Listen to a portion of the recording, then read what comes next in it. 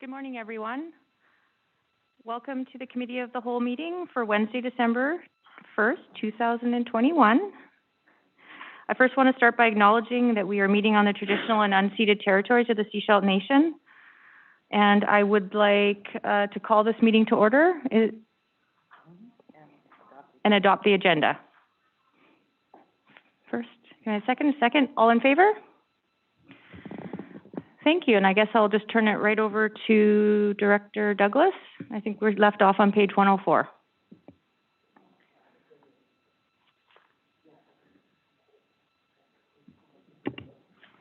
Thank you. I was going to share my screen.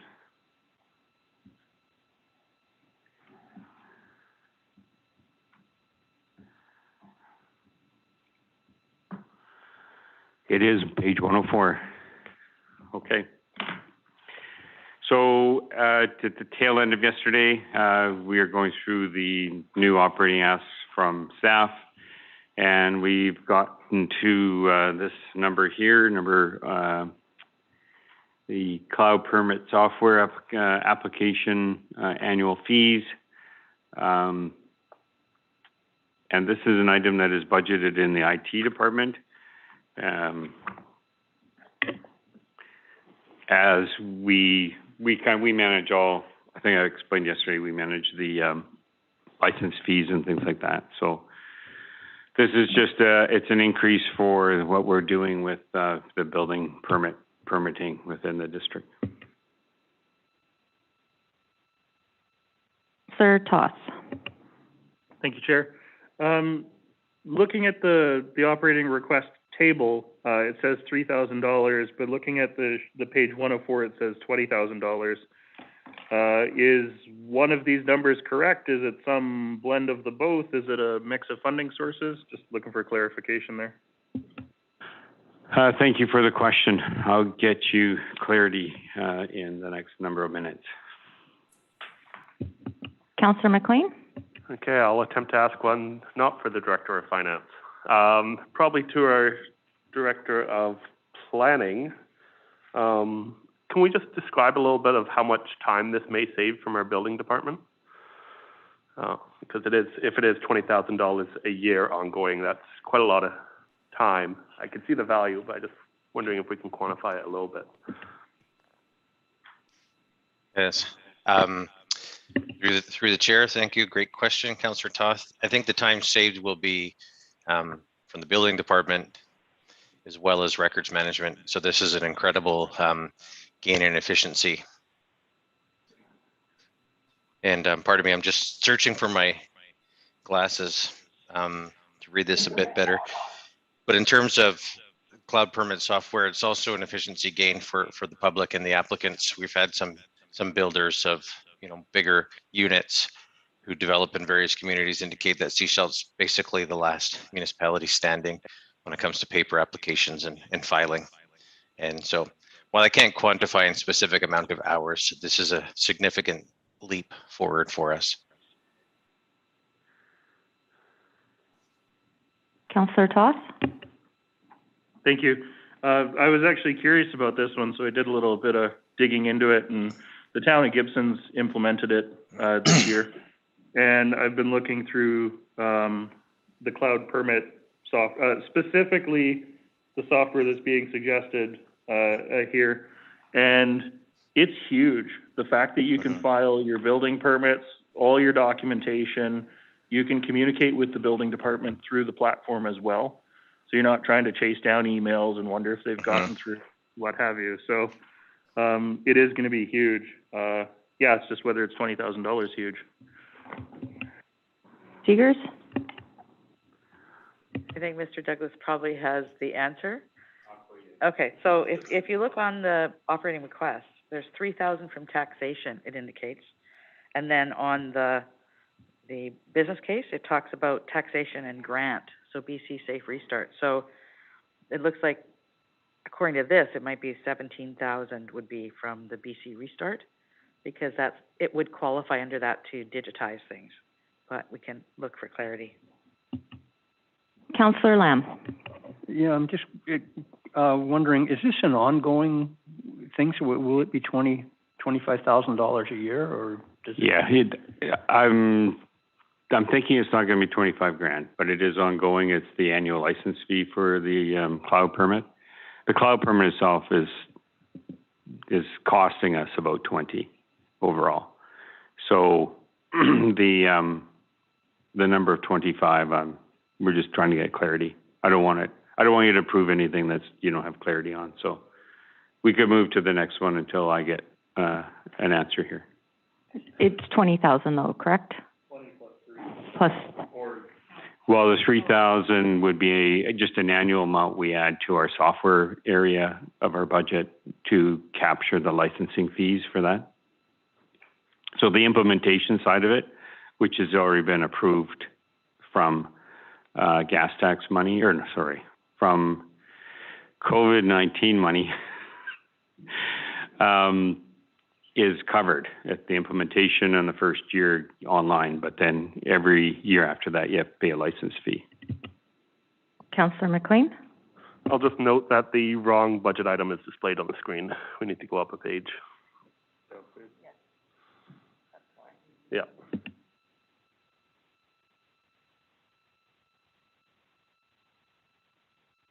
Thank you.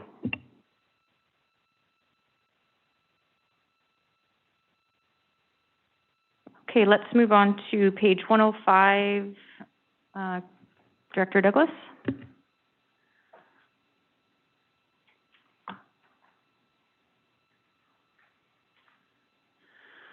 Okay, so this is a one-time ask for parks. This is for kind of some major maintenance with regards to stairs, decking, benches, and fences. And he's got a detailed list there of where he would like to spend those funds or how he would. Councillor McLean? Yeah, I'm just wondering why this is in operating, and in particular, there is a capital request for ongoing parks infrastructure renewal, which from my understanding, this could fit in fairly nicely there. It's for similar things such as benches and such. Yeah, through the chair, I do have Jamie Anderson, who's our manager of parks, with me today.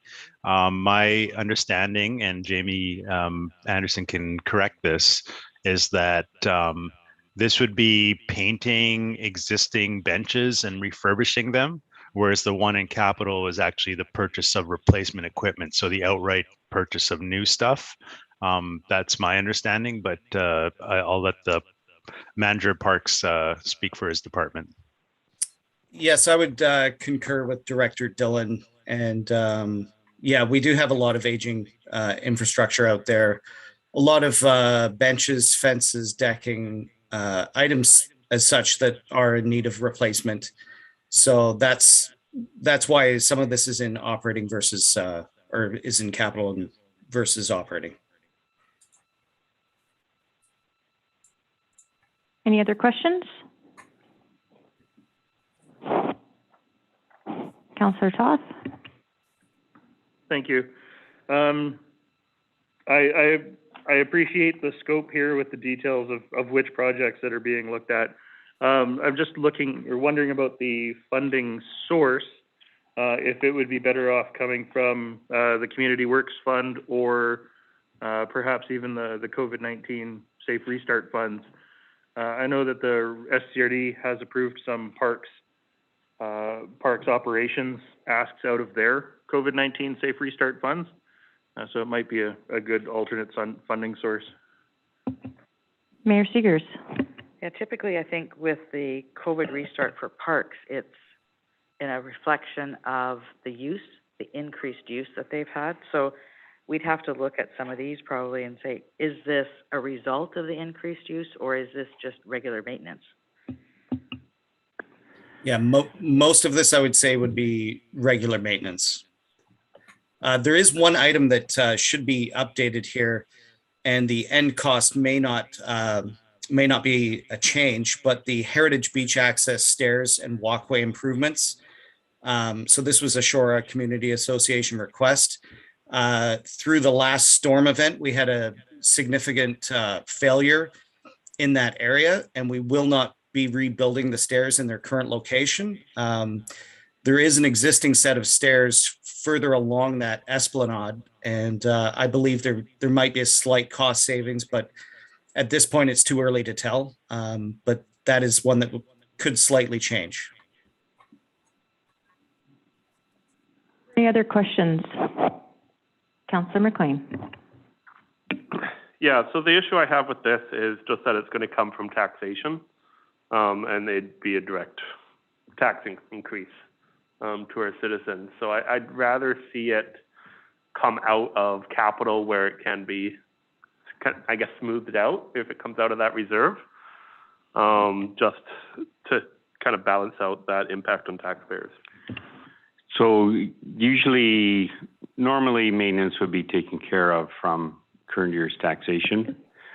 The capital reserve is for renewals, like capital renewals, like that's kind of how we're trying to go forward, is that any money that goes into the capital reserve are for renewal. So what we are trying to do is kind of balance the both. So we're trying to refurbish some park playgrounds, and that would come out of the capital reserve, or not refurbish, sorry. We're trying to replace some of our parks playground equipment. So that would come out of capital reserve, where this type of maintenance should really come from taxation or a different source, if one exists. Yeah, Sorry, go ahead. Yeah, through Director the chair. Dillon. Yeah, through the chair. When we get to the capital part, we do have an item called Parks Infrastructure Renewal, and we do use the capital reserve for that, and also a downtown revitalization reserve to use to fund some of the stuff that's happening downtown as part of that. So we are using those sources for that.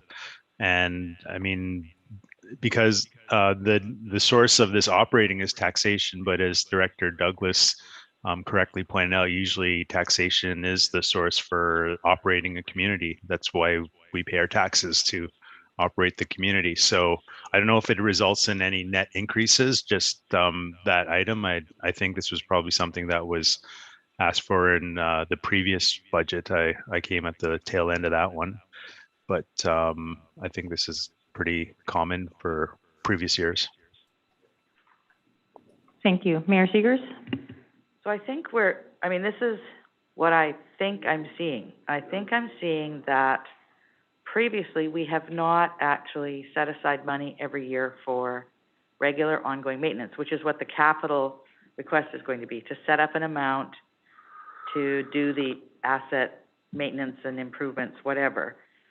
So this would be a one-time, is what it's indicating, one-time to actually do the work this year that needs to happen, but then we would not necessarily see something like this in, upcoming years, because it's included in that capital maintenance. Is that correct, or am I totally out to lunch? No, I think you're correct. Yeah. Councillor McLean. I guess my question is, how has this kind of work done in the past? Because when I do go to the parks budget on page 44, I look at a supplies and materials budget of $141,000, which is a $15,000 increase over the 2021 budget.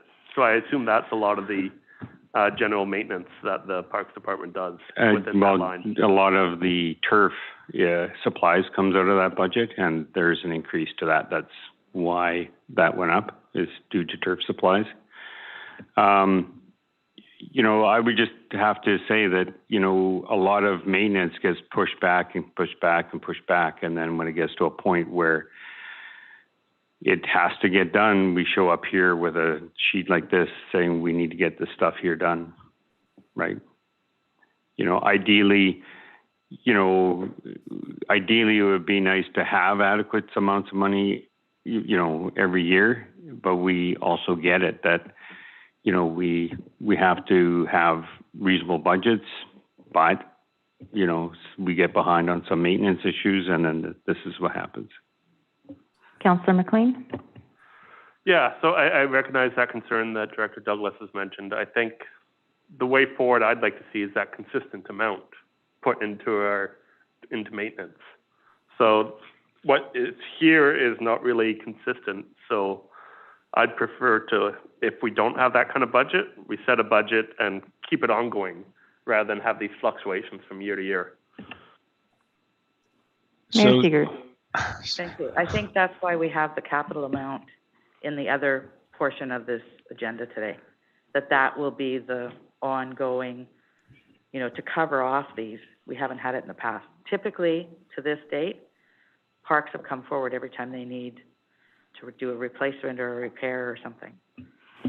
Director So Dillon, it's- did you have something to say? I did. Ideally, if I was in control of the agenda, I would have presented my capital presentation first, because I think it's going to provide a lot of that context you'll need going forward. What we're trying to do at the district is shift from a reactionary mindset to a more of an asset management type mindset, where we have envelopes of funding set aside for our assets. So this is a transitionary year. It's a year of transition towards a more predictable and stable amount of funding to each of our asset classes, be they roads, parks, or our other assets, sanitary, for example. So maybe next year we would not have something than this. Maybe we would just have the one capital, but this is a transition year.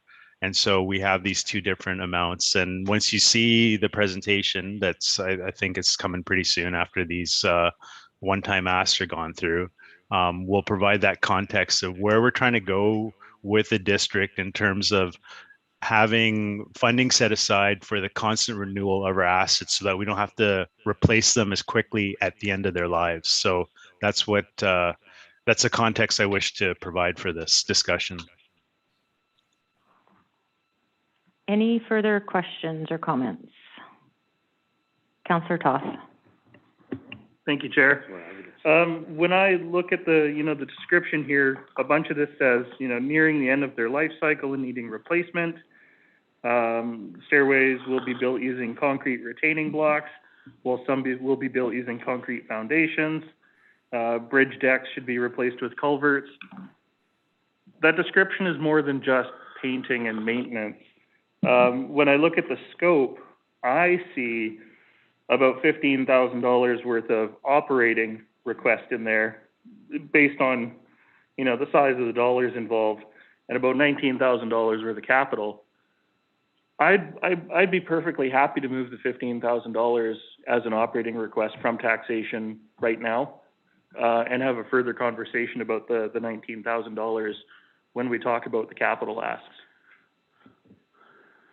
I don't know how the rest of council feels. Did you just want to throw a motion on the floor? Sure. I will throw a motion on the floor that we recommend that the following budget proposal be approved and incorporated into the 2022 budget. Parks asset maintenance, stairs, decks, benches, and fence for the amount of $15,000 to be funded from taxation. Hey? Ongoing? No, it says one time, so I'm going to leave it there for the moment. Is there a seconder? Councillor McLean. All in favor? Or any comments first? Mayor Seegers? Thank you. So what we're doing is basically telling staff at this point, because we haven't gotten to the other piece, is that they can't do the maintenance that they indicate they need to ensure the safety of the community in using these assets. I'm not in support of the $15,000 at this point, because they're recognizing that there's $34,000 that needs to be spent to bring these to the level of use. Councillor McLean. I don't want to interpret staff's intent, but I do recognize that earlier it was mentioned that there's a needed increase for turf management.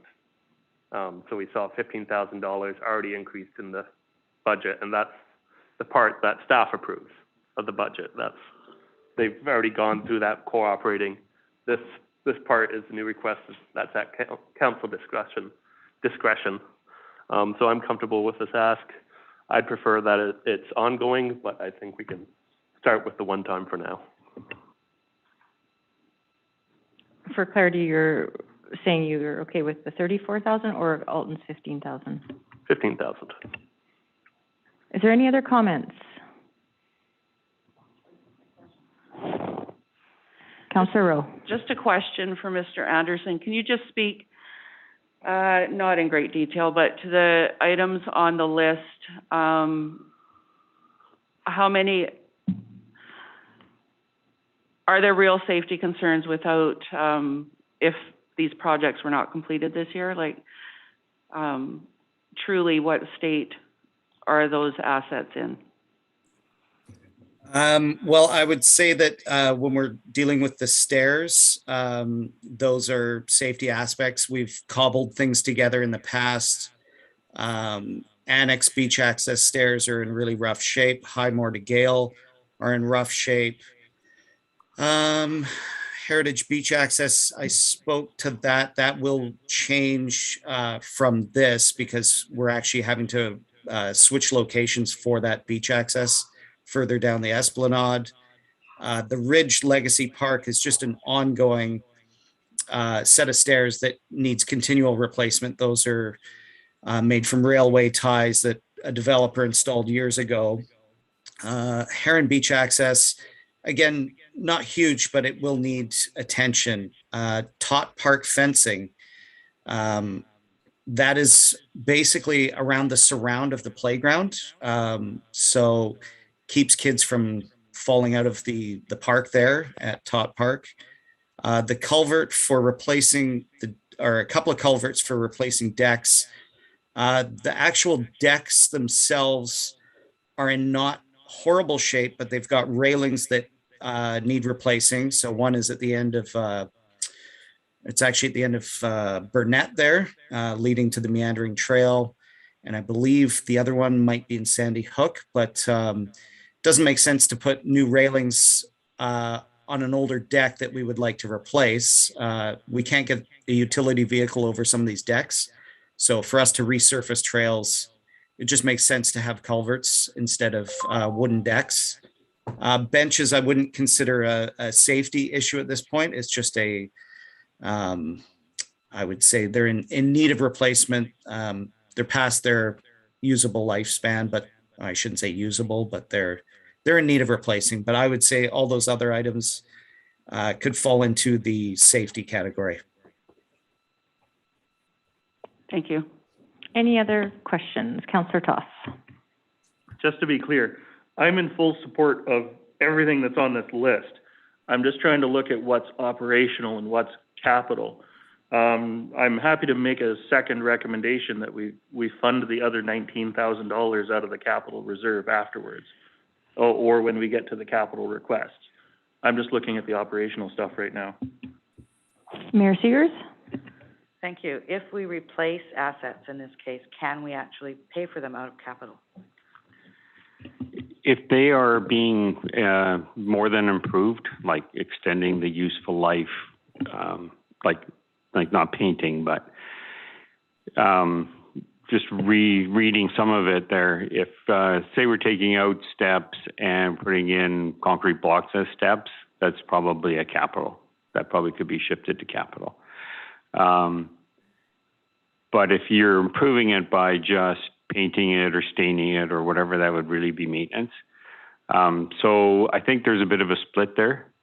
I don't know what the split is at this point, but we either can bring this back with more information on a split of capital / operations, or I think that's probably the best idea at this point. Any other questions or comments?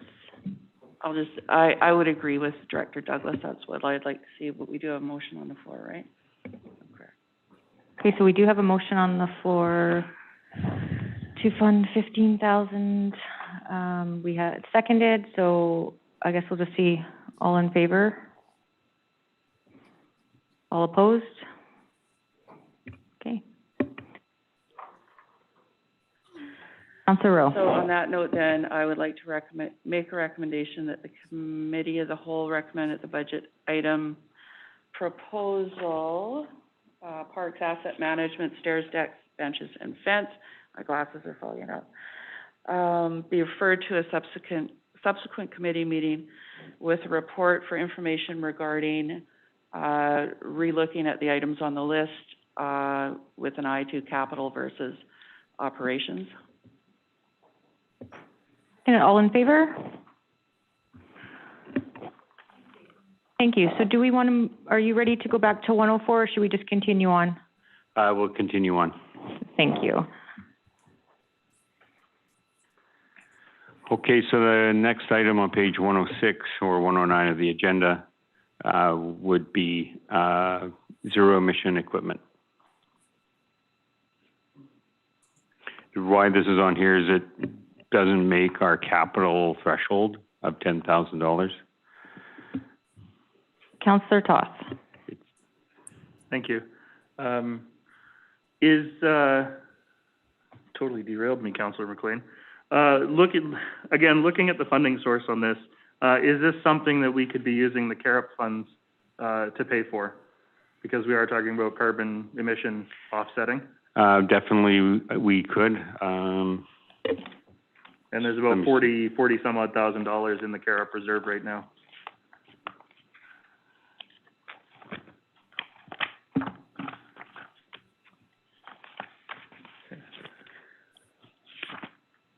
Now, I know that the CAREP program is being wound down in the next year by the provincial government. I don't know if they've decreed whether the funds need to be spent in any timeline yet or anything like that. No, they're up to us to spend. So, yep, CAREP would work for that. Okay, then I'd like to recommend that the Committee of the Whole recommend that the following budget proposal be approved and incorporated into the 2022 budget. That'd be zero emission small equipment, $10,000 to be funded from CAREP. Seconded. All in favor? Moved. Okay, moving on. Okay, the next one also is Parks. This is a Parks position that's being asked for. There's two here in a row. First one is for a Parks maintenance person. Your worship, through the chair, I would just like to make a correction. Yesterday, I presented a couple slides that showed all the new hires in the division, and I'd shown that we had hired a parks maintenance and parks arborist this year. That was actually requested last year, and the request was turned down. So that's a correction that I'm making today, is that we didn't hire those positions in 2021. They were deferred last year. So these are actually those positions that were deferred last year being brought forward again, and I'll let the parks manager once again explain the need for these or answer any questions that you might have about these positions.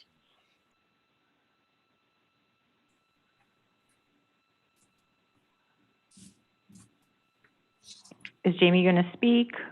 Yeah, I can speak to this position for sure. So the parks maintenance position it sounds like just a typical, a laborer, a maintenance worker. The title doesn't really kind of explain what the position is all about. It's basically a position that a staff member would be responsible for kind of two different areas that the parks is responsible for. Sports fields is a huge part of it. And then the other side of it would be repairing and maintaining parks infrastructure. So basically we've got 4 sports fields, 34 parks that need mowing. We fertilize, we aerate, we overseed, we drag the ball diamonds. And basically one person right now is responsible for cutting, aerating, fertilizing, doing all these sports field operations, as well as mowing the grass. In the past, going back years, the second parks maintenance position that we have could help out by running the aerator, running the fertilizer, using heavy equipment to resurface trails, things like that. But more and more, we're dealing with vandalism, fixing aging infrastructure. So that second maintenance position that used to help out doing a bit of the field stuff is now, I would say, basically full-time repairing stuff, including, fixing things in the washrooms, broken toilets. So that side of the maintenance position is basically full-time fixing things, rebuilding beach accesses. items as such. And then our other position is left to basically try and keep up with just cutting grass in the spring, no time for some of these field operations.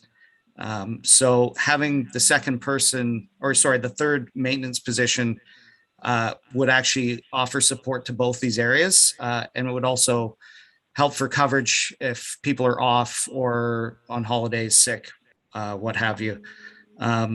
Basically, the amount of repairs we're doing is it's huge now. So, vandalism and graffiti, that's taking a lot of time just to deal with. It's a skilled position. The person that operates the equipment is responsible for towing the equipment on a trailer, loading and unloading a tractor, an overseeder, needs the skill set to actually run some of these implements that are attached to our tractor. It's something we're lacking. I know the SCRD has a single dedicated person just for their 5 sports fields. So we're asking one staff member to not only cut 34 parks, but also cut 4 sports fields and do all the cultural practices that are needed to keep our sports fields up to decent shape. So that's kind of the nuts and bolts of that position. Thank you. Is there any questions? Councillor Rowe. My minor sports days are way behind me, but do we see any revenue from youth sports using the field?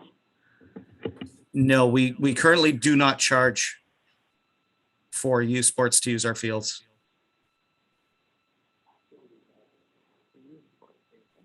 I said youth. Well, Or minor hockey is youth, and no, I don't want to go down that long road, but yeah, I'm going to stop. Well, no, I mean, listen, youth sports is a great way to spend a childhood, and it's, certainly saved my kids. So, and, they played everything from soccer to baseball, et cetera, but obviously minor hockey doesn't cover the ice charges don't cover the entire cost to put ice in, but I think we have to realize that there's a cost, obviously, to maintaining these sports fields, and I think it's something that we should look at, and I just wasn't sure if that was still the case years later. Is there a follow-up? Councillor Toss. Thank you, Chair. My daughter's in youth soccer, and when I talk to parents, there's so much request for, we need to do more maintenance on the sports fields. We need, I totally get it. We still can't use, Upper Kinnickinnic Field, and we've been rained out of Hackett Park on many days. I get where you're going, Councillor Rowe, in terms of maybe we should be charging a nominal fee for the use of these fields just to help with the maintenance costs. Recognizing that something like the Youth Soccer Association uses fields in Gibsons, in Sechelt, in the SCRD, I think I'd want us to have a whole coast approach so that we make sure that we're not unfairly charging in Sechelt, and then just the entire association moves everything to Gibsons, right? So I think it's something maybe we should add to the next intergovernmental meeting in terms of looking at. It's already on there. Perfect. Yeah, then I'll leave it there. I'm definitely not suggesting that it's just something to look at. I think everybody needs to come to the realization that everything costs money to maintain, and the fact that all these requests are coming to us is just a reflection of how many wonderful beach accesses we have, of how many wonderful parks we have, of all the work the Parks Department needs to do, and none of that is free. And so, when people come to us and say, you need to tell staff to come with a budget that has a decrease. Well, you know, my comment is, well, you need to go talk to your neighbors and tell us what they're willing to do without. So, you know, there's a cost to all of this. So I would agree that a larger conversation might be in order, because we can't be the only ones feeling that as well. Is there any other questions or comments?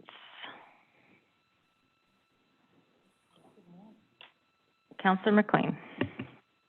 I guess where I'm sitting right now is I'd like to do either the parks maintenance person or the parks arborist. So personally, it's a choice between the two. And I tend towards the arborist. And the reason there is that it can take some load off our current arborist, who's also the lead hand.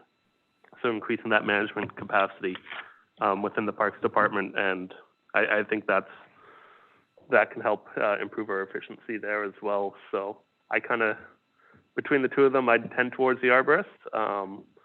And I don't know if I could pallet funding both at this time. I was actually just going to make a quick comment. I was thinking the same thing, but was going to ask Jamie if there was a way that this one position could be, like, do both. And then well, what I'll say is that the you know, Councillor McLean did kind of hit a very valid point. As we sit today, I am the parks manager. I have a lead hand who wears the hat of, you know, being the arborist. He is also our irrigation tech. He also holds a certificate in horticulture. So he's dealing with a lot of things. So when I'm not here, if he's filling in for me, he's unable to deal with a lot of the emergency issues that come up with, you know, storms like we've just had in an arborist capacity. So there's a definite importance to having that capability in the Parks Department to deal with these things in a timely fashion. You know, I will say both the positions are needed. You know, making a choice between the two, I guess, you know, I'm going to leave that to council. I would say both are very important. We're gonna start, you know, potentially seeing the decline of things like some of our assets, like fields, like not dealing with you know, maintenance items in the parks as quickly as what we should. But I will agree that the managerial side, like I'm happy to do it all. I think having support from a lead hand to deal with some of these other issues would be beneficial to the department for sure. But I think we're getting to the point where we will need to have this additional maintenance position as well. thank you. Councillor Toss. Oh, Sir Toss. Thank you. Thank you, Mr. Anderson, for that. I like Councillor McLean, you know, sitting here thinking, yeah, I could do, you know, I agree with one position. I don't know that we can necessarily go for both right now. Unfortunately, I actually was thinking we needed the maintenance position more, but there we go. We do have capital request for new irrigation system components, which might help the reliability, might take some load off of the irrigation aspect of the lead hand's job. I think we need the maintenance position more than we need the arborist personally, but I mean, Seashell's always had trees, and you know, yeah, I'm just going to leave it there and see what anybody else says. Lindsay, did you want to speak? Thank you, Chair.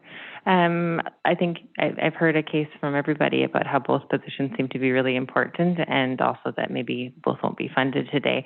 But I just wanted to reiterate, with the Parks Department, they have been flying without a full-time lead hand or a foreman supervisor for quite some time, whereas at the Water Resource Center, we have a chief operator. At the Public Works, we have a foreman. So all of our other outside work outside departments have that support. As well, I know Jamie mentioned that that person can't do both things, but all of them are doing all of the things, and that has been that case for a really long time. So I think that you've heard a great case from Jamie about what won't get done if we don't have this maintenance position, and obviously that's a decision for council to make. But I do believe that if I'm going to retain my parks manager, and I know he said he'll stay here for forever and loves his job, but again, from a HR recruitment and retention perspective, I'm really hoping that we can push forward this arborist position. Thank you. Thank you. Is there any other comments or questions? Mayor Seegers. I understand what the two councillors on the other side of the table are saying about not wanting to fund two positions this year. I think we all see the work that the Parks Department puts in. Not only do they, deal with all the parks and all of that stuff, but they also help out at events. The community is putting on all kinds of events. I mean, even recently, I mentioned yesterday the Remembrance Day celebration. Well, Parks was out there. The farmers market, they're out there helping get things set up. Anything that happens in the community, Canada Day. So they put in a lot of time and effort outside of the regular job, requirements. And I think if we don't fund the maintenance person, we're actually going to have them look at what are they going to cut back on? What service are they not going to provide? Because they don't have the bodies to do all of it. So, I mean, I'll go along with whatever council decides to do, and we need to know, and the community needs to know, that there may be a cutback in service, because staff have been doing this, and it's a lot. And we just keep asking them to do more, and we're not giving them the staff to do it. So what is it that we're willing to let them cut back on?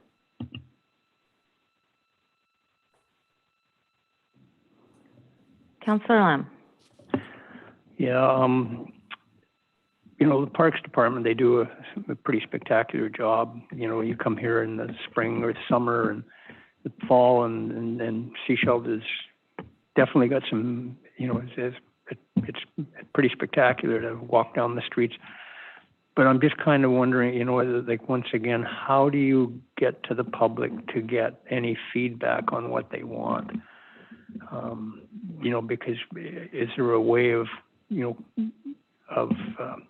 like almost every morning in the summertime, you see, a couple of parks people, out watering plants and, in Sechelt because they have to, and, maintaining the gardens. All these gardens have to be maintained.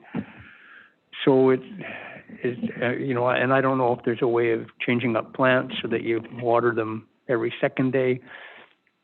I sent a brochure or a link to our parks manager with regards to a product called Desert Planters, and I actually have some at my house, and it's like a 7-day planter, so you can fill it up with water and you don't have to come back for 5 or 6 days. But in discussion with our parks manager, he said that they don't really work in this type of climate, But once again, it's going back to the public and saying, do you want, if you want these beautiful plants, you got to pay for them. If you want this beautiful community, and one part of it offsets the other, because you have this beautiful community, and then you get the arts community, and you get people that want to be here, and because it is, because the Parks Department does such a good job, so it's it'd be really nice if there was some way we could get a decent feedback from the community to see what direction they want us to go in. That's all I've got to say. Thanks. Thank you, Councillor Lamb. And Councillor McLean. Yeah, I think this goes back to a conversation we were having about 2 years ago about service level review. It's a big challenge to plan a budget when at the council table we don't know which level of service we're providing. In the example of parks, what kind of level should our trails be? What kind of maintenance should our trails be? Should our fields receive? What kind of planting should we do? that's stuff that we haven't been able to really dig into, so it's really hard to make this decision at this time. So I'd encourage our management team to pick up that process back again with the service level review, because I think that will be a very fruitful activity, and it'll address a lot of concerns that Councillor Lamb has, as well as the comments that the mayor provided. What do we need to cut? Council should be making that decision in the public eye. So it's tough decisions, but that's what we're here for. If I could just add something at this point as well, I'd just like to point out the positions we're asking for. So the arborist and the maintenance position don't really work in conjunction with the gardeners. The gardeners are trades. Gardeners we're fine with maintaining what we've got in that area. These are two areas that are very different. We're not asking the gardeners to become the arborists. We're not asking the maintenance position to have that skill set. They're very different skill sets. But what I will say is that we've had a lot of, basically our tree requests have increased every year. I think last year we were at 162 external tree requests. Some of these include simple jobs like lifting a branch off a sidewalk. A single service request may also be something as large as pruning an entire block for the buses to get through. So 162 of those is a lot. We do a lot to get to the point where we actually have a tree inventory. So by getting an arborist, we can actually get a better grip on things like service levels, because right now we don't have our asset inventory. So by having a parks arborist, we can actually start gathering our tree inventory for the entire district and actually develop things like service levels. So pruning schedules, letting the public know that we can't be in your neighborhood every year.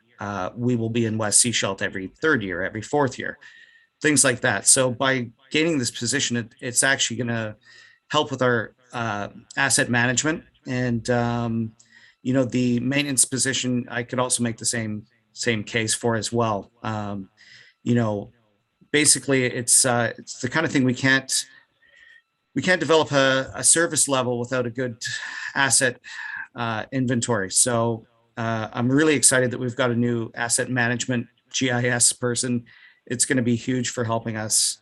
But anyway, I just thought I'd add that little bit that we are hoping to gather a tree inventory to develop a pruning schedule, which will give us service levels that are in line with what the community deserves and wants. Chair, if I can just add to Jamie's point, and it'll be short. We also had an arborist, and we approved an arborist, and then we added lead hand to the arborist. So we have been giving up that service for longer than we should have, because there was a need for a lead hand, and that prioritized over the arborist. And so now both are sort of at an emergency level, and that's why the arborist is being asked for today, so that we can fully consider the lead hand position as well. Thank you. Mayor Segers. Yeah, I'd like to make a motion that the park certified arborist position be approved and incorporated into the 2022 budget, funded from taxation. Seconded. All in favor? All opposed? Would you like that recorded? No. Okay, it's passed. Thank you.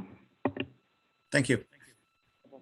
So how would you like, Pete, going back to 107, can we get someone want to make a recommendation for the maintenance? Councillor Toth. The Committee of the Whole recommends that the following budget proposal be deferred to the 2023 budget year, parks maintenance. Seconded? All in favor?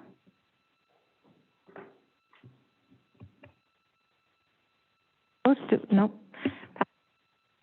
Thank you very much. I'd just like to make a comment here that it took 3 years to finally get the Parks Department to go by the Water Resource Center to clean that up, and I'm disappointed that I didn't see it this summer, but and now we've added 18 planters and probably 20 trees along Trail Avenue, so the Parks Department is definitely one area that's under-supported, and so it's going to be interesting to see how we move forward in the new years. That's my comments. Thank you. Thank you very much.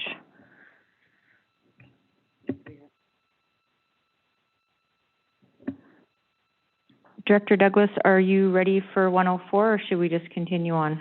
I'm ready, I'm ready to go, yes. Okay, let's go back to page 104. 104 is the amount that's listed there. And so that's an annual license fee.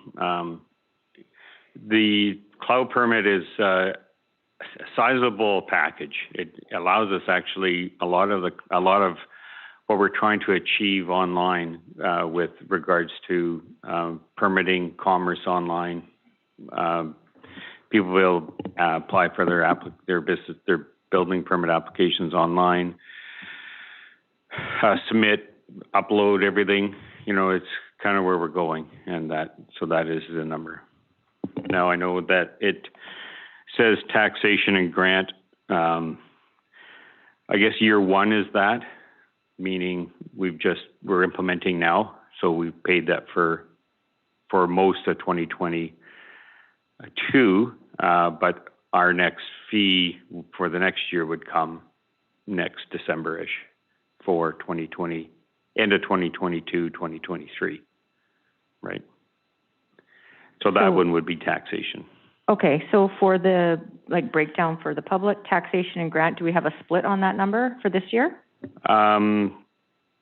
Yeah, well, for this year it would be like for 2021, because we would have just paid it, would have been 17 from grant, 3 from taxation, and then the difference. So then for 2020, the very end of 2022 to 2023 would be taxation for 20,000. Thank you. Is there any questions for Director Douglas?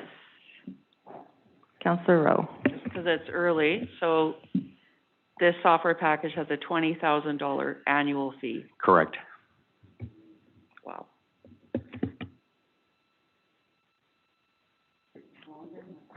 Councillor Lam. Yeah, this is just for an annual fee, but all you're getting is your licensing and your technical information, and so there's going to be a pile of staff time to implement, to put all the information in to make this thing work. Because anyways, cool. Yeah, and that's happening starting now.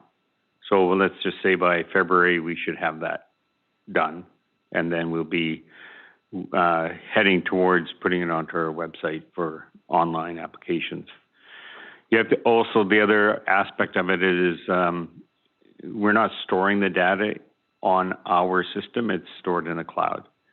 So yes, the end file will be stored on OnBase, but as you go through the process of building permit, it's all online. It's all stored in the cloud.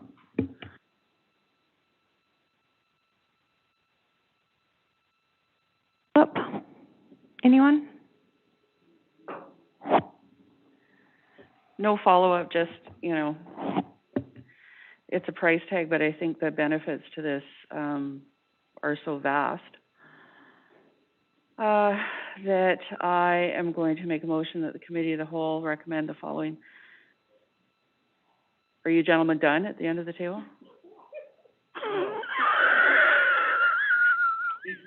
Keep going for a little while. Ms. Rowe, Councillor Rowe would like to make a recommendation that the Committee of the Whole recommend that the following budget proposal be approved and incorporated in the 2022 budget. That would be cloud permit software annual fees. Do I have a seconded. Questions or comments? Okay, all in favor? Oh, sorry. Sorry. Do you, no, Mayor Seegers. Thank you. I do agree that this is something that's very beneficial. What we're spending right now upstairs is quite a bit of money to take the documents that developers have brought us in paper format, to digitize them and work with them like that. So this will actually totally bypass all of that. The information will automatically be uploaded by the developers. Our staff can interact with it, and respond back and saying, okay, you sent in this, but you're missing this piece. So there's an online portal around each one of the applications that come forward. Also allows for inspections.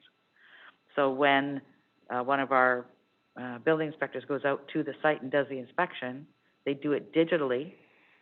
The developer or whoever can actually see that online. So, I mean, this will work for developers. It'll also work for somebody building their house, right? A single person in the community. So there's lots of applications. I think it's going to save our staff and the community a lot of time. Thank you. Councillor Toth. Thank you.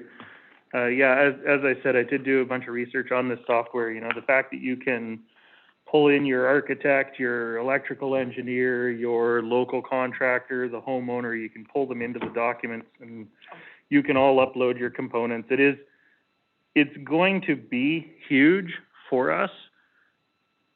It's incredible that for a municipality of our size, the licensing fee is $20,000 a year. Yeah, that's a lot of building permit applications to cover off that $20,000 a year. And the fact that we're funding it from taxation, like I said before, I'd love to see our building department self-sufficient. So we definitely need to do a review of our user fees to make sure that we're charging enough to cover off the software that we need to do the tools in the 21st century.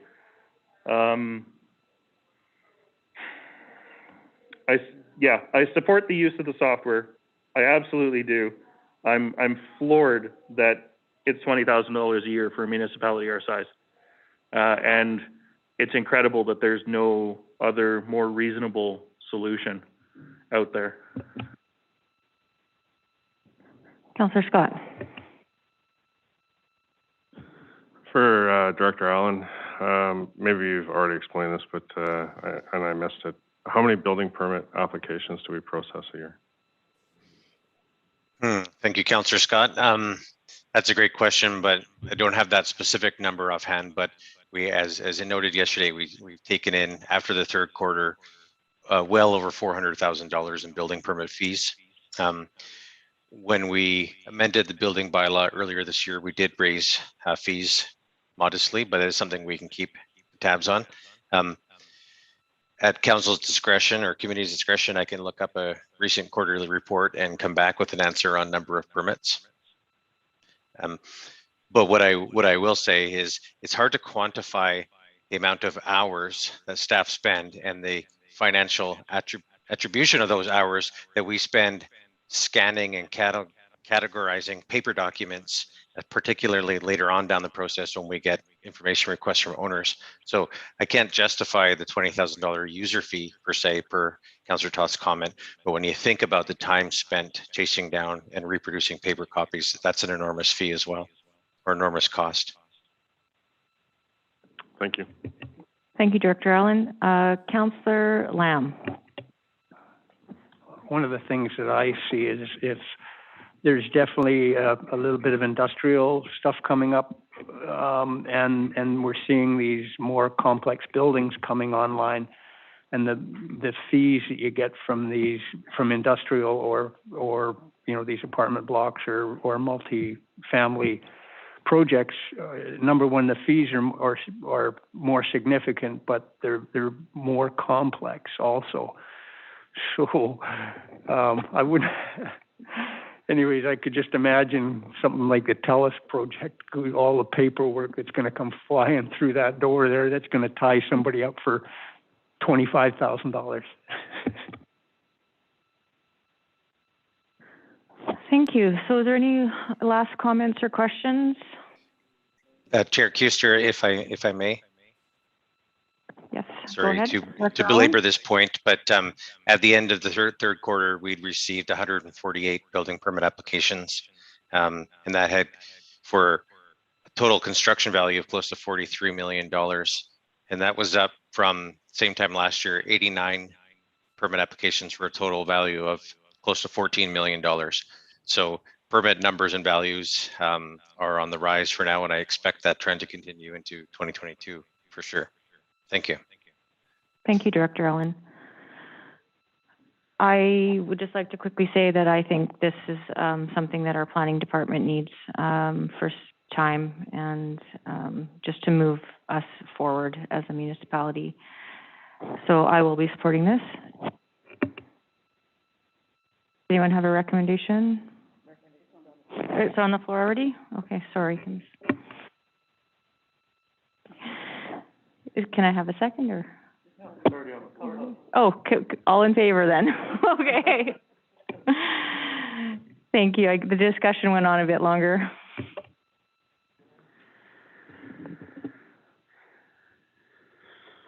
Director Douglas. Yes, if we could go back to page 105, I have done a breakdown of what I would say is operating to capital on the parks requests, and I think Mr. Toth did a pretty good job of his accounting for the two different streams.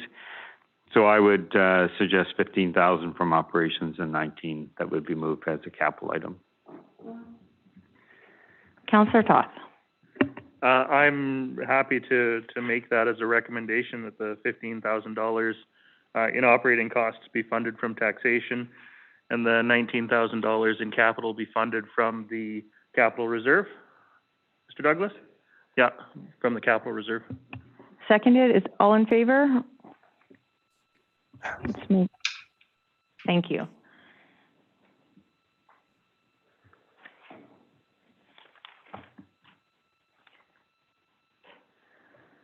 Okay, it looks like we are on page 109 now. District-wide line painting. So annually in our budget, we do have funds for line painting. However, I think we are finding that we're falling a little bit behind, and we would like to do additional line painting. You know, especially with you know, well, in the description it there, it says with, you know, with the bike lane markings and pedestrian crossings, and you know, to, you know, better symbols within the district of Sechelt. So. Thank you. Is there any questions or comments? Mayor Segers? I don't know if it's just me, but I've been getting, I mean, maybe we're all getting these emails saying we need line painting. You know, with the dark and the rain, people are having issues, particularly elderly population. They're saying that lights coming at them are causing a safety issue. They're concerned that they're going to go off the road. So I'd totally be in support of this.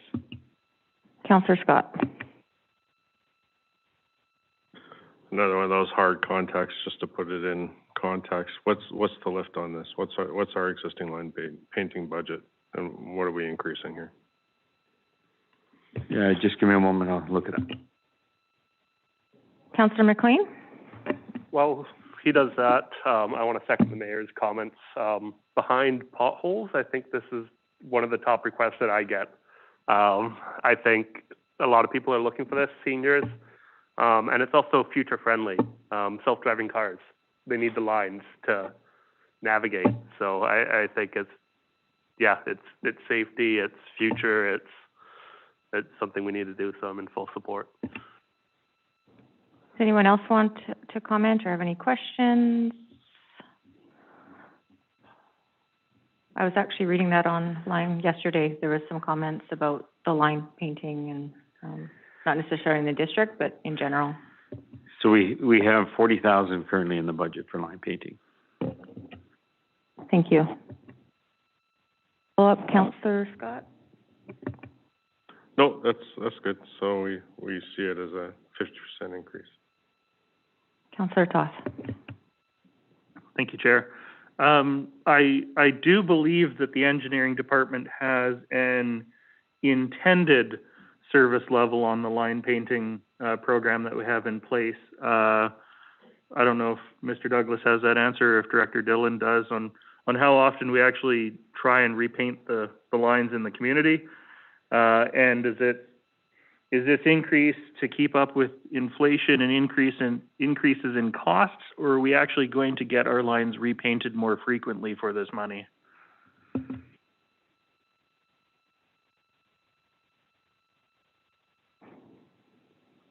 Do we have Director Dillon or someone who's going to reply to that? Thank you.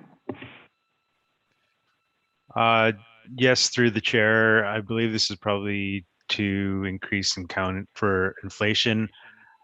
20,000 extra in line painting won't get you a whole lot of line painting, but maybe there's some specific areas, because this is a one-time operating increase. There is a specific area that they wanted to paint. So I think we'll have to come back with more context on exactly what was intended for this.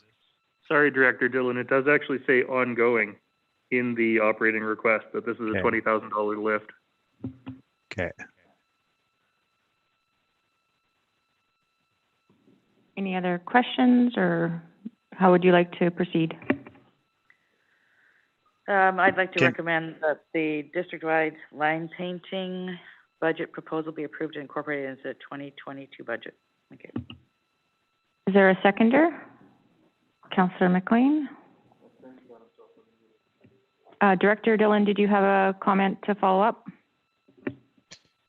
No, I don't. I was going to suggest that if we defer this one, I could get pop over to Senat's office next door, get some more context, and we can revisit this one. Okay, so do all in favor? All opposed? Okay, so moved. Thank you.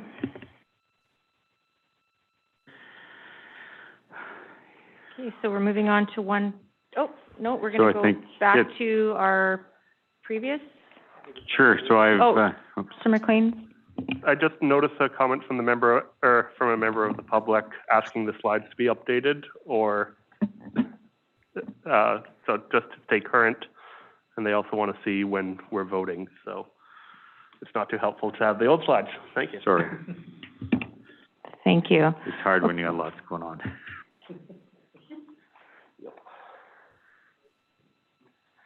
Okay, if I could suggest that we go back to page 91, I provided a sheet of overnight on the line painting at the airport. It isn't online. It's a paper format that I handed out this morning. So I'll go back to 91, but it's yesterday's information. And so I've added a small paragraph in the middle. So apparently with new asphalt, you paint in the first year, you have to go over it again in the second year. And then it would be every other year after that. So what happens with the oils in the new pavement, it affects the tone of the paint in the first year. So they need to repaint the lines at the airport in the first year after, and then every 2 years after that. Councillor McLean. And the other part of that request is, does the $5,000 cover all the lines or part? As far as I've been told, it's all the lines.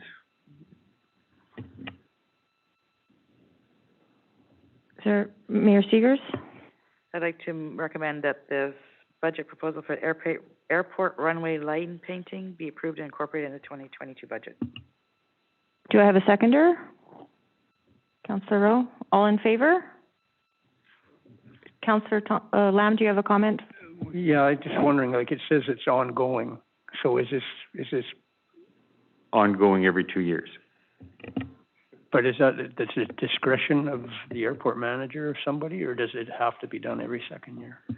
Well, I mean, I guess if the lines are looking great, we wouldn't, but they need to be kept up to I don't want to even talk about previous maintenance that we did there from it's about liability, and if your lines are going dull, you really have to do them. So Councillor Toth. I guess just to clarify, so, the fact that it is checked as an ongoing item here, is this something, so we're gonna do this in 2022, and then we'll theoretically have to do it again in 2024. Is it something that's gonna come forward, again to council of the day, or is this just gonna be permanently incorporated into the maintenance budget? So if we incorporate it now, I would be, in my 5-year financial plan, I would show it in 2022 and then again in 2024 Okay, thank you, in the 5-year financial plan. thank you. Thank you. So we have a motion on the floor. It's been seconded. Oh, Mayor And Segers? just to confirm that that's funded from airport reserve.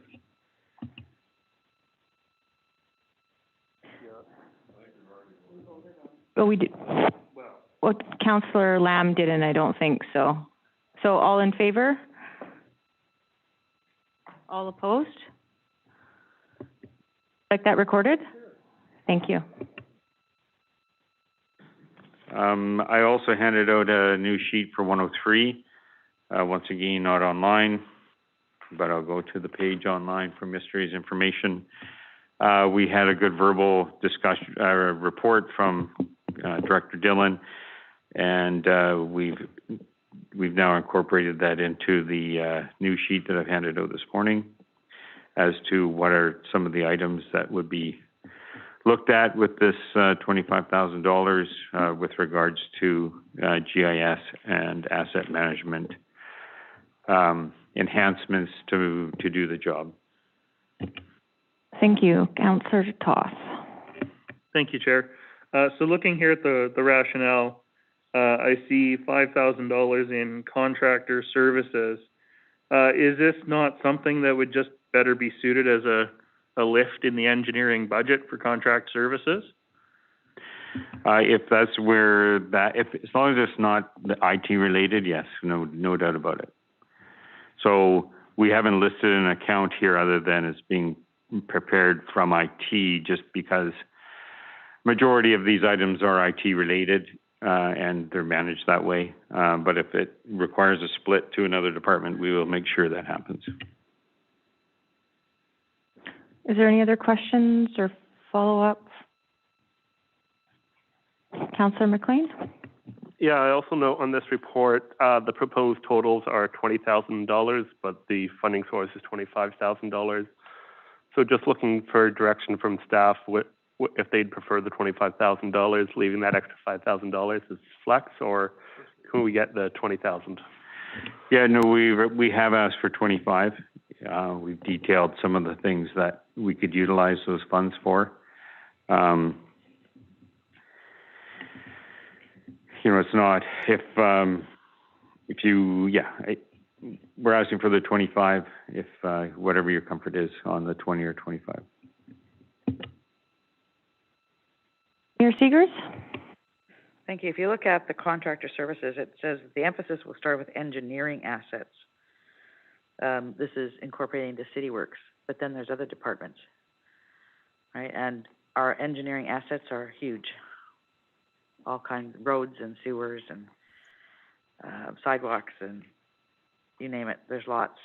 So we may end up needing more than the 5,000 to ensure that all the information gets in and makes this software package very usable and efficient for our community.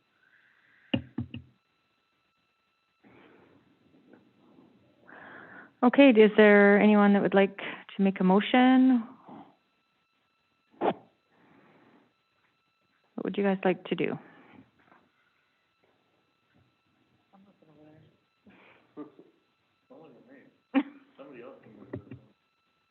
Councillor McLean. I think where I sit right now is I see $15,000 in software fees, which I'd like to go to that IT budget, and then $5,000 to the engineering budget, which brings us up to $20,000. So I think I'll put together a motion to that extent if I can. I move that the Committee of the Whole recommend that the following budget proposal be approved and incorporated into the 2022 budget. $15,000 for GIS asset management infrastructure and enhancements funded from taxation in the IT department. And then maybe I'll do the other one separately.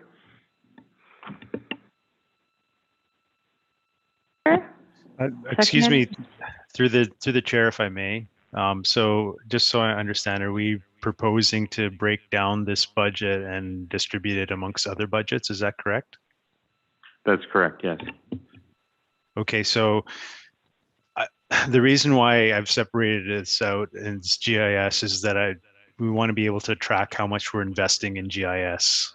When it's merged into other budgets, it's very hard to go back and retroactively say to the community, we've invested X amount of money into GIS, or to benchmark our investment in GIS against other communities.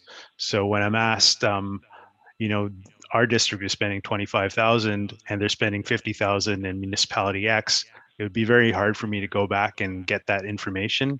If this is a unique investment into GIS, it makes it a lot easier for me to benchmark this against other municipalities that are doing the same types of programs. So that's why the preference here was to present this as something that is dedicated towards GIS, because we need to make that shift towards asset management, better GIS management. So that's just some context I want to put around this before we move forward.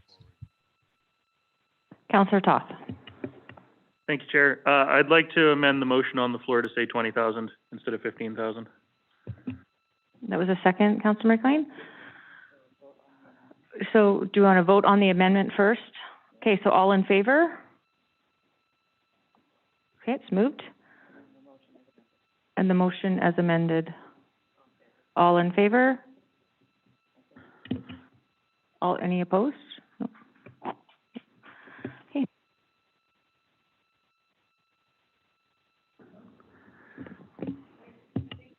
Come to the end of this section. Maybe it's a good time to take a quick break, 15 minutes. Awesome. Absolutely. Just for clarity, what time are we back? Let's just say 10:30 for an even number. Thank you. Thank you.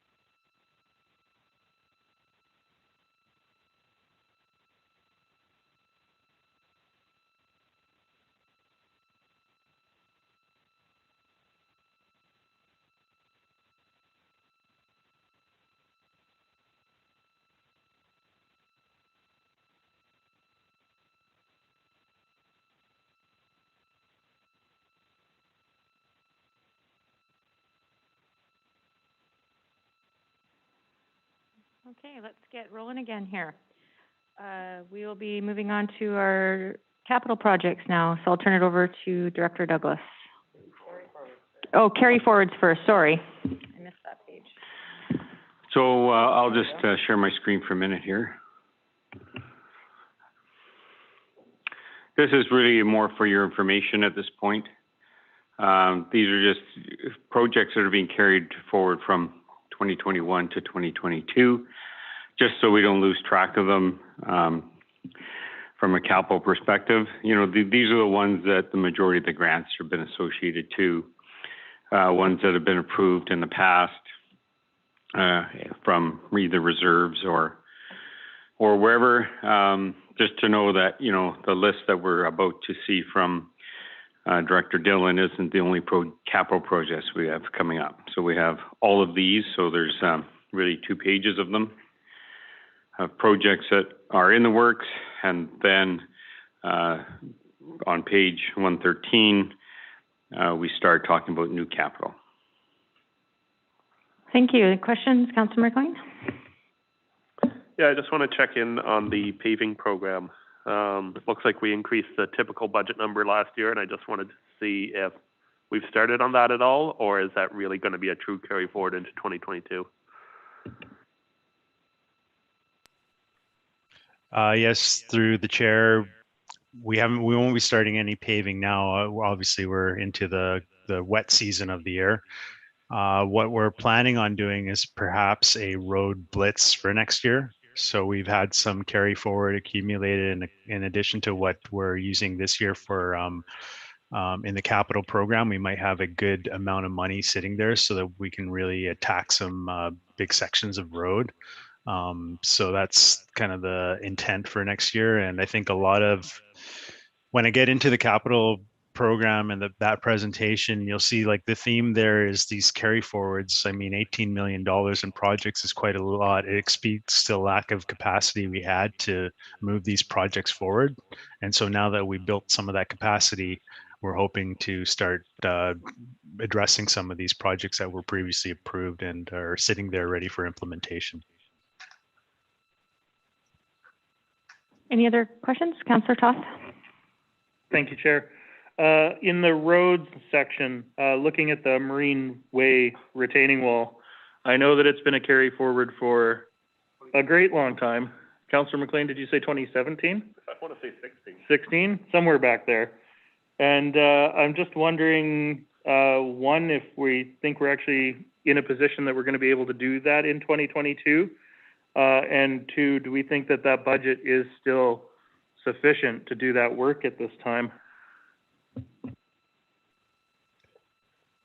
The previous approach that we were going to use is we're going to put in a wire mesh curtain to stabilize some of the rock that was falling, but upon further review, I don't think we really need to do that. I think we'll actually take that money and do some better drainage on the one side of the road and lift the grade a bit. I think the rock is stable, and we've met with the owners of the property that are affected in that area a few times on site now, and I don't think the wire mesh curtain is warranted myself. I think what we'd be better off doing is seeing if we have some kind of asphalt curb there, so we can control the drainage and just correct some of the natural deformation in the road. It looks stable to me. So based on that approach, I think addressing the problem won't involve a retaining wall, but it would involve some kind of drainage improvements there and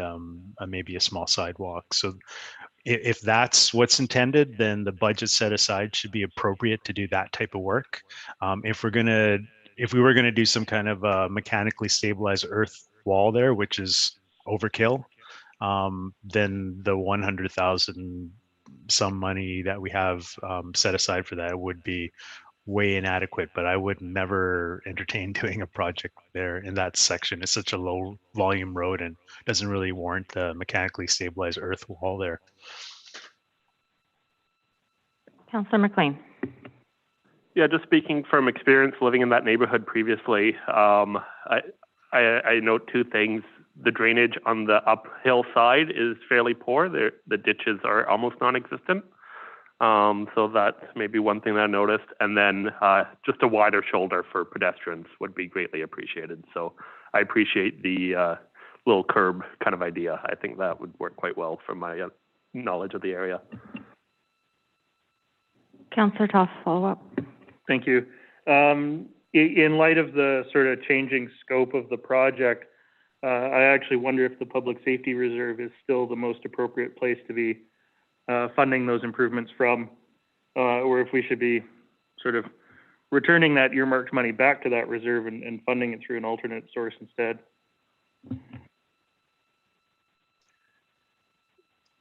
I mean, I would be totally okay with actually deferring this project and looking at it later. I don't think it's an immediate concern. Just based on the fact that it's been stated that this has been around since 2017. If it was something pressing, it would have been addressed a long time ago, I would think. So if that's the approach that you want to take on that, then I would be fine with that. Mayor Seegers? Thank you. I know I was around when it actually came forward. It came forward as an emergency item at the time. And so it was actually approved, I believe, before budget was approved to deal with it. And then it's been ongoing since then.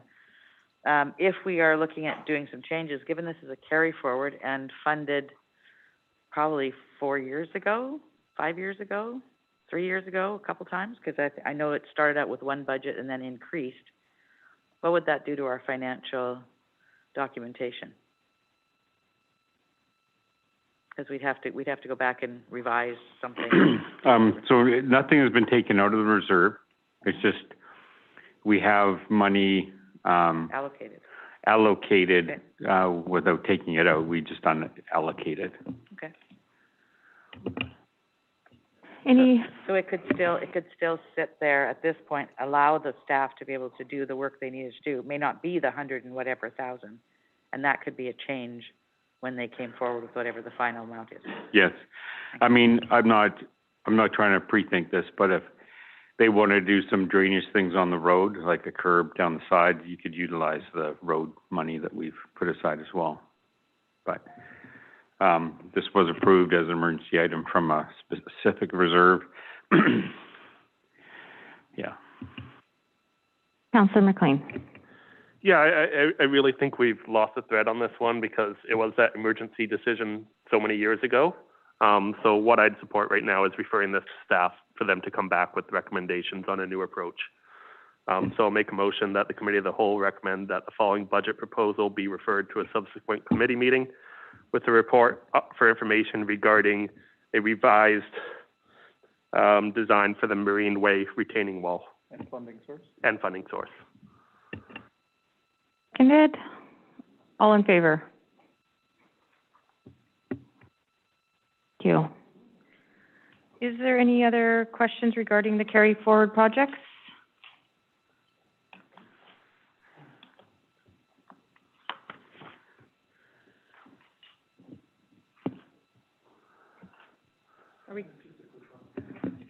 Councillor Toss.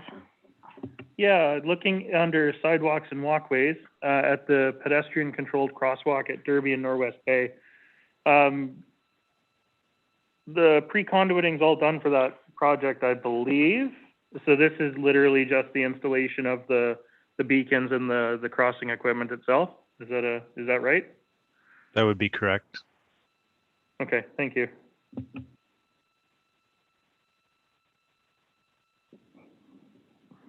Does anyone else have questions regarding the carry forward projects?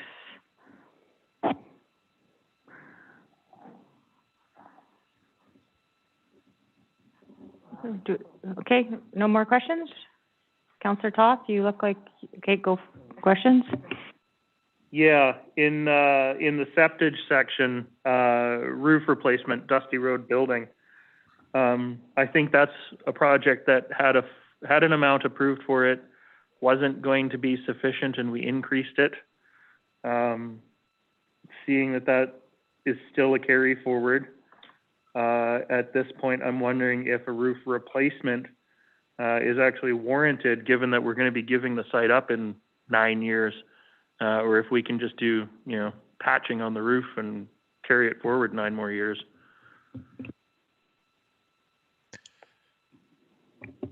Through the chair, 9 years is still a long time away. We're still going to be using that, and we still have to do a lot of work to determine what a future site is, how we would handle it. This is a big question about septage receiving, and it leads to a lot of planning work. And unfortunately, that planning work has not really taken hold in the previous years. So that needs to be done. And I think the approach we should take is a pragmatic one, and we should be at the same time that we look at planning for maybe a replacement of dusty roads, we should also be seeing if we can extend the lease on that facility. And I think that would be probably in the best interest and pragmatic, just to cover our bases. Mayor Segers. Thank you. This would be to Director Dillon. I seem to recall that this was requested because it was leaking in and potentially impacting some of the controls at the site. That would make sense. Yes.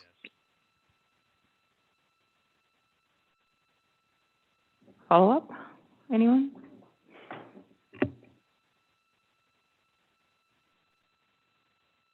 Okay, do we have any more questions about carry forward? If not, we'll move forward. Okay, let's move forward to the capital projects. Director Douglas. Thank you. I'm going to hand the next little section over to Director Dillon. He's going to share his screen for a bit, and we'll go through his capital requests, and he'll provide probably additional information than what's in the book. So. Okay, thank you, Mayor, Council, Chair, members of the public in attendance. You can all see my presentation just fine? Okay, thank you. So I'm pleased to submit today the District of Sechelt 2022 capital program. They say a picture is worth 1,000 words, so I'm going to hit you with 3,000 words right now and why we need this. And so we have lift stations that are corroding because they're beside the ocean, and they weren't planned with the right electrical components in that environment. So this is Wakefield. We have had to close roads because the inlet treatments aren't riprap lined properly, and the culverts are getting undersized because of climate change. And we have manholes that are corroded because we don't have an inspection program and a monitoring program. So we don't find out about these things until it's too late and we have to replace them outright. So this is some of the stuff in our community, and this is why we want to have a capital program that's focused on asset management. So how do we come up with the capital program, and what are all the inputs into that? Well, first of all, it's Council's strategic plan and the direction they've set for staff to pursue. So that's a guiding document for us. We have many city master plans, and some of them are getting quite old now. So we have a drainage plan from 1999. We're out to RFP right now on a new transportation master plan. Asset management, which I'll be talking about later on again, is an important driver for the capital program. We have alignment with other capital works. So if we can take advantage of a project that another jurisdiction is doing to improve some of our own infrastructure, then that's good value for the citizens of the district. Climate change adaptation is also going to be driving our capital program. It's getting more and more readily seen on the ground with all the events we've been having. Growth DCC projects, some of those come onto the capital program as the needs arise for those. And then there's also the changing regulatory requirements that will be the need for having a new project in the capital program.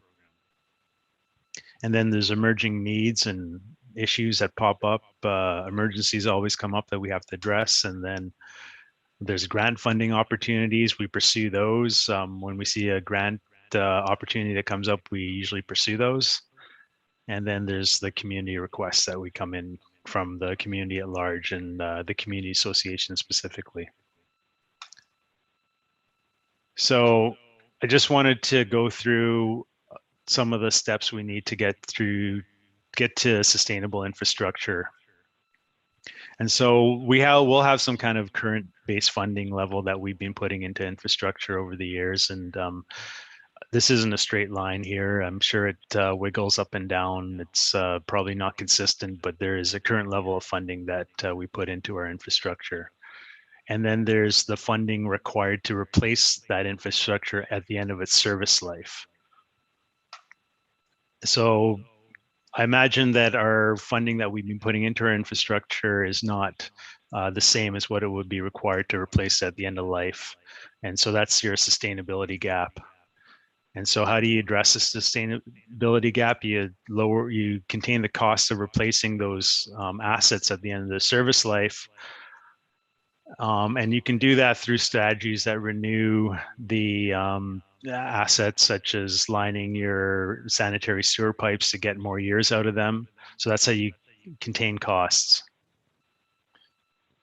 And then the other strategy is revenue, which is the 3% capital reserve that we keep on building each year, or other communities call them infrastructure levies. And so what you're trying to do is get to this sustainability sweet spot where you're containing the costs on your replacement and also ensuring the revenues there to reinvest into the infrastructure you have. And so that would form your new level of funding. And you'll notice there's no dollar signs on the axis of this graph. That's because we don't actually know what our assets are. We don't have proper inventories. That's why we've hired a GIS asset management technician to help us with this task.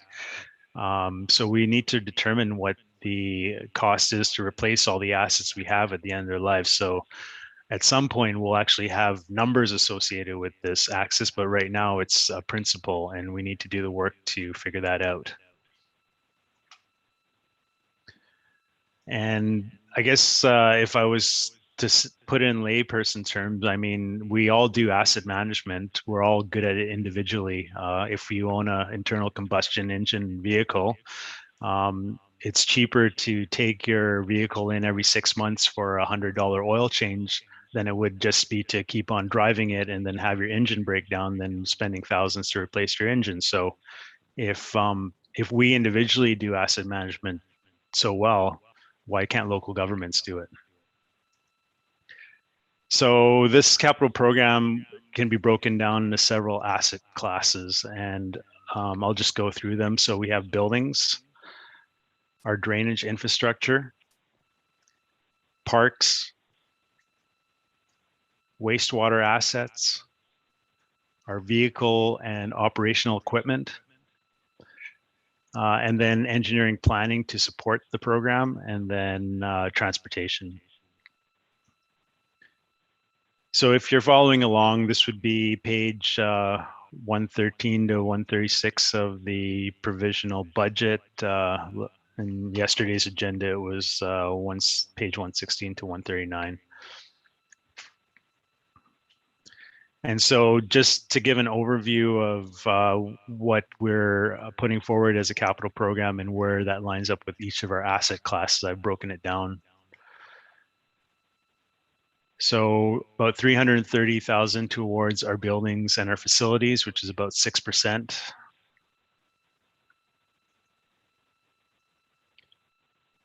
Drainage, about 350,000, which is about 7%. Parks, 925,000, about 18%. Transportation, 525,000, about 10%. And wastewater is our biggest asset. It's our most expensive asset. It's our most critical asset. Events that happened a couple of weeks ago, if a wastewater treatment plant goes down, it has catastrophic effects for a community. So where there's just under 2.5 million going towards that. And that's about 49% of the capital program. And then engineering planning, which is really setting us up for the next year of projects and making sure that we design them, plan them, do the engagement the year before so we can actually tender these at the right time of year to get the best prices. So that's about 300,000, about 6%. And then finally, vehicles and operational equipment purchases 200,000, and that's about 4%. And the total capital program for 2022 is just over 5 million. And so this is just an overview of the program and the breakdown of the projects in their different asset classes.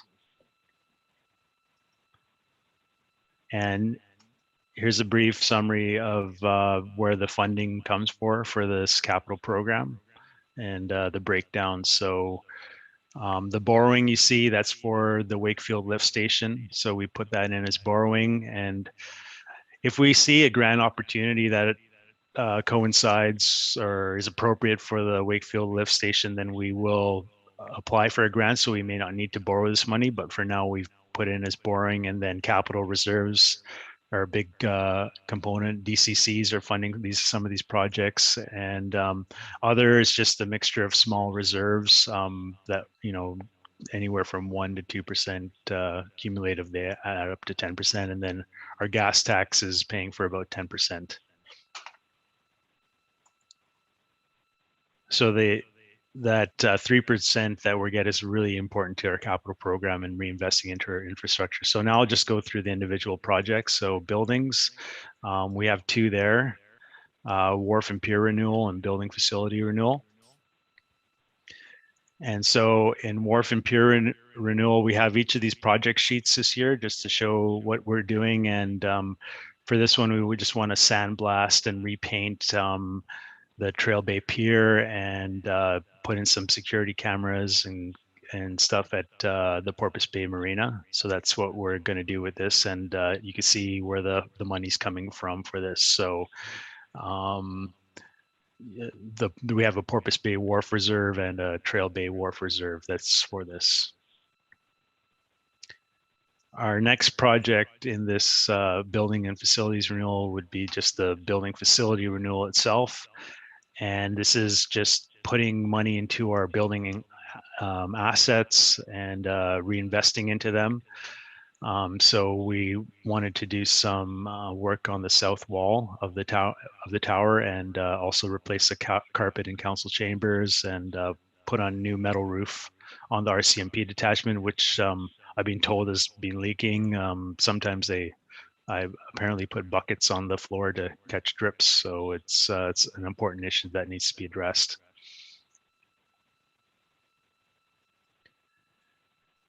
The next asset class that we're investing in is drainage. So we have a couple of projects there. Fairway Avenue, we need to replace the culvert there. It's undersized.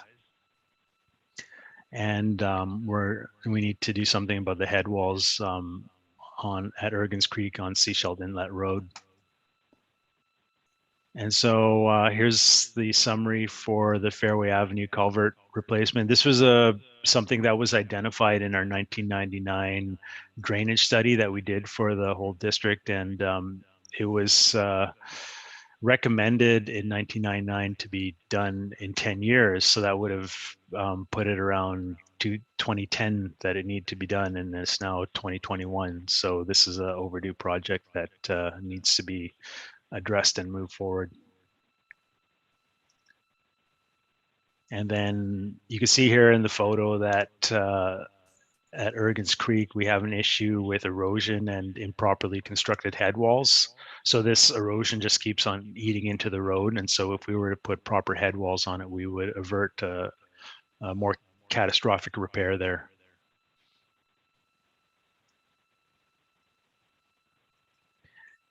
Parks, we're still investing quite a bit in parks. So there was a parks infrastructure renewal project, which we discussed earlier. And my understanding now is that we have the 50,000 set aside, so the 19,000 would be incorporated within this. So the other operating one would be reduced. So these are just the overview of all the different ones. We have about 6 projects, and a lot of them are replacement of playground equipment and some new parks that came through development that we're looking at. And also these are out of our parks and open space master plan as well. Director Dillon, before you move on, could you, so this one on the parks infrastructure renewal, it indicates 50,000 total cost, 30 from capital reserve and 20 from downtown revitalization. Are you looking at keeping it at this amount, or we're also adding in the previous that we passed? Yes, Your Worship, through the chair. Director Douglas and I discussed this during the recess break that we had, and I feel that we could manage that 19,000 within this 50,000, so we're not increasing this to 69,000.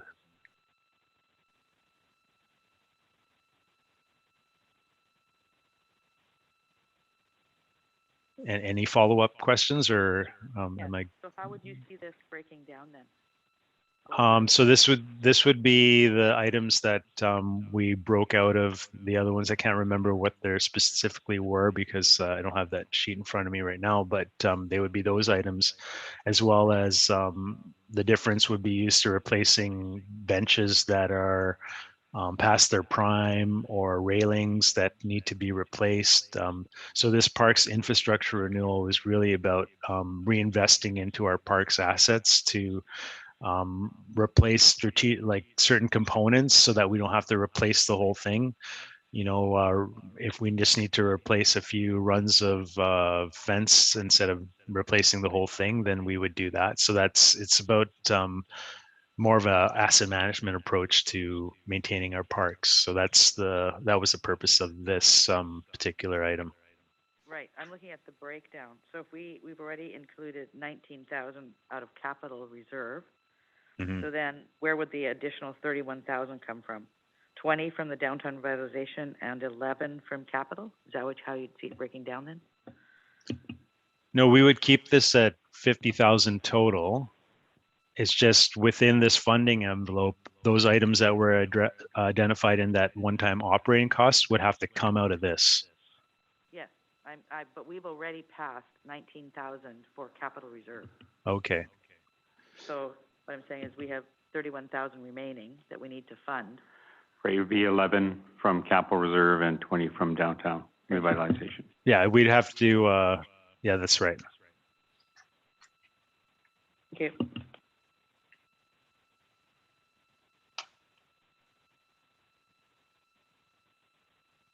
Okay, so I'll move to the next one then, and this is the Chapman Creek Trail expansion from Bookman to Selma Park. This is a well-used trail within the district, and this one was identified in the Parks and Open Space Master Plan.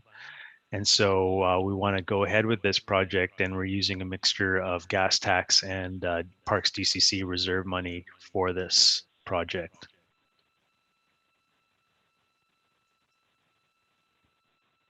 And then we also need to replace the aging playground equipment at Brookman Park. And so this project, again, is being funded from the capital reserve as it is an infrastructure renewal project.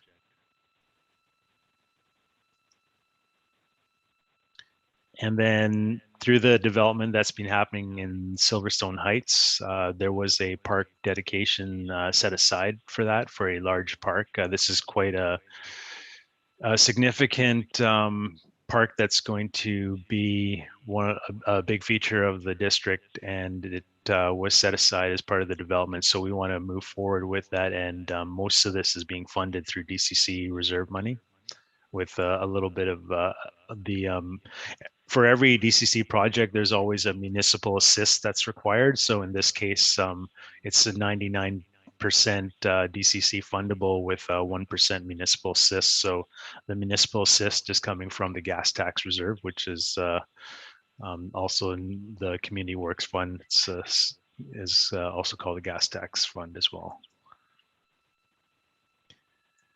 And then the next project is the irrigation system upgrades. We spoke about this a couple councils ago with regards to the issues they were having with the fields up in Kinnickinnick Field.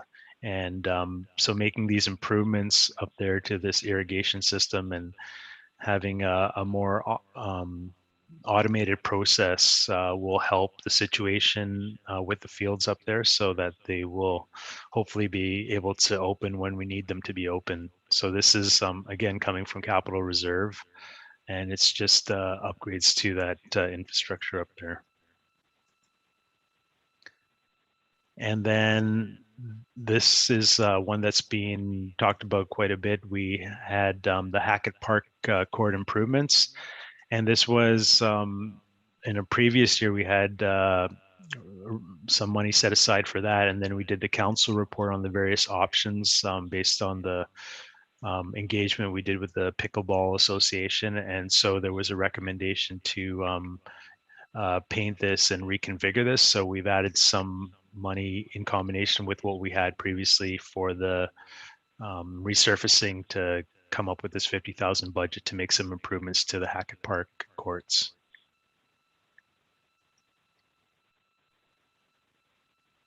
And under transportation, I'll just go through those projects. So we have the 2022 payment rehabilitation program, which will be rolled up with previous year's carry forward projects to hopefully do a road blitz next summer to address some of the roads that really need the surfacing repairs. Raised crosswalk at Norwest Bay and Mason, and district-wide transportation safety improvements. So pavement rehab program, it's pretty self-explanatory in the photos, but this is just we've been using the 1990s. I think it's a report that was prepared by McElhaney in the early 2000s on where we need to do the pavement upgrades. But most of the work is just done based on public works and engineering going out and seeing where we need to address our deteriorating road assets. And further down the road, I'm hoping that we can have a district-wide pavement condition assessment done again, because the last one's quite dated. So this would just be resurfacing. So whether it's milling down and putting a new overlay in, or if we have to rebuild some portions of road. So that's 250,000 from the capital reserve. And then the raised crosswalk at Norwest Bay and Mason Road. So we did collect some cash in lieu from the West Sechelt Elementary project for the one corner. That was where their project was. So we want to take that money and combine it with some capital reserve and gas tax money to address all four corners of this intersection so that we have a nice raised sidewalk with some pedestrian controlled lights, so that we can improve the safety of this. This has been a request that's come forward from the community associations quite frequently.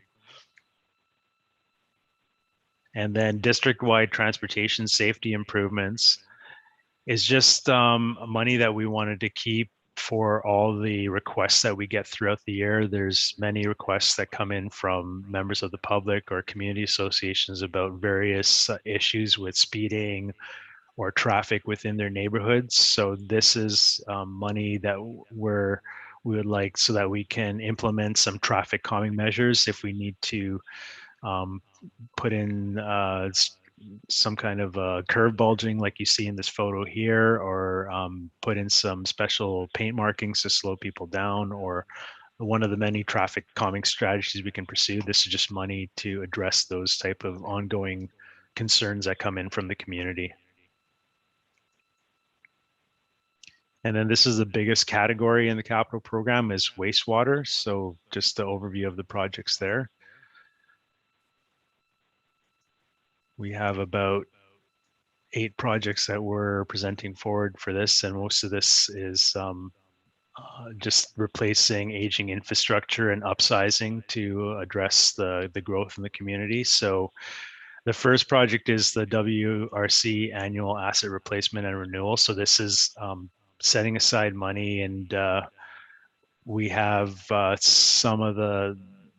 we have a table of how we want to spend this money, but this is just investing back into the WRC to keep it at the service levels we need to. So this is just the annual amount. And as we get into doing an asset management plan, we'll have a more better breakdown of what it is we actually need to spend on this on a year-to-year basis. So I suspect 100,000 is probably a low placeholder at this time, but as we get that asset management plan done and figure out the life cycle of all this infrastructure and what their replacement values are, we can have a better idea of what we need to reinvest into this facility on a yearly basis.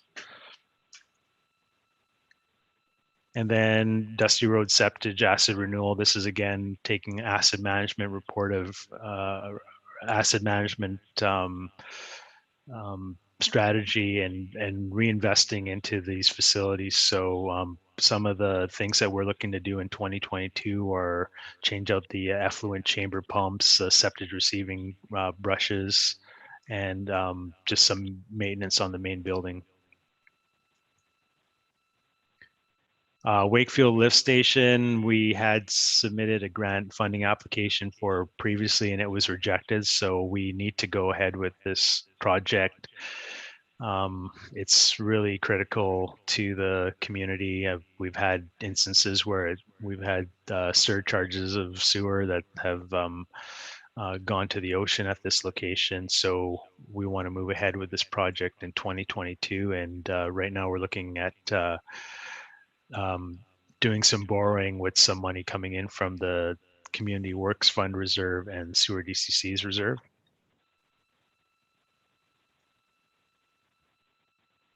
And then these are some projects that were identified in previous studies. The previous sewer functional plan that was completed in 2005. So we needed to upsize some of these sanitary sewer pipes. So this one's on Marine Way, and it's a 200-meter long portion of sewer trunk line that needs to be upsized. And then another gravity sewer main that needs to be upsized from the existing 200 millimeters to 375 millimeters.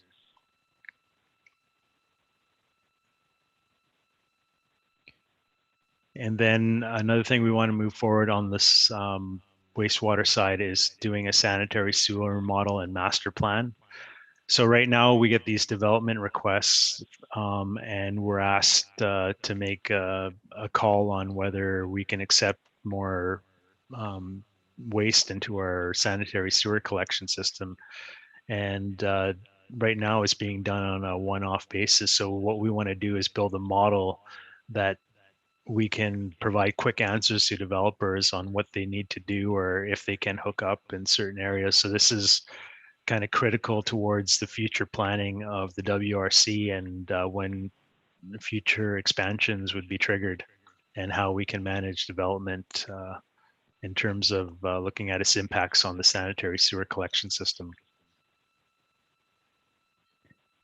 Another project in wastewater is we had done some inspections of our outfall and found out through that inspection work that the outfall wasn't anchored properly. And so we need to do another inspection and do the replacement of the ballast so that it's not being moved around. And as the project sheet notes, that delaying the ballast replacement would risk the outfall pipe becoming buoyant and floating up. So we don't want to see that floating in Trail Bay. So this is a very important project as well.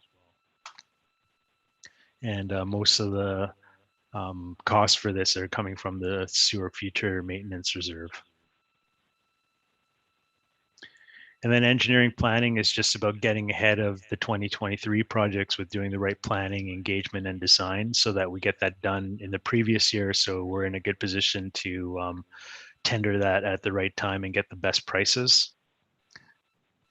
And so it's just the one project there, and it's capital engagement, design, planning, and permitting, and it's usually roughly a percentage of the following year's program. And some of the big programs that they want to move forward for 2023 are noted there.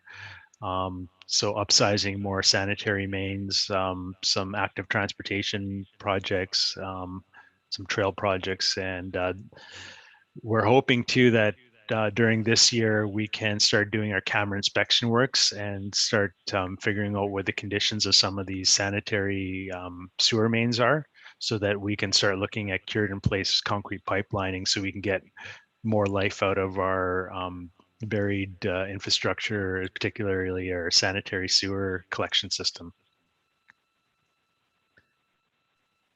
And then finally, equipment purchase.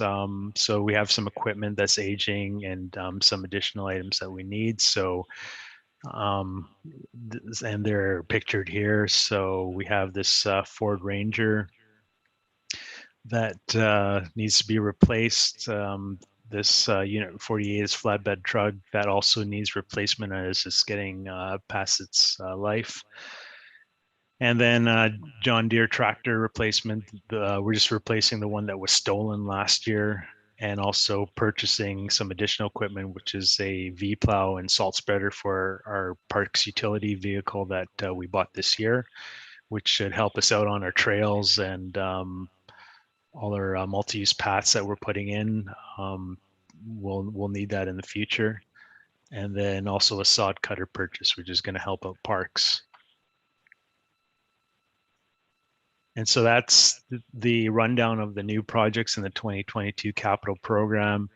And then I'm just putting this up again, the carry forward projects from previous years. So about just over 18 million in projects there. Many of them are at a stage where they're getting close to being completed. Ebb Tide Dog Park should be done by next spring when the sod grows in, and Hackett Park Outdoor Stage, we're moving on that. Sandy Dump is also progressing, so there'll potentially be a lot of these projects will be done or close to done by next year, and I'm hoping we could significantly reduce the carry forwards and ideally not even have them in future years if we can. This is just a function of us being understaffed and being not being able to deliver these projects just because of the project management that's required and lack of staff to do it.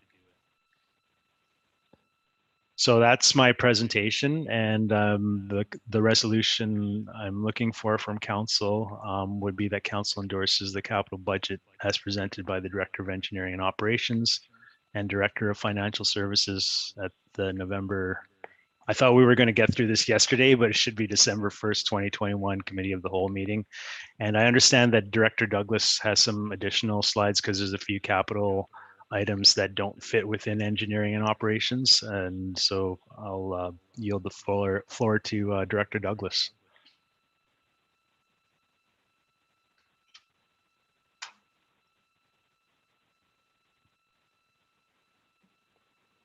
Thank you, Director Dillon.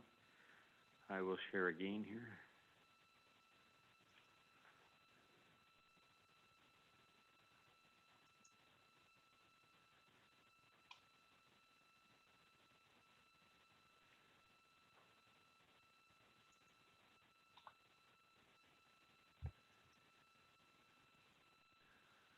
Okay, on page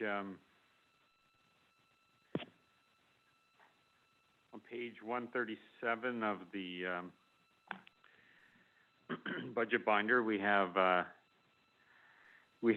list of a number of projects, capital that wouldn't be related to engineering. A lot of them are more related to IT, and we have sheets on each and every one of these. So we have replacing the tables in the council chambers. It's these ones. These ones are very weighty, and if you can see, just look at the carpet. You can see what that's doing to the carpet, and so we want to replace the carpeting this year. But if we don't also take care of trying to find lighter weight furniture, it'll look like this in another couple of years. So we're trying to match those two projects up, together. Information technology, on page 139. So this project is about the next council. So every 4 years we renew what we give council for their next term. This has been budgeted at, I believe we're looking at laptops for next time versus the iPads. And so, so we need to include that into this year's IT budget.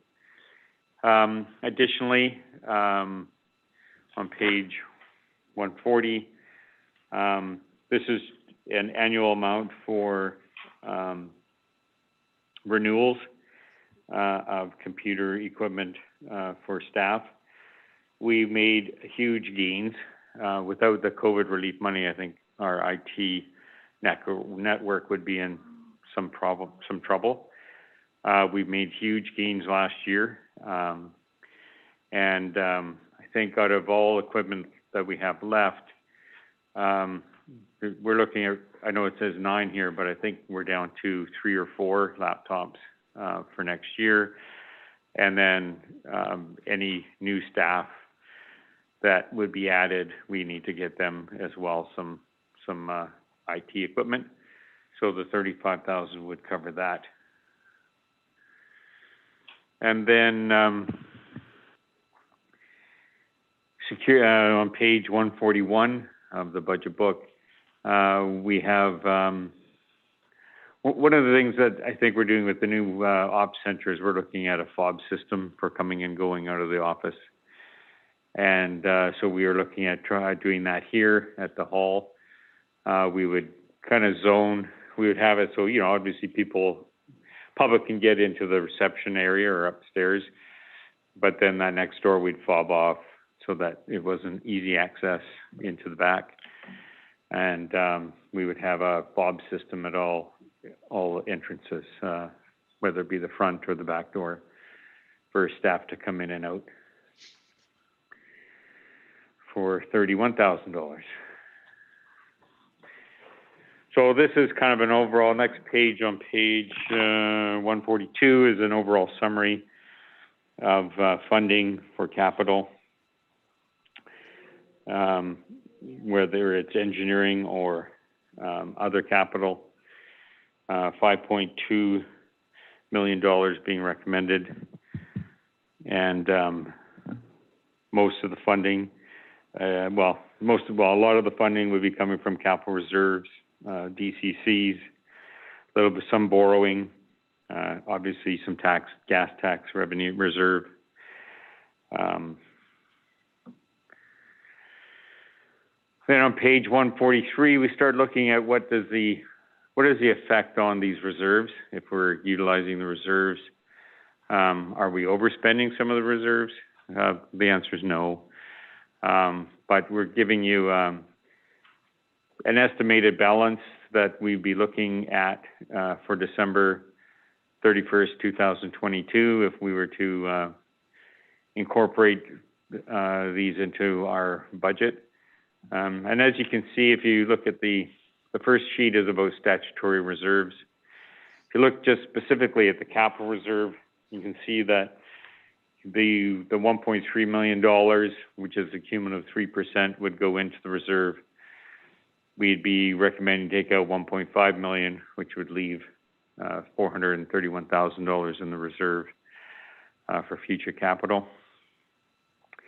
And so as you go through this document, we have done, the planned ins into the reserves and the plans out in the reserve. The Community Works Fund, which is the gas tax, you can see we're putting $507,000 in and taking out $507,000.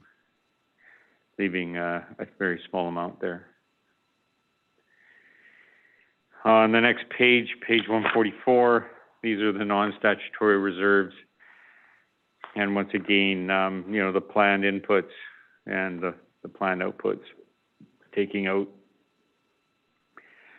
are listed here as well. And as you look in the far column, at this point, there's no negatives. We're utilizing, you know, I think the plan here is to utilize some of these non-statutory reserves.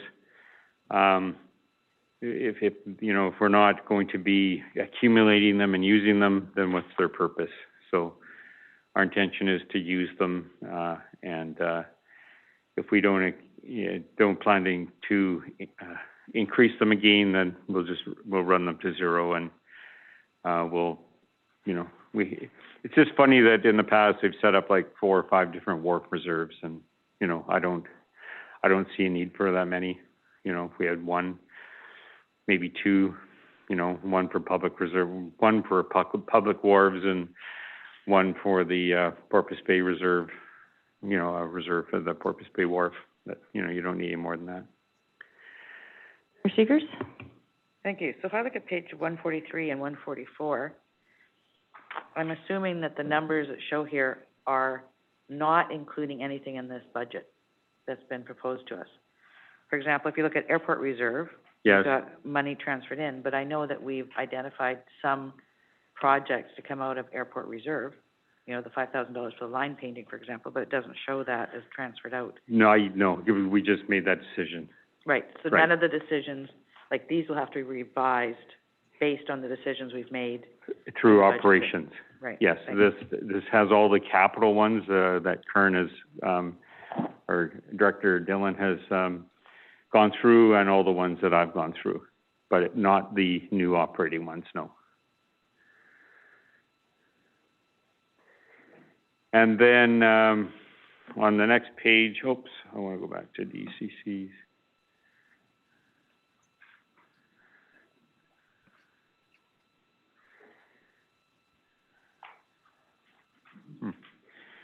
So then, and we head into the sewer area here. You'll see that the sewer capital does show a minus there. So we haven't determined the increase in sewer yet. So, you know, with a 5% increase, that would be covered off, more than covered off. But, you know, we've talked about, you know, are we going to add a little bit more for a regular capital contribution? We have to determine that yet. Then the next little section on page 145 is about DCCs, and this is where it shows, you know, your sewer DCCs coming out, the Parks DCCs coming out, and we've estimated what we think we're going to be getting for DCCs in on the left-hand column. So, you know, we don't know for sure if that's going to be achieved yet or not, but I don't think I'd put it in there if I wasn't fairly confident that would happen. Once again, it's a very reserved amount. It's not aggressive in any form. And then at the bottom of 145, we talk about which debt we're bringing on this year. We're looking at $3 million. It's going to be short-term first and then roll into long-term. Chemical storage shed, and then the Wakefield lift station.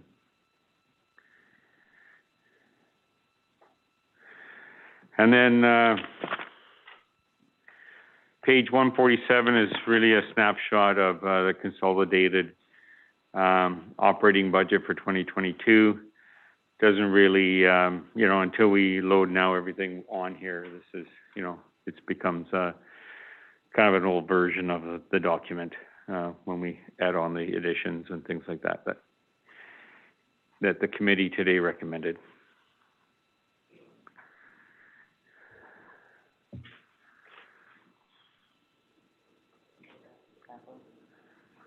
So I think we'd like to go back to capital and have the committees. I guess we would be encouraging committee to make a recommendation as to the capital that we've presented. Okay, we'll go back to capital. Does council have any questions or comments? We'll start with Councillor Lamb. Sure. I've just got a just an overview question. And so, we've had a busy couple of years, I guess, here at the district. And we've, so I'm just going to use some round numbers and just say, if last year our tax, we thought we brought in $10 million in taxes. And this year we had a 10% increase, so that'd be up to $11 million. So if that's a tax increase, if that $1 million is a tax increase, that money should just go into general revenue, should it not? If it's just taxes. Generally, yes. Like in our case, we did a 10% increase in tax. 3% actually was 3% of that new tax went into capital. So only 7% would hit operations, and we had increases in operations to cover most of that 7% last year. So if we had a 10% increase in taxes and we have 7%, and then we've had, over the year, we've had, substantial gains in some of our licensing and other, places where actually there's income into the district of Sechelt. And so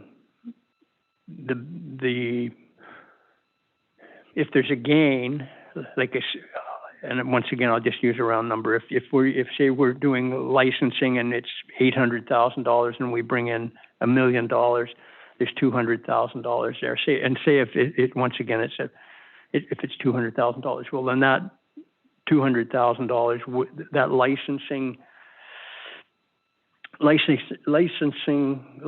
permits, and fees, that does that go into general revenues or does that get broken down into, broken down into the building department and different areas like that? I'm going to say both. Okay, so what happens so we have certain services that we have set up that if we bring in more revenues than our expenses, we transfer them to a specific reserve. And that would include the airport. That would include our building permits, fees. So what happens with building permit fees, and we all know that we've had if I can use round numbers, about $100,000 increase there. The first thing we wouldn't do is we had budgeted to bring over money from the fee equalization reserve this year to cover some of the building expenses. So the first thing we wouldn't do is bring that money over. We would leave it in the fee equalization reserve because we achieved the budgeted, because with the increase in revenues, we've kind of achieved our cost coverage from revenue. I don't know, does that make sense to everybody? Without making the transfer. So then we look at it, and if we've actually achieved more than the transfer, we would probably take, let's just say for round numbers, it's 30 grand more, we would move that over the fee equalization reserve again for the years when we have down years. So that, we're talking about trying to have, very close to cost recovery and building permitting. So we can be close there and utilize, go forward, limited tax for that area. The other area that we do that for is also engineering and planning. So the three groups add and take away from that fee equalization reserve. So if planning had a really good year as well, or planning and development, then the first thing we wouldn't do is bring over any planned money from the fee equalization reserve. And then if it created more than what the fee equalization reserve transfer was, we would transfer some back to the reserve. So there are a number of areas where we do transfer to reserve any surplus above planned expenses. Does that make sense? Does that make sense, everybody? So, like I said, the airport is one, planning, engineering, building inspection are three others, and I'm just trying to think of a couple other ones that we have. The RCMP is another area. We have the public safety reserve. So if they didn't achieve the expenses in RCMP, we moved the difference over to the public safety reserve. So that's 4 or 5. So I think there's a couple more as well. Okay. Councillor Lamb, you have another question? Yes, and so I'm just kind of wondering. I'm sure that you would sit down with your department heads and say, okay, this is what our budget's going to be for this year, and I'm just kind of wondering, I'll just use, for instance, building department licensing fees, and it looked like, I think there was I'm just going to use rough numbers again, and I think it was $330,000 is the budget for this year, but our income this year is $447,000, and we know, and that's, I believe that's a 3/4 year, so our numbers could be 447. If you add, you'd be closer to 600,000, and we're budgeting 330, going into this knowing that we should be having a busy year if the economy stays like it is, and if the developers move ahead in this community, there's a very good potential that we would do the 600,000 again, which I'm just using as a number, and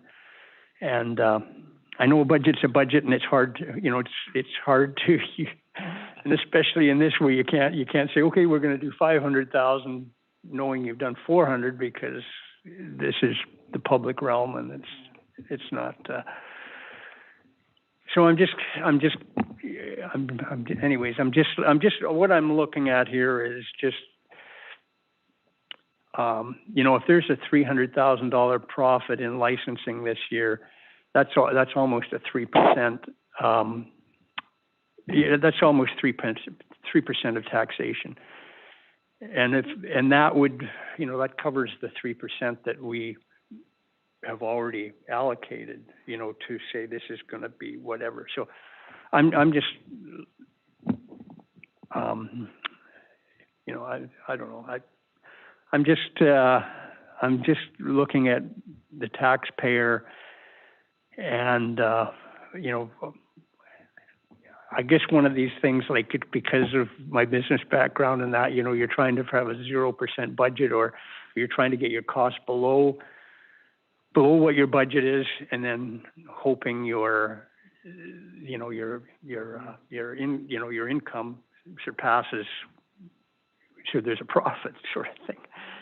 So I hope I'm not confusing people, but I'm just looking at some numbers here, and I'm thinking, I don't see a reason for a tax increase, but, if we went through this whole process. But anyways, that's what you're here for, to direct me in the proper direction. Thank you. Just to clarify, Councillor Lamb, when we look at something like the licensing permits and fees, are you saying that you think that the budgeting that's being done for 2022 perhaps is overly conservative than it needs to be? Is that sort of where you think you're coming from on this? Well, I think that I think we're being overly conservative, but at the same time, I don't know what the rules, the guidance that the finance department. If once again, I say if you did 400,000 this year, so you project 500,000, you can do that in a small business or in the private sector. But here, I don't know if there's guidelines that the government said, no, you can only, if you did 500,000, you can go to 80%, so that's 400,000. You know, and so I don't know, but yeah, I'm just, you know, there's lots of big numbers here, and you know, the economy's very strong right now, and you know, once again, there's a couple of other things that I'm looking at is you know, this is a wild and crazy time, and like BC assessments are going to be crazy this year. I mean, you folks are going to be very busy, you know, making your tax calculations, you know, because I'm hearing where, you know, people have like a 30% increase in assessed values, and it's you know, if we went with the last numbers we had last year, you know, your tax, you know, without making your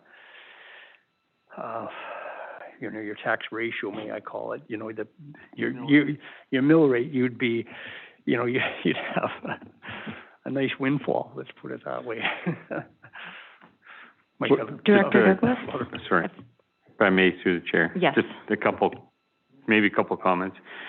Yeah, the assessment may make us really look at our, you know, the base mill rate's a base mill rate, but it's when you do the class multiples is what we'd be probably having a further discussion on. I mean, we're trying to keep that to, you know, I think it was 2.3 or 2.4 to 1 there, and we were, you know, I know that's important to council, so you're right, that's going to be a discussion, but there won't be a windfall just because assessment goes up, because if assessments go up, the mill rate comes down, right, to achieve a similar level of tax. Transferring to reserves is a policy, like it's a council policy that the reason we do the transfers to reserves for engineering, planning, development, and building inspection is because those three revenues are very volatile. We have 1 year we may have $450,000 of revenue, and the next year we have 100,000. It can happen. And so the policy here has been that we take the surplus from those areas and not any tax amount, just the surplus revenues from those areas, and move them to the fee equalization reserve for those down years, because, you know, those down years, you could be increasing taxation by 3% if you think you're having a really down year. And so with a fee equalization reserve, that wouldn't happen, right? So, you know, the policy is, I think where you're trying to talk about here is the policy of transferring to reserves when we're having good years versus maybe not transferring as much, or trying to incorporate the windfall to apply against taxation rather than going into a reserve, right, to lessen the tax hit. That is kind of where I'm thinking you're thinking. But like I said, there's probably, I'm going to say there's probably about 8 areas we do that with regards to watching revenues and transfer to reserves.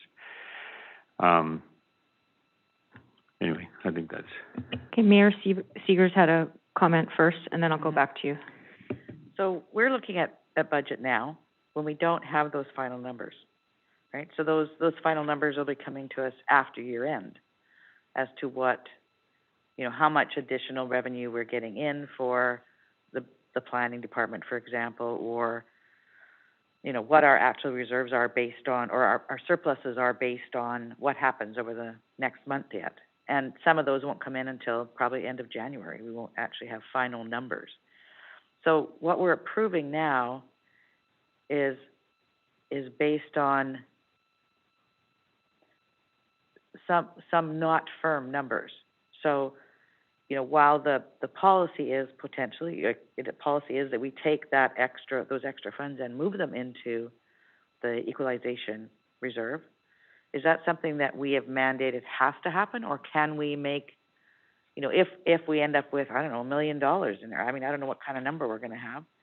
Do we have to move all of it in, or do we have the flexibility to be able to potentially move some of that in and reduce a tax, hit this year?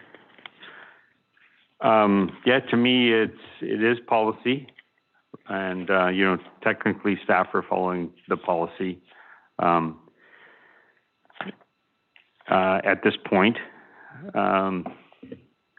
So just from, you know, my review of past budgets and all that, we've been moving the full amount in, right, if we have an overage, right? And, you know, the fee equalization reserve is estimated to be about $177,000 at the end of this year. Now that's with planned transfers in and out. And so we know that we will not be transferring out for the building department or for planning, I believe, but engineering's transfer will still happen.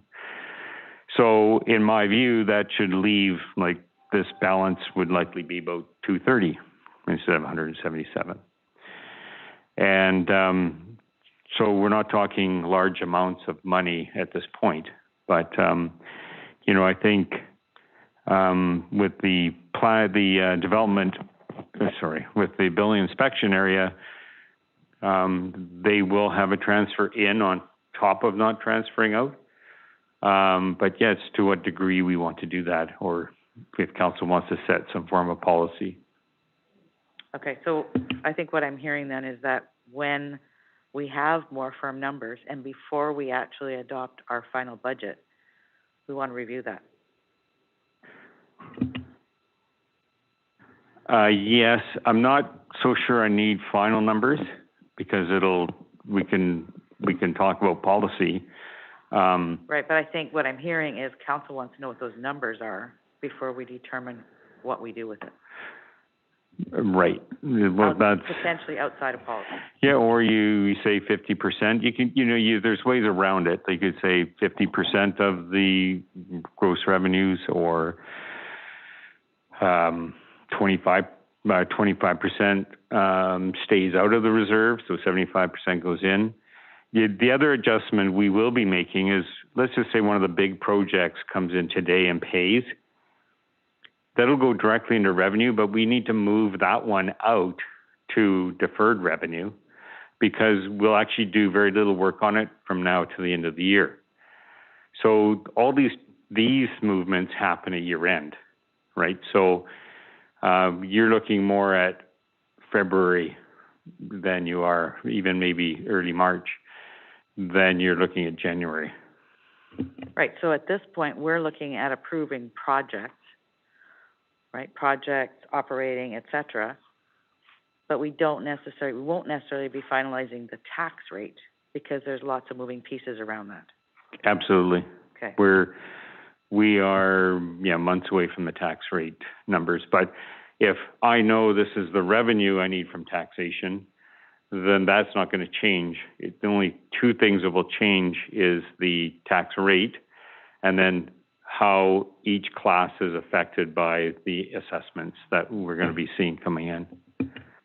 Right, but also policy decisions that we make around how much goes into reserves will also impact that tax rate. Absolutely. Right, because that will reduce potentially how much revenue is required. I think that's the conversation that is showing up here at the table. Absolutely. Okay, Councillor McLean was first, and then Councillor Toff after. Yeah, I recognize that there's an interest in having this discussion, but I don't believe that this is the year to be having that. We've had a couple lean years, kind of 2018, 2019, in terms of fees and revenue. And currently our general surplus is sitting at $90,000. That number does not lead us to a more risky position. We need to build up our general surplus in order to take on more risk in our budget. And that's what I'm hearing is a request for more risk, because we can borrow from two places, the general surplus and the fee equalization, if our revenue is not meeting expectations. We cannot borrow from our capital reserves or anywhere else.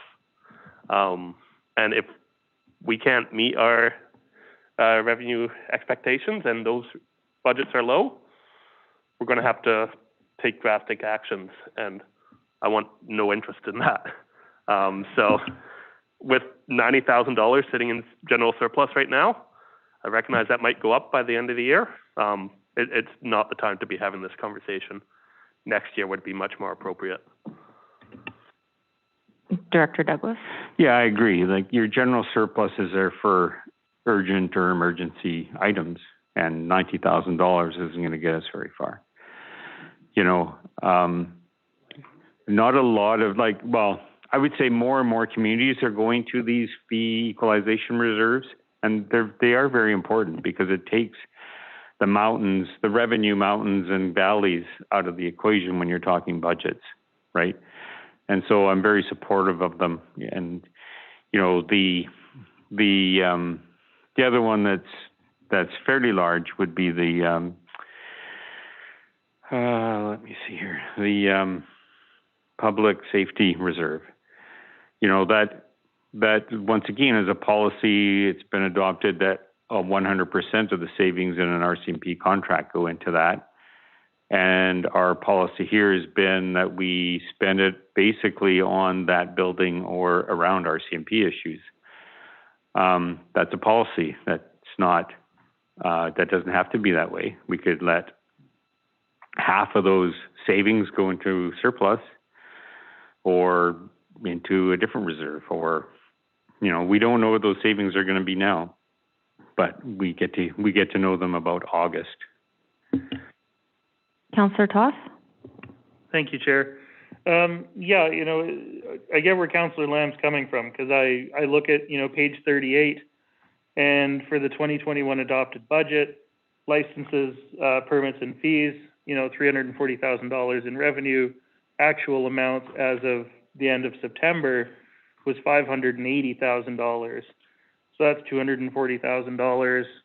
Page 39, same sort of area there, is just under $200,000. And yeah, some of that's deferred or needs to be deferred revenues.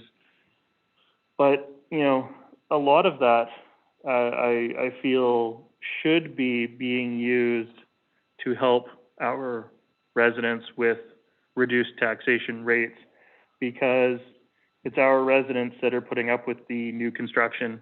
It's our residents that are putting up with the increased density and the increased population. There should be some benefit to our existing residents from our new construction, other than just jobs if you work in construction-related industries. Councillor Lamb? Yes. Okay, thank you. I think where I'm sort of going with this is we've had, you know, fairly substantial increases, tax increases over the last few years. And we're looking at a substantial increase this year, and I'm one that pays a substantial amount of taxes into the community. And and this is not about me. It's, you know, I when I'm doing stuff here, it's not about me. It's about my community. And so the equalization reserve is awesome, and because that gives us sustainability. What my thought is here, and what I'm looking at, is that, you know, we have, if you had growth in your community of 3 to 4% every year, which would be awesome, because that is a substantial amount of growth. We've already allocated 3%, you know, to our reserves.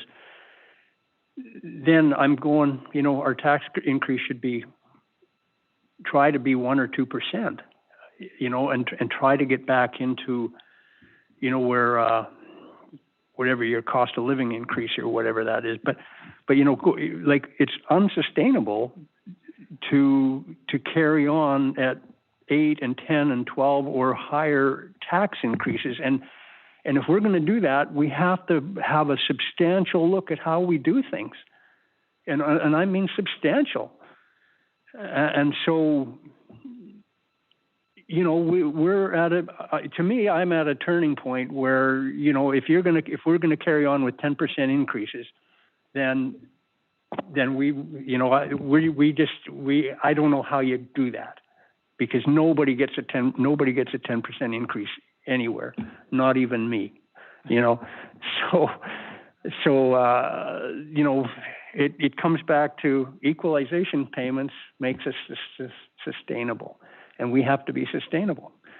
So this is all, you know, maybe I'm in the wrong part of this budget, but somehow we have to be looking at how we move forward.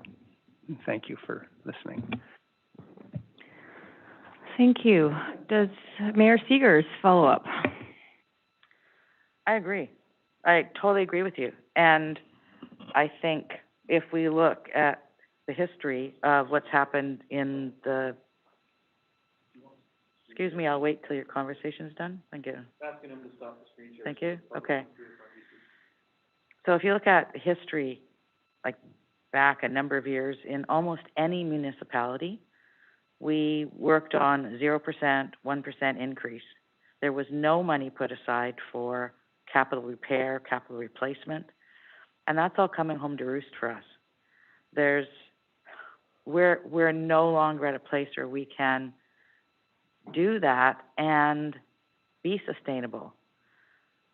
So, I mean, I agree. That's this goes back to a conversation that Councillor McLean keeps, you know, bringing up, and that is, what level of service do we want to provide? So, could we do a 0-1% increase? I don't think we could do that, but do we want to really have a conversation with the community about what services they want? Maybe we don't have all the parks that we have. Maybe we don't have the flowers downtown. It would sure be easier on our parks department if they didn't have to maintain that. And we wouldn't have to spend as much in tax money. So we don't have that clarity from the community. We don't have it from our staff as to what our service levels now are, so that we can say, you know, yes, it takes us one person to manage all of the plantings that we have. Well, maybe we don't have plantings. Maybe that's what the community says. $90,000 reduction right there. No plantings. We don't have that staff member. So there's a lot of work to be done on all parts to come to that clarity. We don't have that right now. I do know that we need to spend money on infrastructure.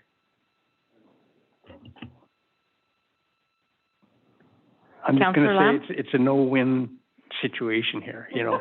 But, you know, we do have this equalization thing, and the reality is that we are, you know, every year we're putting small amounts of money into different departments to give us reserves, and so it's, yeah, there's a $90,000 reserve. A bunch of years ago, like 10 years ago, that's all you had was $90,000. Now we've got $90,000, but we've got, you know, $2 million in sewer, and we've got $600,000 in streets, and so there's other reserves and that are building to be used for things. Anyways, I've said way too much, but thanks. Does anyone else have any further comments or questions? Councillor McLean. Yeah, just to follow up on Councillor Lamb's comment about the equalization reserves. One area that I think we might be able to improve on further is the policing reserve. For many years, positions have gone vacant there, which allows us to add to the reserve, and then we take out for maintenance of the Justice Services building. But we do have a loan coming up in the next year for the Justice Services building. So I think over the next year, it'd be very prudent to have that conversation of how that function works and some of the policy around that. And there could be some of the savings that Councillor Lamb is looking for within that function. Seegers. Thank you. I do know that we're going to be getting a bill, if we haven't already, for the back pay for the RCMP. Have we received that yet? I haven't seen it myself yet. Okay. Would those funds also come out of the safety reserve? Is that what? Only if we have been putting money away in a liability account, because we've been given annual number to put away into for liability. Okay, And, because this is a reserve. yes, And so there should be no, a liability attached to the reserve. right, Right, so that's the, public safety reserve. yes, So every time we get a notification, it says, oh, you gotta put so much away, we put that into a liability reserve. okay. Or, sorry, a liability account, Okay, not a reserve. all right. Do we know how much we've got sitting there? I Um, think Beverly's looking it up right now. I'm sure one of my staff will be able to look that up over here. If you Okay. see a hand come up, then maybe Okay. Aaron or Katie could, help with that. All right, so that, I mean, I was under the impression that we may need to use some of this money as well, potentially for that. We've been That is told, yeah, possible. we've been told over the years that we were to put away 2.5%, I think, each year. And what they've actually settled on is 3.6 per year, on average, 3.6. So we may have sufficient funds set aside, or we may not, and that information's coming shortly. So we'll know. Okay, we'll know and that how would be much. appropriate place to fund that extra from. Thank you. Counselor Scott, you're good? I think maybe we should break for lunch, and then we can come back and go through the individual, capital items. So we will take a break. Thank you. What time are we back? Sorry, how about 12:30? Is that what we do, half hour, or do 45, 12:45? Okay, perfect.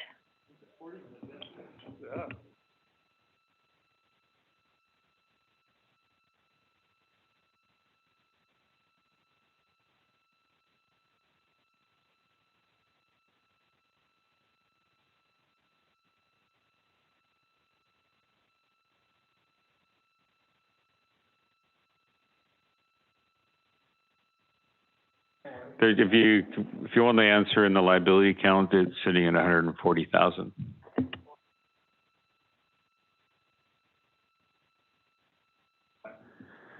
Correct. Yeah. So it'd be whatever, another 14,000 or, yeah. Oh, and just so you know, we'll be adding to that this year. Make that, I don't think this year's contribution is in there yet. Right. So it'll go up a bit more.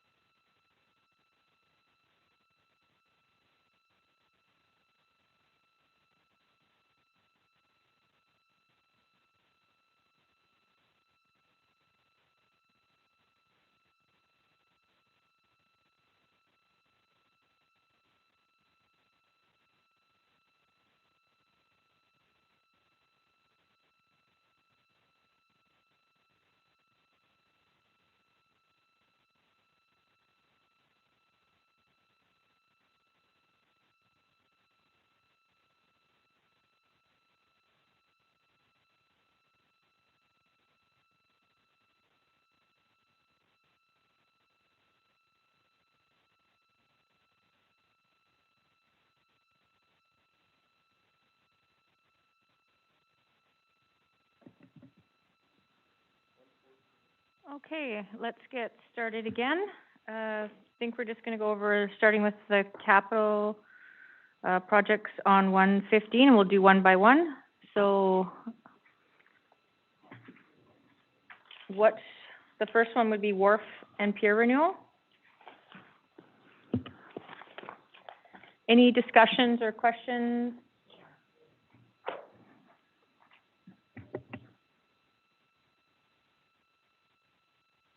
Mayor Segers. Sorry, Mayor Segers. So, Councillor Kuster, would you like us to approve them individually, or just if we have questions, go through, make any modifications or changes, and then approve them at the end? How would you like us to do this? I think we should just approve them one by one as we go.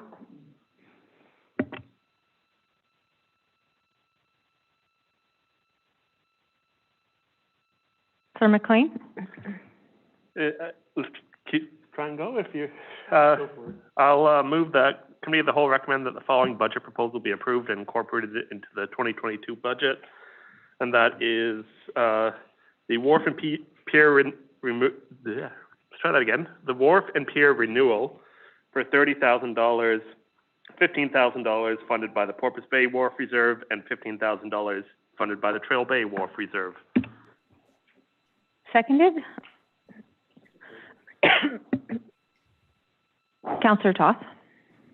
Thank you, Chair. Just a really quick question about the Porpoise Bay Wharf.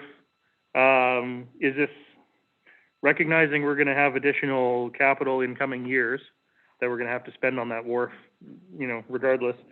Do we have sufficient reserves to cover off future work? Do we have our fees sufficient to build a reserve down there? Should we be reviewing fees sometime this year? The intent was to review our fees and charges down there. We are kind of in the middle of looking at taking over the wharf, so those two kind of will collide together. Yeah, through the chair as well, I'd like to add that some of these items you'll see in subsequent years. So there'll be recurring projects that come every year that are about infrastructure renewal. And I think Director Douglas alluded to this before the break, but we have a lot of reserves. And so ideally, if we could start using whatever these small reserves are and cut down the number of reserves, I think that would be more manageable in terms of infrastructure renewal. I think the capital reserve should really be the one that drives the infrastructure renewal, and that with contributions from the Community Works Fund and any other statutory reserves and DCCs we have. So, Director Douglas? Just the other part of the your question. No, we wouldn't have adequate reserves for the wharf yet.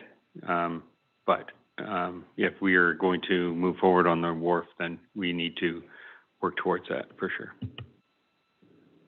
Councillor Lamb? Okay. Do we know what the revenues from the Porpoise Bay Wharf are now, or? Maybe give me a minute here. So the revenues come to us, they don't go to the federal government right now, eh? Okay, well, yeah. Yes. Councillor Scott?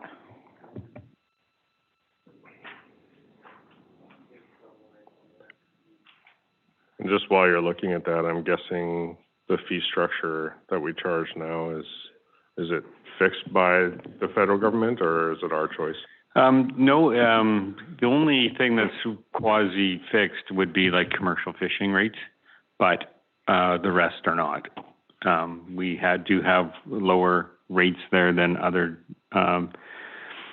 harbors in the area, and so it is something that's on our docket to do. So annually, looks like we get about $32,000 in revenues from the Porpoise Bay Wharf. And, you know, that's $1 million facility, really, so. Mayor Segers?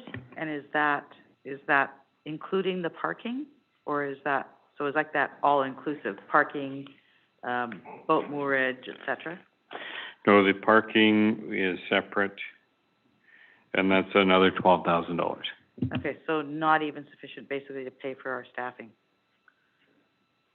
No, we don't have, we have a full-timer that looks after the wharf off the side of his desk. However, you know, we would love to have somebody there on weekends throughout the summer. Then we've never budgeted for that, and we still continue not to. But yeah, this is a facility that needs to be looked at from a revenue perspective. Any other questions or comments? Okay, so we had a motion on the floor. It was moved and seconded. So are we all in favor? Okay.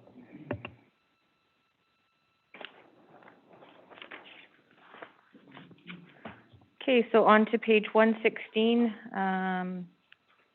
the building facility renewal. And how would council like to proceed, or comments or questions? Councillor McLean? Yeah, just to staff, I note that the building reserve is being used to fund part of this project at $10,000, but the reserve has about $14,000 in there. Would staff be opposed to putting that extra $4,000 in and closing out that reserve? I wouldn't be at all, no. I'd just love to clean up some of our non-statutory reserves, and this is the easiest opportunity here that I see.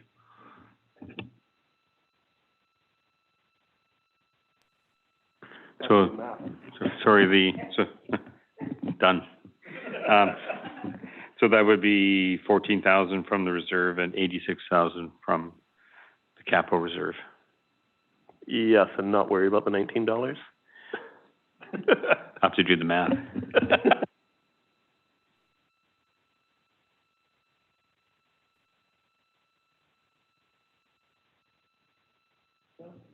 He's figuring out his math quickly here.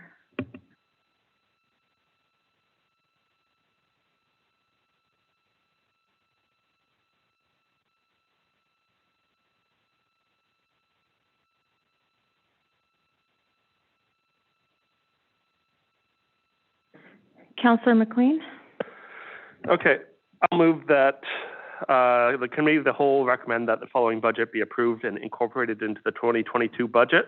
And this is building facility renewal, funded $85,981 from capital reserve and $14,019 from building reserve and $200,000 from the public safety reserve. Seconder, all in favor? Thank you. Okay, we'll go on to page 117. Councillor Toth. Thank you, Chair. Just a general question with a number of these capital projects that are coming up. The sections that are funded from DCC, in this case drainage, for $93,833. Some of them have very specific numbers in them. I'm just looking to confirm, are these the numbers that are identified in the DCC bylaw? And then the follow-up question to that is, if we, in the DCC bylaw, assume that a project's going to cost $100,000 and it ends up costing $400,000, is the amount that we're contributing from the DCCs fixed to what we've identified in that bylaw, or is there the ability to contribute more based on cost escalation? So I'll answer that one through the chair. Our DCC project list has a breakdown of what can go towards it in terms of DCC. So some are up to a maximum of 50%, some will be up to 99%, and then you have to put in the 1% municipal assist for that. The reality is our DCCs have not built up, and in some cases, like we don't exceed the maximum amount. So if a project qualifies for a maximum of 50% in DCCs, we won't exceed that and put in 60% DCCs. But if we can only get up to 30% on a project, then we supplement with a capital reserve fund in that case, because some of these projects are just, it's a combination of growth, but it also needs it for the present existing flows that go in there. And so they're so urgent that we need to go ahead and supplement with capital reserve. So that's the approach on this one. So without having the DCC list in front of me, it looks about a 50-50 split there, but I don't know what we actually had in there in the bylaw for that one. Unless Director Douglas can pull the Director DCC Douglas? DCC Yeah, I list don't out. have the DCC bylaw, but I'm, if we have a number in the bylaw, that's what I would allow out at this point. Any further questions or comments? Mayor Segers?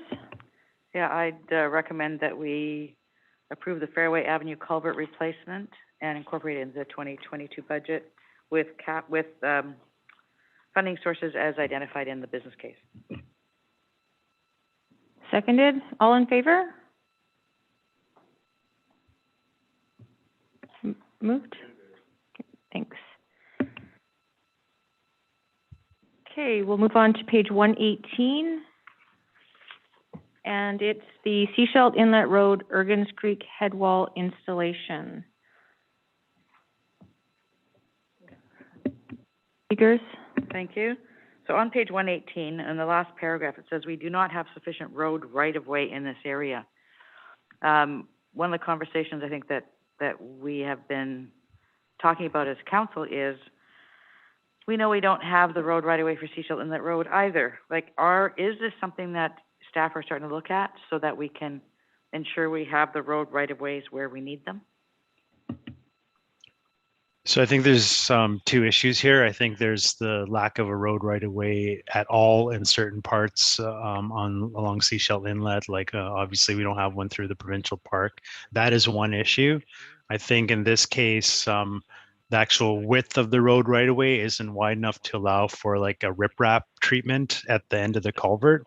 So we have to go with something that allows us to protect against erosion within the right of way that we have. So we have to go with a vertical head wall, and so I think that might be the reason why we're talking about road right of ways here. It's just the width issue that's there. But as to the other question about long-term planning and trying to get more road right of ways and more road dedications along Seashell Inlet, it's that's a big endeavor, and it would involve planning, and I don't think we've gotten to that point yet. Councillor I'm Toth? just going to follow up. Mayor I Segers? think that's something that we need to put on a work plan somewhere and ensure that it's something that is planned for. I know that, the Seashell Inlet Road is going to need work going forward, and we don't have the authority to be able to do that in a lot of cases there for some of the places. Councillor Toth? Oh, sorry, Director Allen. Yes, thank you, Chair Kuster, and thanks for allowing me to jump in on this one. It is a complicated issue, no question.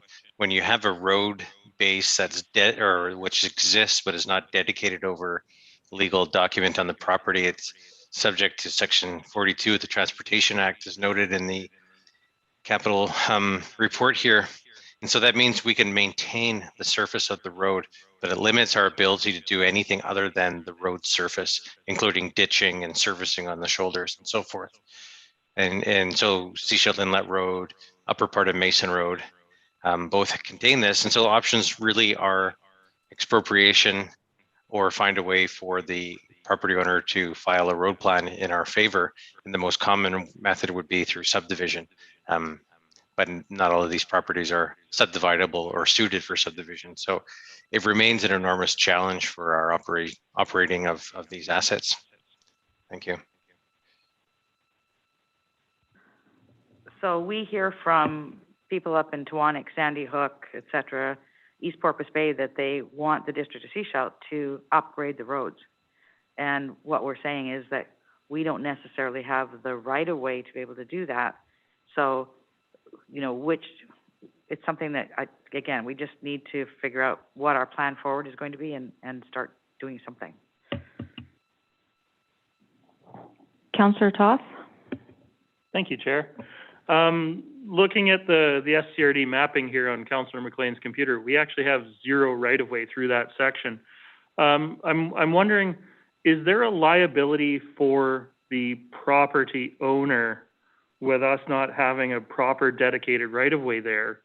I recognize we can't do necessarily works outside the boundary of the road, but is there an actual like legal liability issue there if something were to happen or the road washes out or, I don't know, a cyclist gets hit just off the edge of the roadway?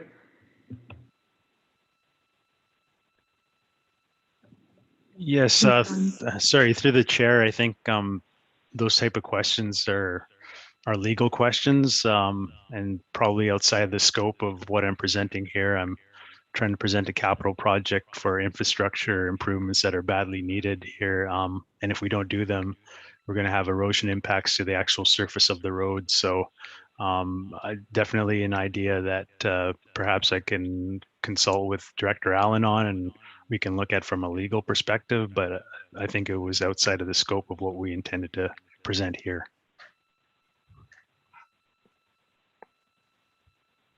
Is there a follow-up, Councillor Scott?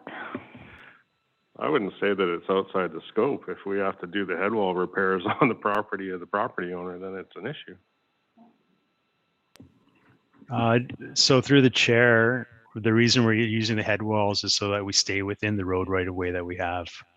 If we had to go out further with riprap and go beyond our road right of way or beyond the limits of what we can actually maintain through this Section 42 that's referenced there, then yeah, we would be getting into those issues. But that's why we chosen this type of treatment instead of other types of treatments.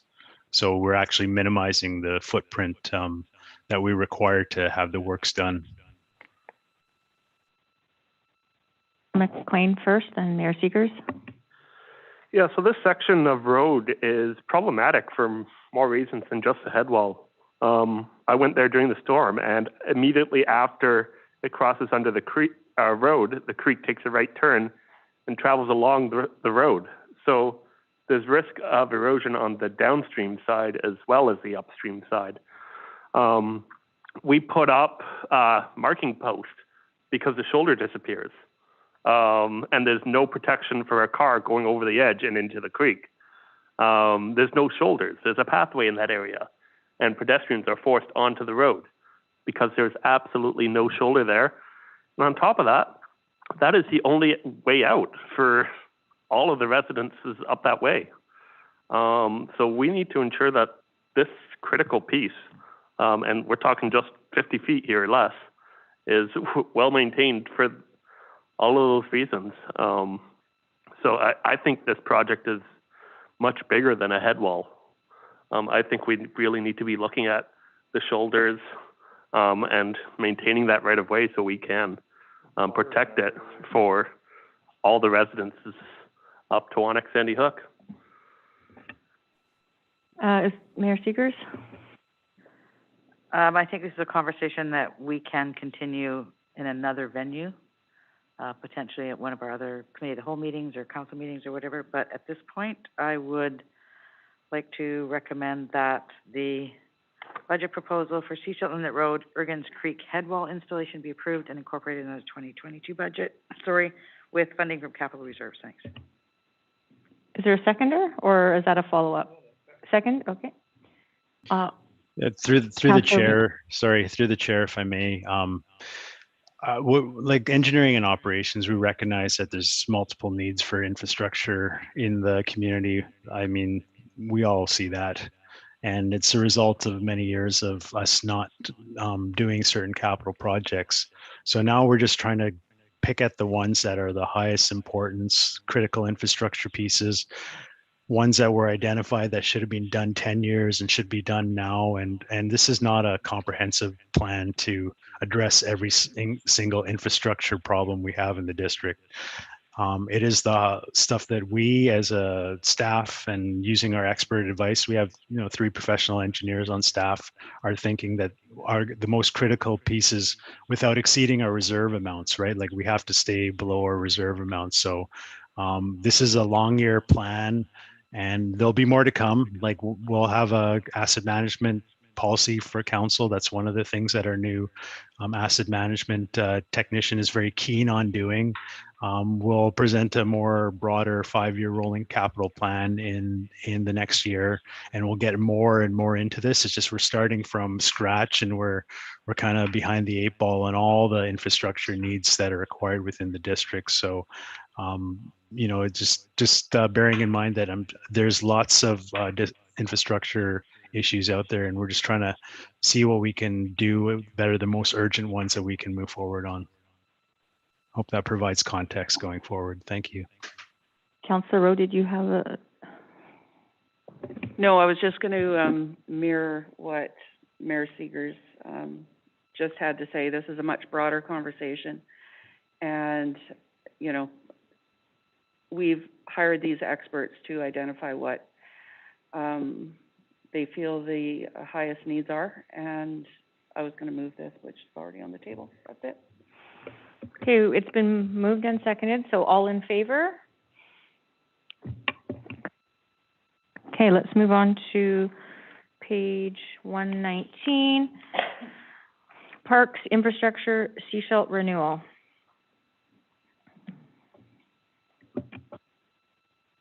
Mayor Seegers?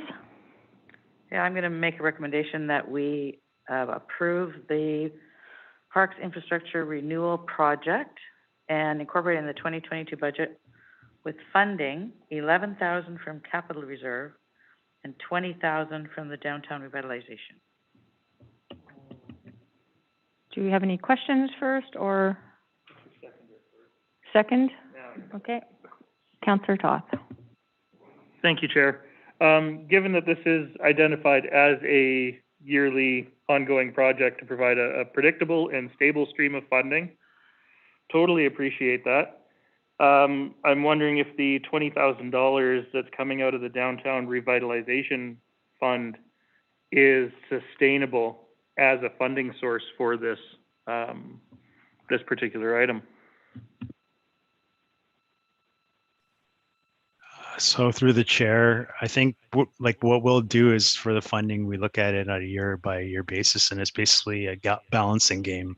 I get the reserve amounts from Director Douglas, and I have a capital program in mind that I want to do. And in future years, it should be kind of paired with the replacement values of each asset type. So if transportation represents about 40% of our total replacement cost for the district's assets, then we should be investing about 40% every year into the replacement of transportation and as a total, right? So I think the idea is we had these non-stat reserves, and we're going to use some of those this year to supplement, so we don't have to be so reliant on the capital reserve or the gas tax, and actually trying to it's all a trickle down effect, right? So if we use more from capital reserve or gas tax, then we have to borrow more for the Wakefield lift station. So for this year, we've used the Downtown Revitalization Fund to supplement this.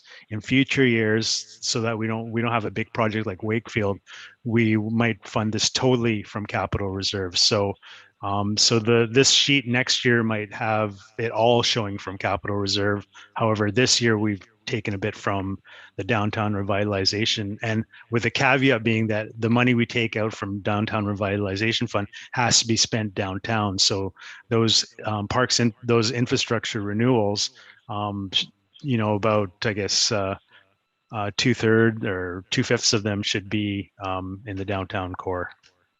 I hope that explains it and provides a little bit of context around that. Thank you. So we have a motion that's been moved and seconded. So I'll look for all in favor. Thank you. Okay, we'll move on to page 120, Chapman Creek Trail Expansion, Brookman to Selma Park. Do we have any questions or comments regarding this one? Councillor McLean. Yeah, I'm just checking in. Do we, I forget what the number is, it's section 57 or something like that, where we're allowed to use trail land for trail purposes. Do we have that over this section?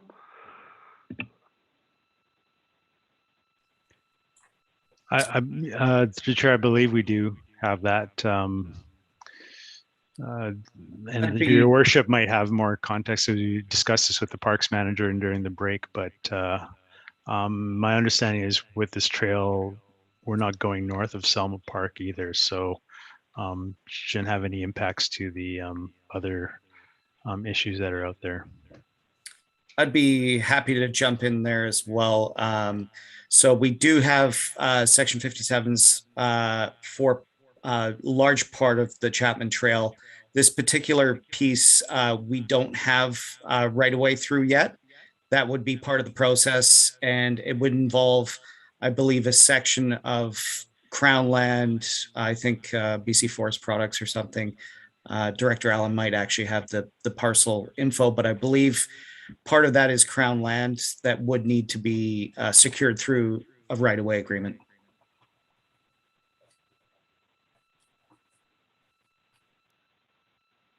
Councillor McLean.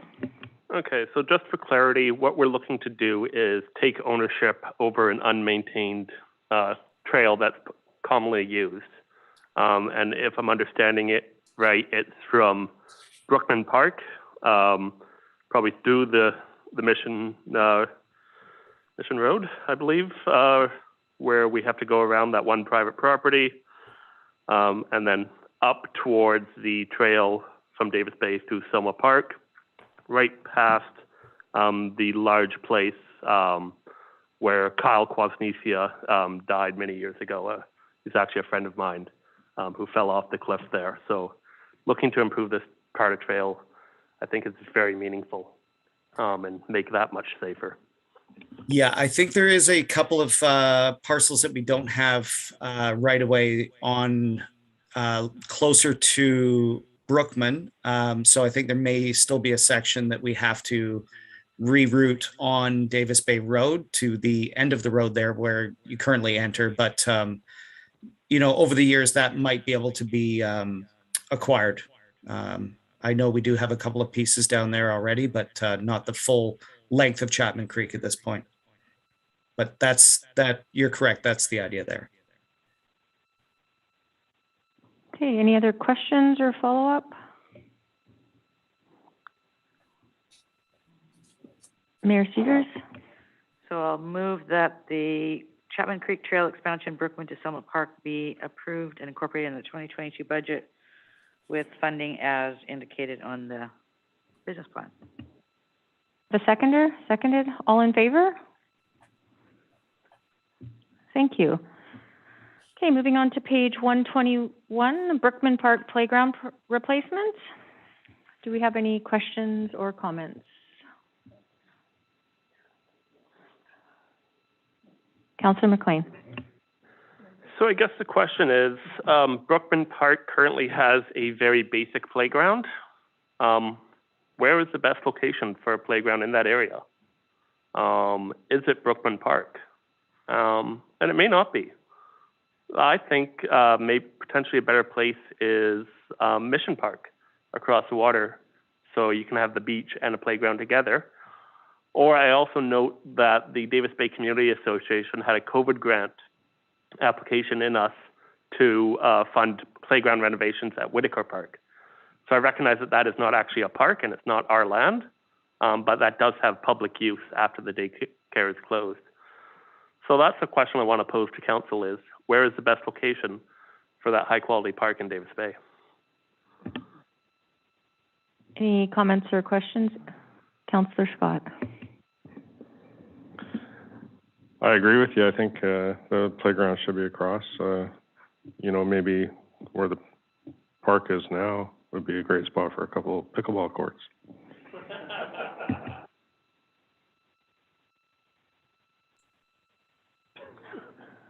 Any other comments or Councillor Toth? Thank you, Chair. I'm not going to get into the merits of pickleball or not in a new area. Yeah, call it what you will. But I am curious about the funding amount. I'm wondering if there's any opportunity to partner with Rotary or, neighborhood fundraising or sponsorships. Yeah, it's just one of those things, it's a lot of money for one playground. And, could we do something in partnership with the community that would be beneficial to everybody? Through your worship, it's through the chair. I think what we're trying to get to with the capital program is have some predictability in the projects we present forward, and that it sounds wonderful that we can team up with these organizations, but it's not a predictable basis for moving forward with a capital program. Now, that being said, if those opportunities do present themselves as we go through the year, then it just means we'll be spending less on, in this case, I think we're using capital reserve. So 100,000 from capital reserve wouldn't be spent if some donor was to come forward or whatever was to happen. A grant was supposed to happen. So that would go back into the reserve to be spent on other future projects, right? But for the purpose of presenting a capital program today, I'm only putting forward funding opportunities that we know we have, that we know we can go ahead with, instead of speculative ones. If I could actually add a little piece as well, I would like to point out that we did have a playground survey that was out when we went to the community about Hackett Park and what they'd like to see. We did have questions on other locations that, we were wanting feedback on what playgrounds needed updating, and Brookman Park was rated, I believe, maybe second highest. So the community does like Brookman. I will say there is opportunities in the future with Mission Point. There is, an old master plan on file. When the Robertson property eventually becomes part of the district park system, there may be opportunities, but there was a master plan done for that. And this isn't it's not a huge project, but it's definitely, the equipment's outdated. And it was received positively by the public in our last survey. Mayor Segers. Thank you. You have that information in the business case, so I was just going to reiterate that. So thank you for doing that. I would look to approve this following budget proposal for Brookman Park playground replacement and incorporate in the 2022 budget with $100,000 coming from capital reserve.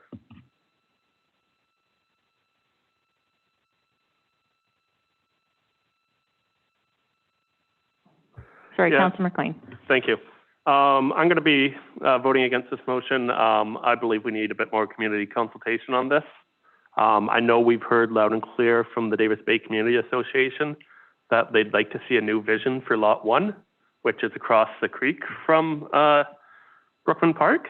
So I think it needs that holistic approach and kind of setting that vision for what it does look like when we do maintain the ownership over the Robertson house, which is the one house on the other side of or not maintain ownership, maintain usage, and get public access to that one house on the other side. So then we have all of Mission Point Park for public access. So I don't think now is the right time to be investing in this area. I think we should take a more comprehensive approach and work on this over the next year. So I'll be voting for deferral if this does fail. Okay, is there any further comments or questions? Oh, Mayor Segers. Thank you. Jamie, do we actually have a master plan for that area already?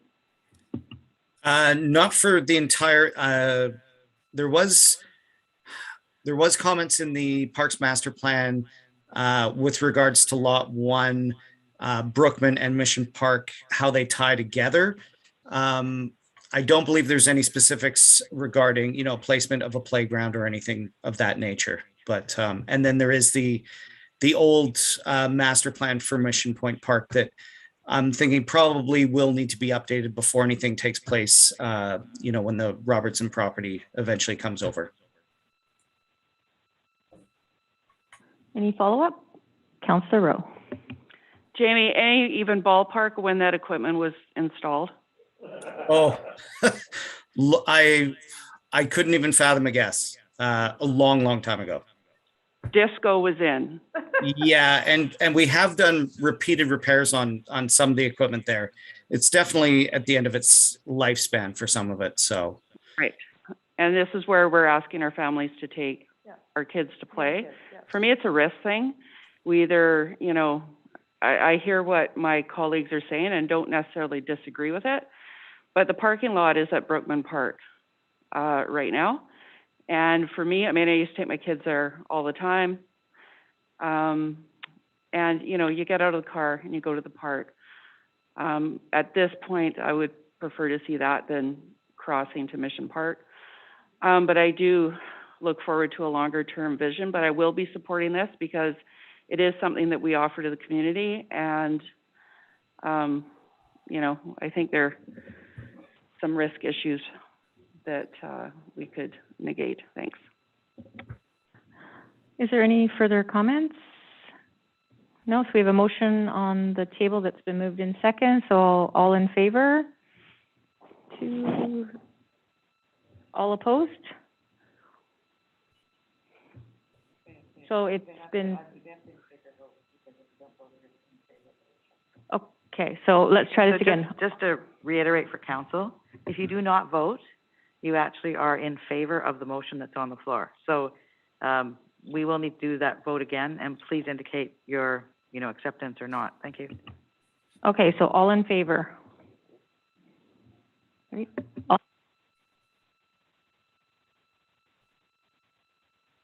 It didn't pass. It didn't pass. 4 to 3.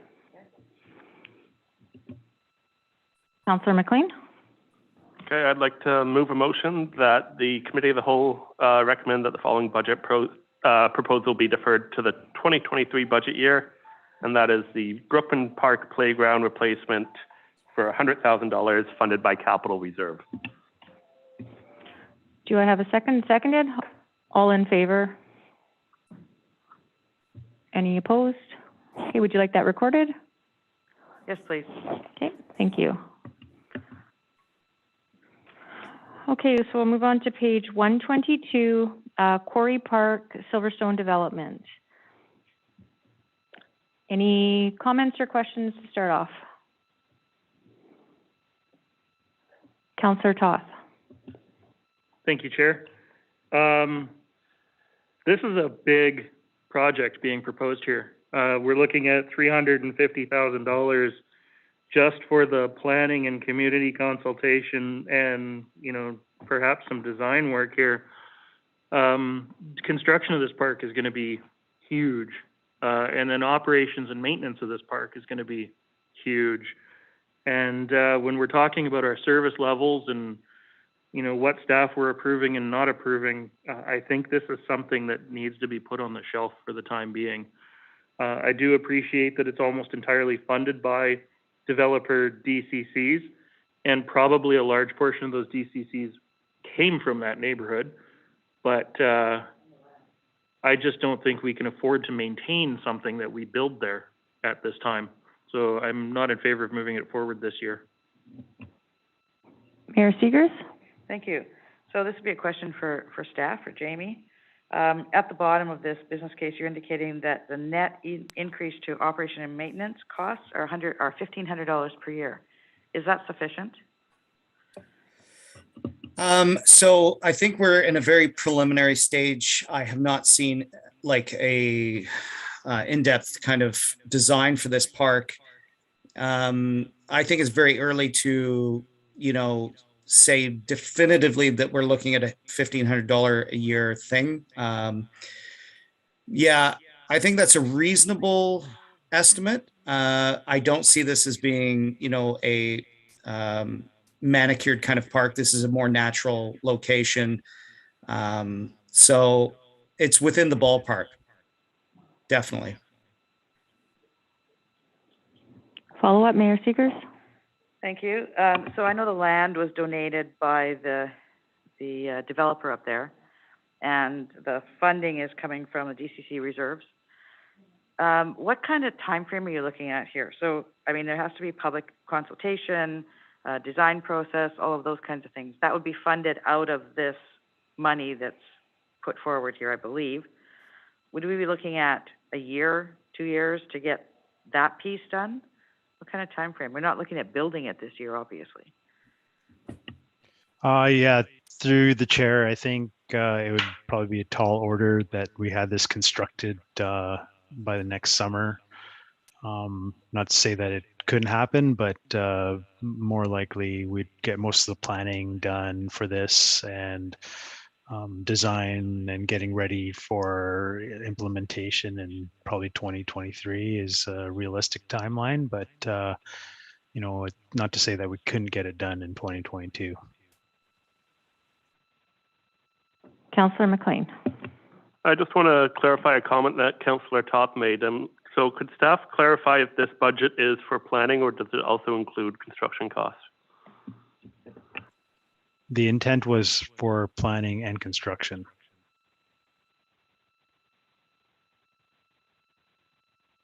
Okay, any follow-up or questions? Oh, Councillor McLean. So my preferred approach for this would be to tie it a little bit closer to the development happening in the area. So I'd really like to see at the very least, trellis under construction and a approved subdivision proposal for the upper side of the Silverstone Heights. So getting more development going in there. So I think what I might do is mix it up and move that we defer it to the 2024 budget year. When some of that stuff may start coming in. So I'm going to make a motion that the Committee of the Whole recommend the following budget proposal be deferred to 2024, and that is the Quarry Parks Silverstone development funded for $350,000, funded by the Community Works Fund reserve for $3,500, and the Parks DCC reserve for $300,046 and $500. Is there a seconded and comments, Mayor Seegers? Yeah, I'd like to ask the Director of Planning. I know that he's been in conversation with the owner of the property up there, so Councillor McLean is indicating that he'd like to defer it till more substantive plans are in place. Where are we at with that at this point? Yes, great question. Thank you, Mayor Seegers. We are at considering servicing agreement for the subdivision to create the trellis parcel. The building permit is well under review. So while we are making progress on that, we hope to see potential approvals in the coming weeks. There are some legal pieces yet to be worked out respecting groundwater and drainage management on the trellis parcel as well as the surrounding parent parcel. And then after that, we'll be looking at, there's a covenant on the title of the 2 district lots about the need for a master development plan. And so the master development plan would outline future road networks, storm and groundwater management, and park dedications and so forth. So there does remain a possibility to, as part of a development agreement in exchange of density increase, a possibility of having that park constructed as well. I do see this as a key park for this neighborhood, for the surrounding neighborhood. It benefits not only the current residents and future residents of Silverstone Heights, but Seashelt Village and West Seashelt residents as a whole. So it is a great feature, a great park, and we look forward to having it constructed in the future.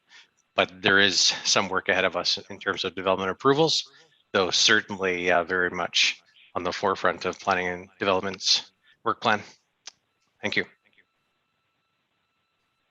Through the chair, if I may, just one comment.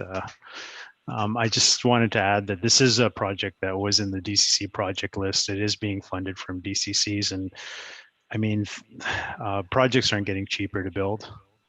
The Ops Center, we waited a year on that. Costs went up another $500,000 just from us waiting. We could defer this. It will likely be more expensive next year. So if we have the DCC money to go ahead with this project, it might be a net savings to the community to get on this now instead of waiting a year with 5% inflation. Thank you, Director Dillon. So do we have any more comments or questions from the recommendation on the floor is defer to 2024? Councillor Toth. Thank you, Chair. I sorry. When I was reviewing this, it was not clear to me that this included the construction of the park as well. I don't know that I'm in favor of pushing it all the way back to 2024. Next year, it sounds like we might be in a place where, Trellis is well under construction. We might have a grander idea of what that neighborhood around it is going to look like. I'm okay with with pushing it back 1 year, but I don't think I could support pushing it back to 2024. Thank you.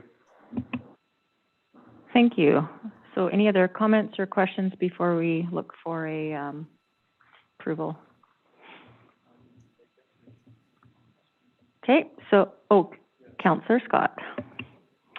Yeah, just in listening to Director Kern there, I don't necessarily believe that we're going to be in a position where this park could even be built in the next year anyway. It's going to be a planning and then probably not built till 2023 or later. So I'm fine to not support Councillor McLean's motion and move it as directed. So I won't be supporting this motion. Okay, so we have a motion on the floor right now. Sorry? Oh, sorry, Director Dillon, you have another question? So if we defer the totality of the budget to 2023, with the idea that we realistically can build this in 2022 anyway, we would need to do the planning for that somehow. And I would assume that as it stands now, without a budget for this project, we'd be taking the planning money out of the engineering planning 300,000 that I've identified as a plan design envelope for the 2023 projects. Is that in line with council's thinking on that? I think we should deal with the motion on the floor, and then we can come back to your question. Yeah. Okay, perfect. So let's vote. We have a motion on the floor to defer to 2024. That's been seconded, so all in favor? All opposed? Okay, that's been defeated. So who would like to, anyone want to make a new motion? Thank you, Mayor Seegers. Thank you. First of all, to Director Dillon, if we move this forward as presented, do we have the staffing capacity to do the planning this year? Or would this be, are you seeing this as being something that would be contracted? I see it as a combination of both. We'd have a assigned project manager from amongst the new staff we've hired, probably working with a consultant that specializes in parks, of which there are some out there. Before I came here, I had actually been involved with a new civic park in the city I was in previously. And so there was an internal person who was leading the project with a little bit of assistance from an external consultant. But to the extent possible, I'd like to manage this one in-house if we can. Councillor Toss. Thank you, Chair. Looking at the DCC reserve balances on page somewhere around 145, depending on which revision of the book you've got, this project will just about clean out those park reserves, which I think is going to be, I'm not in favor of necessarily blowing it all in one place. We've already got one DCC Parks funded park that isn't done yet. I'd like to try to not have multiple park planning projects on the go at a time. Any other comments or questions from council? Mayor Seegers? Sure, let's see if we can get this one through. If not, we'll do something else. I'd look to recommend that the Quarry Park Silverstone Development Project be approved and incorporated into the 2022 budget as presented on the project list or business case. Do I have a seconder? Seconded. Okay. All in favor? Oh, comment first, Councillor Rowe. I just want to say I've just been sort of weighing the benefits of waiting or not, and I don't necessarily see the benefits of putting this off because there's a lot of engagement and planning that needs to be done. I think we've put staff in to get projects moving, and I just don't see the benefit of waiting. So I will be supporting this as requested. Okay, Councillor Toth. Thank you. You know, earlier we spoke about service plans, service levels. I think until we know what sort of service level we want on our parks, we shouldn't be expanding into new parks, new infrastructure, without a good solid plan of what the maintenance levels of this park are going to look like. So, Mayor Segers? Thank you. I think that that is something that we've been raising consciousness around with the community, with our staff, and in the design, that could be something that could actually be taken into account.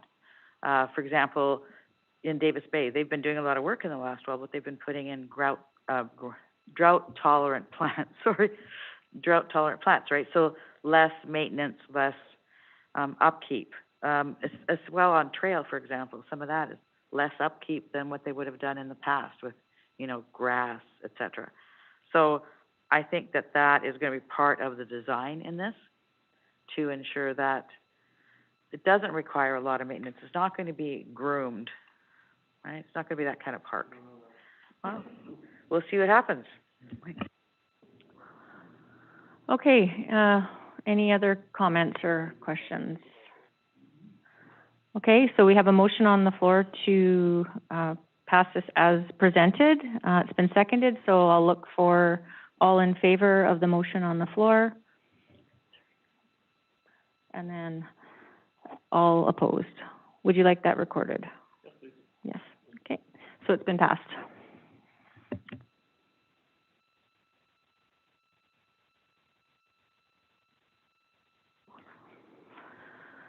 Okay, moving on to page 123, irrigation systems upgrades.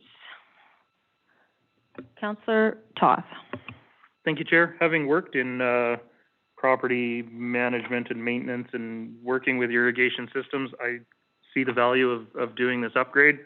Could actually buy us some staff time back, which is great. Happy to move that the following budget proposal be approved and incorporated into the 2022 budget. Irrigation system upgrades, $20,000 funded from capital reserve. Been moved and seconded. All in favor? Tom, are you in favor? I can't, okay, thank you. It's been passed.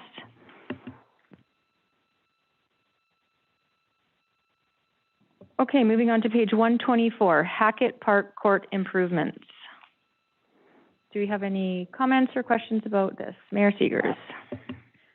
I'm going to move this and have it be approved. I mean, I drive by there a lot. I don't use this, unfortunately. But I'm starting to see tree roots pushing up the ground all over the place. So this needs to be done. It just needs to be complete. It's an accident waiting to happen over there. Okay, any further comments or questions? Councillor Toth. Thank you. If I recall correctly, we had asked the pickleballers to see what they could do for fundraising towards this. I haven't heard anything from them about this. I don't know if staff has heard anything from them or if this is another one of those ones that we're picking up 100% of the cost of. Through the chair, I'd be happy to comment. I actually just met with Pickleball again. They were hoping for their forecourt proposal. We went with the two-court design because of the the shared alley space and the shared court areas were not within the regulations and not within safe distances. So they were not in favor as an association for picking up the tab for the remainder of, to build a forecourt system. So yeah, the plan was to fund that through the district for the additional costs of doing the two-court system and not just the resurfacing that was proposed for 2021. So that's where we're at. Is there any questions or follow-up?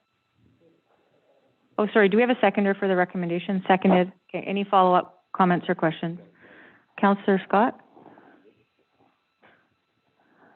You're good? Okay. So a quick question just for clarity then. So the court would be made just as is, or we're going to put pickleball on there as well? Two pickleballs?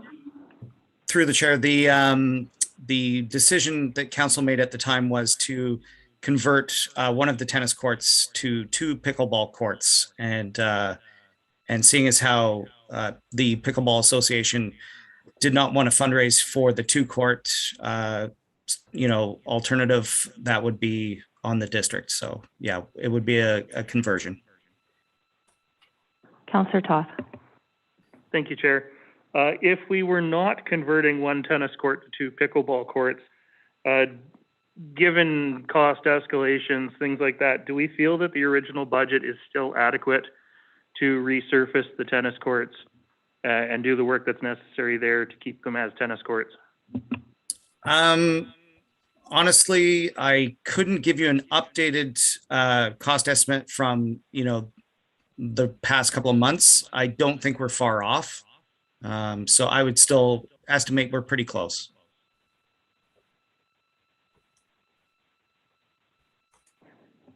Any further comments or questions?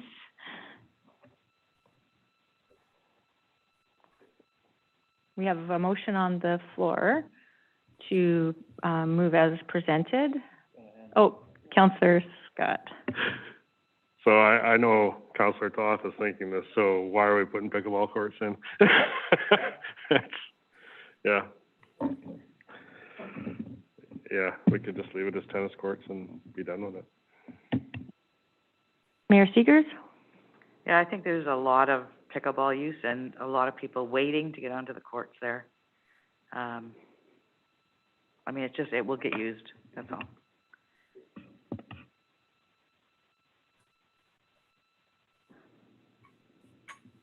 Do we have Councillor Toth?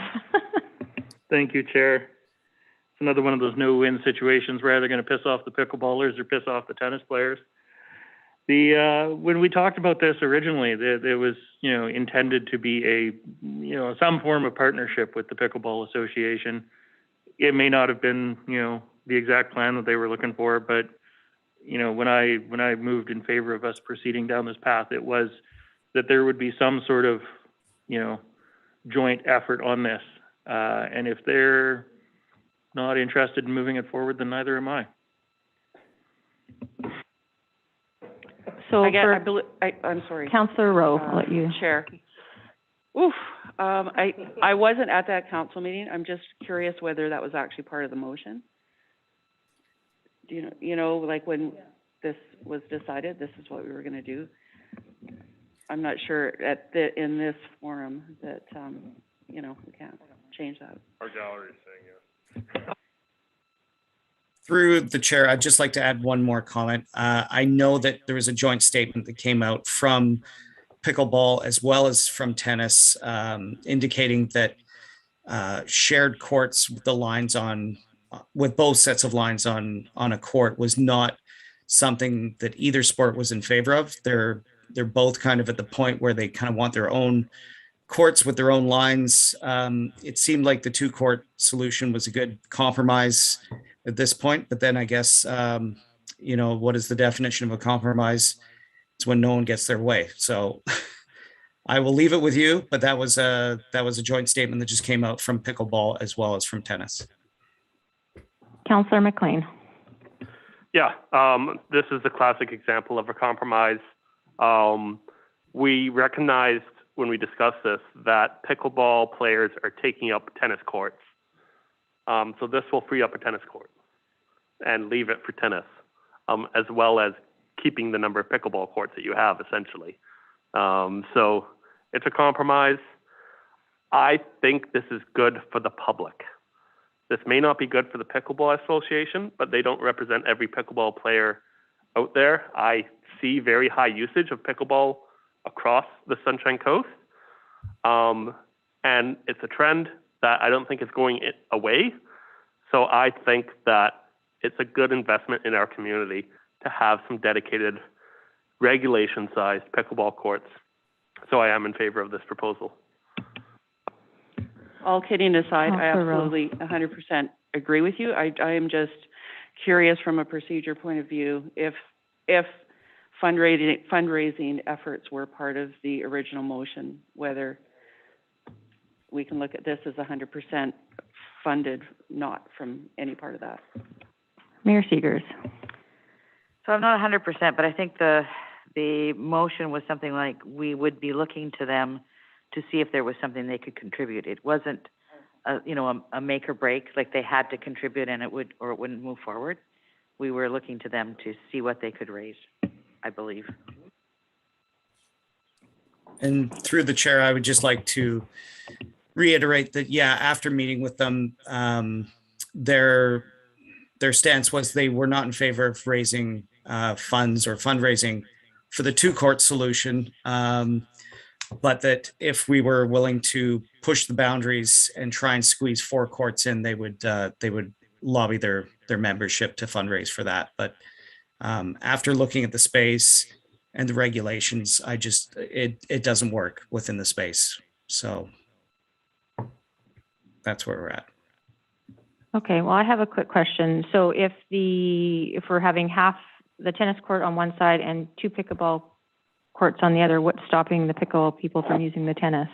Nothing. So, well, through the chair, sorry. I think I might be coming back to council to clarify the last motion or whatever you call it, because the option 3 that we agreed to had pickleball lines, a shared court for the tennis side. Now both sports have come out and stated that that doesn't work for either of them.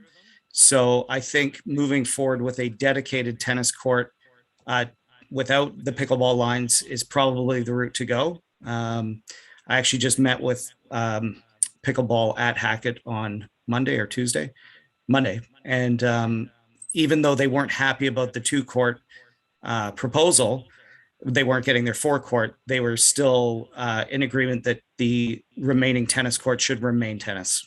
So might have to go back to council and amend that option 3 that was passed. Councillor McLean. I have the motion in front of me here. So this is the August 4th council meeting, 2021.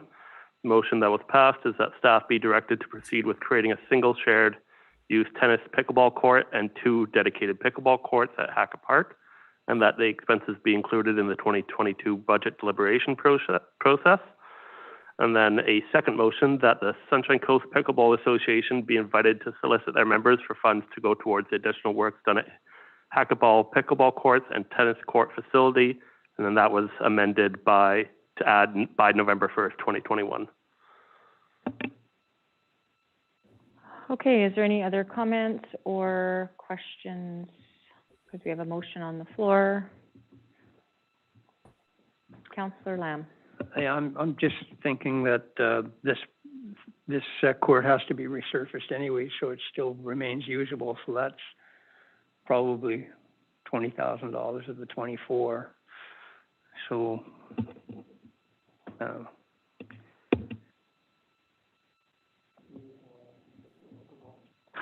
one of those things. I mean, could we put it's like a user fee situation where you put something on a coin like a parking meter where you put in $1 and just, I don't know. When again, what does the community need? Well, we don't know. Okay, motion on the floor to move as presented. It's been seconded. Let's just move this. All in favor as presented? All opposed? And would you like that recorded? Okay. It's moved. Okay, so let's go to page 125, 2022 pavement rehabilitation program. Pardon me? Okay, so anyone have any comments or questions about this pavement rehabilitation program? Councillor McLean. Yeah, the only comment I have is, can we go any higher? I think 250,000 is the amount that we've been doing traditionally. I believe we skipped that in 2020 and then doubled it approximately in 2021. But I would like to see us gradually increase this because we are doing our infrastructure deficit funds. So we're increasing our capital spending by that or not increasing capital spending, but adding that 3% tax increase. So I think citizens are expecting that we do more road repairs, but we've been keeping it at this $250,000 level approximately for the past numerous years. So. Yeah, so through the chair, we do have 550 in carry forward, and if I have the number wrong, Director Douglas can correct me, but I believe it's 550 in carry forward. So this 250 would be added to the 550 in carry forward to give us 800 to move forward with. So the plan here is to actually do this work, and I think just staffing up and the fact that the existing engineering staff we had were tied up with the airport and Trail Avenue. This probably didn't get forwarded last year for construction. So the hope here is we can plan something over the winter and get on this in May and do what I would refer to as a quote unquote road blitz, where we do a ton of paving next summer. Mayor Segers? So just to clarify, you're saying the 550 plus the 250 is what you're intending to spend this coming year then? Or you'd like that would be an intention. Can I just get one check from Director Douglas to make sure I have those numbers correct? I will look those up. Hang on. He's rifling his pages. Yes, it's 550 and then the 250. But what I think I'm hearing from Councillor McLean is that you wouldn't be opposed to seeing that at 300 next year. Correct. Or 400. Okay. Yeah. We hear you. Councillor Toth. Thank you, Chair. I mean, at a bare minimum, you know, with construction inflation, what it is for municipalities, if it's 5% a year, every year that $250,000 does 5% less road, right? So we at the very least need to bump it up every so often for inflation. Mayor Segers. Thank you. I think we're looking at a total pot, though, of capital reserve. If we were looking to bump this up, where would the other money have to come from? What project would have to be cut back? Well, there is a little bit left there, but I don't think we're anticipating bumping it this year. Next year we'll get another 3%, so this can start to grow over the next number of years to capture. You know, once again, once we get into our asset management program, it'll tell us what we should be investing annually, and that will be the goal eventually. And it will be more than 250.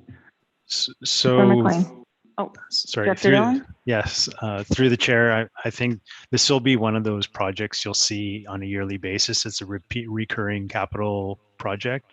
So next year we'll raise it to 300,000 or whatever is appropriate for what we're seeing in prices. It all varies based on asphalt prices, and to some extent asphalt prices trail behind oil prices. So we don't know what the next year is going to look like, but that'll be part of the 5-year rolling capital planning process, and we're hoping that we can provide a more detailed report on that in the coming year.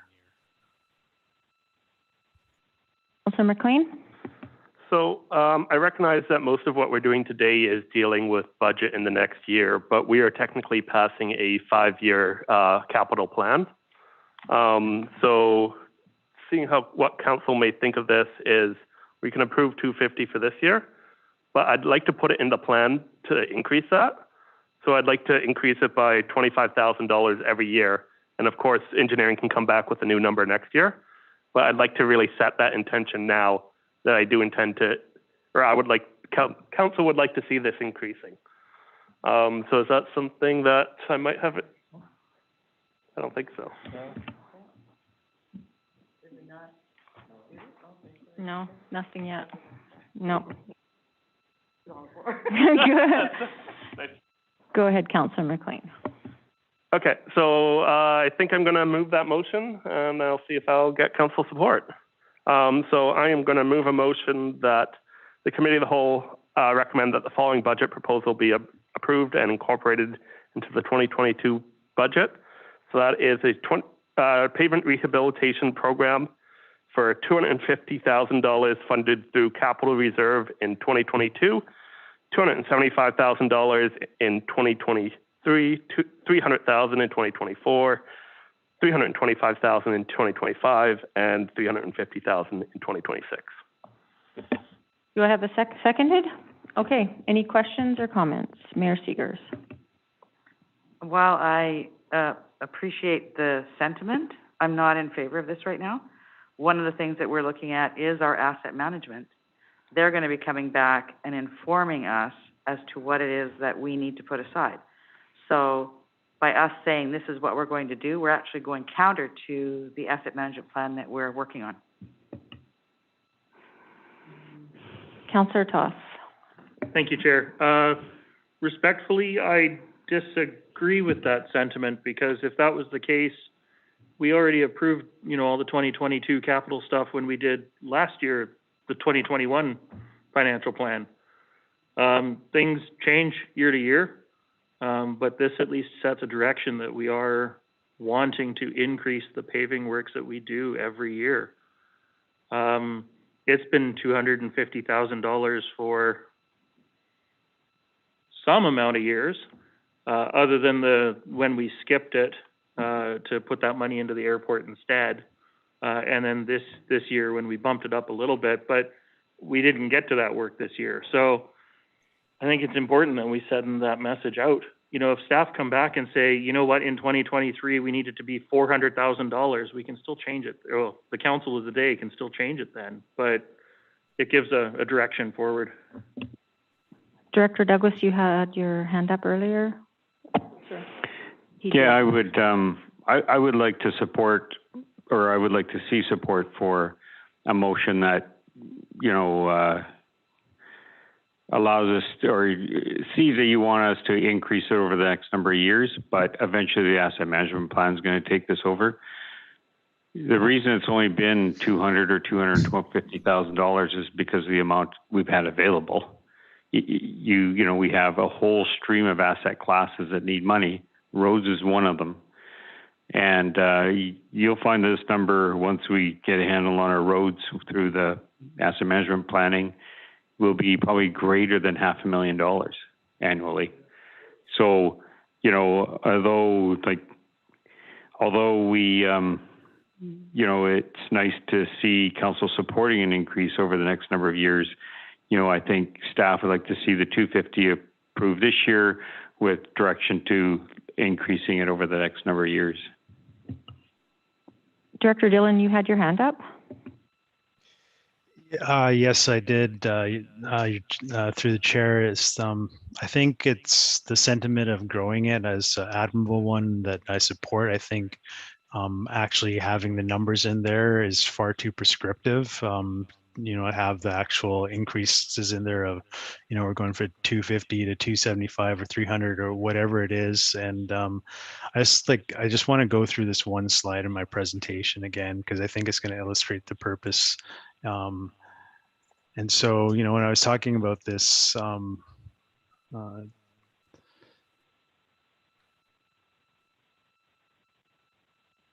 so when I was talking about this infrastructure gap we have between current funding and the funding to replace. So this could be for the whole district, but it could also be on an asset by asset basis, right? So we could have smaller gaps in certain asset classes and we could have bigger ones in other asset classes. The thing is, we just don't know at this point. We have to do an inventory. We have to figure out what the conditions of those assets are at and then what their replacement values are. So this sustainability gap here, it could be really wide for sanitary, or it could be not so bad for our road infrastructure. So we haven't started that work. So then once we get to that will, part of our asset management will be cost containment strategies. Like, okay, do we do overlays every year of our roads, or do we look at some stuff like microsurfacing or a crack sealing program that's going to extend the life? So then we'll figure out, what revenues we should need to keep on increasing to get to that sustainability sweet spot, right? So until we know some of these numbers, we don't know how much we're going to have to increase this revenue. So, 5% might be good here, 10%, 20. We still need to do that work to get there. So I think, a motion that says, yes, increase it is great. I think being prescriptive in the amounts might be a little bit premature until we've done the work. Thank you.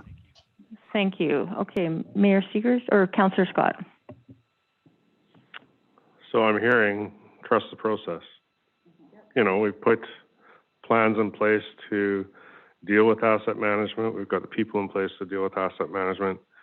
We know it's going to increase. Let's trust the process. Mayor Segers. Okay, I'd like to hear the motion on the floor, and then I'll put forward an amendment to the motion. Okay. That the Committee of the Whole recommend that the following budget proposal be approved and incorporated in the 2022 budget. 2022 Pavement Rehabilitation Program, $250,000 funded as presented in the business case, and increased to $275,000 in 2023, $300,000 in 2024, and $350,000 in 2025. Okay, so I'd like to propose an amendment. We'll keep the first part of that, and then the amendment would be, and that council support staff increasing or putting additional funds into the paving program each subsequent year. Councillor McLean? Oh, seconded? Okay, Councillor McLean.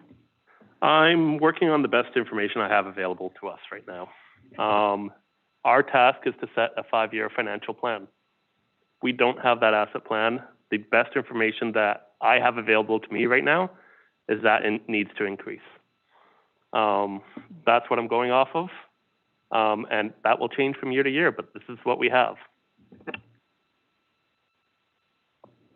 Councillor Scott.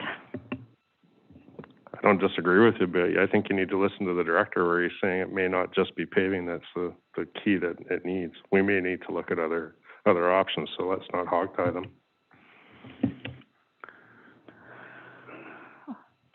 Director Douglas. Sorry. Yeah, there's probably no reason we can't go up by 50,000 a year. I just don't think we should be held to like 25s a year. So what I guess what we're trying to say is, okay, you pass this year, tell us you'd like to see annual increases to that number. We'll present the 5-year financial plan, and it'll show right there what the thinking is as per growth each year. And we'll have that, Director Dillon and I'll have a very good conversation about that, knowing if we get 3%, 3% over the next 3 or 4 years, we should be able to grow this, fair amount, not just 25,000. Councillor McLean. I'd be happy to support that approach as long as it's in the 2022 budget. Okay, so we have Councillor McLean's original motion on the, we had amended motion? Okay. Okay, so we have an amendment to vote on. It's been moved and seconded. So all in favor of the amended motion on the, no? Amendment. Which was Mayor Segers? Something like that, council support an increase in capital dollars towards paving each year, something like that. I think she's got it over there. And Okay. that's in lieu of the 25,000 Yes. each year. Okay, all in favor of the amendment? It's passed. Thank you. Motion as amended. So all those in favor of the motion as amended? Thank you. Thank you. Oh, that was a long one. Oh, Councillor Lamb. Yeah, I've just got one question for Director Dillon, and it's just in this, it's a little bit confusing to me, but on this project here, the Norwest Bay project, it says, asphalt combined with grass grid. I'm just kind of wondering how that works. Oh, thank you for the question. It's one of the few easy ones I've gotten through this presentation, but basically what it is so you can put down this kind of like a grid type thing. You've seen the GeoGrid, but this is like actual like a membrane that's put down. So you mill down the asphalt, you put this membrane down, and then that strengthens the road. So the actual asphalt you have to put on top is like you could put a thinner layer. So it's just a strategy to strengthen the road, get a longer life out of it, and use less asphalt. So it's just it's something that will help out, and it stops the cracking that's underneath from deflecting up and getting to the surface. So it's just it's like putting down your water membrane before you put on your asphalt shingles. It just makes it better. Okay, that's perfect. It's different from the grass grids I was thinking of. So thank you. Okay, moving on to page 126, raised crosswalk, Norwest Bay Road and Mason Road. Mayor Seegers. Thank you.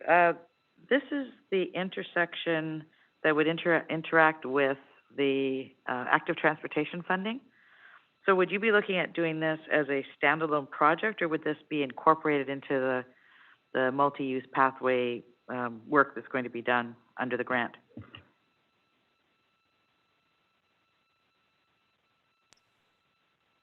And you're through the chair. I think the initial approach was to do this as a standalone, but that's actually not a bad idea. So we might actually look at doing it that way. Thank you.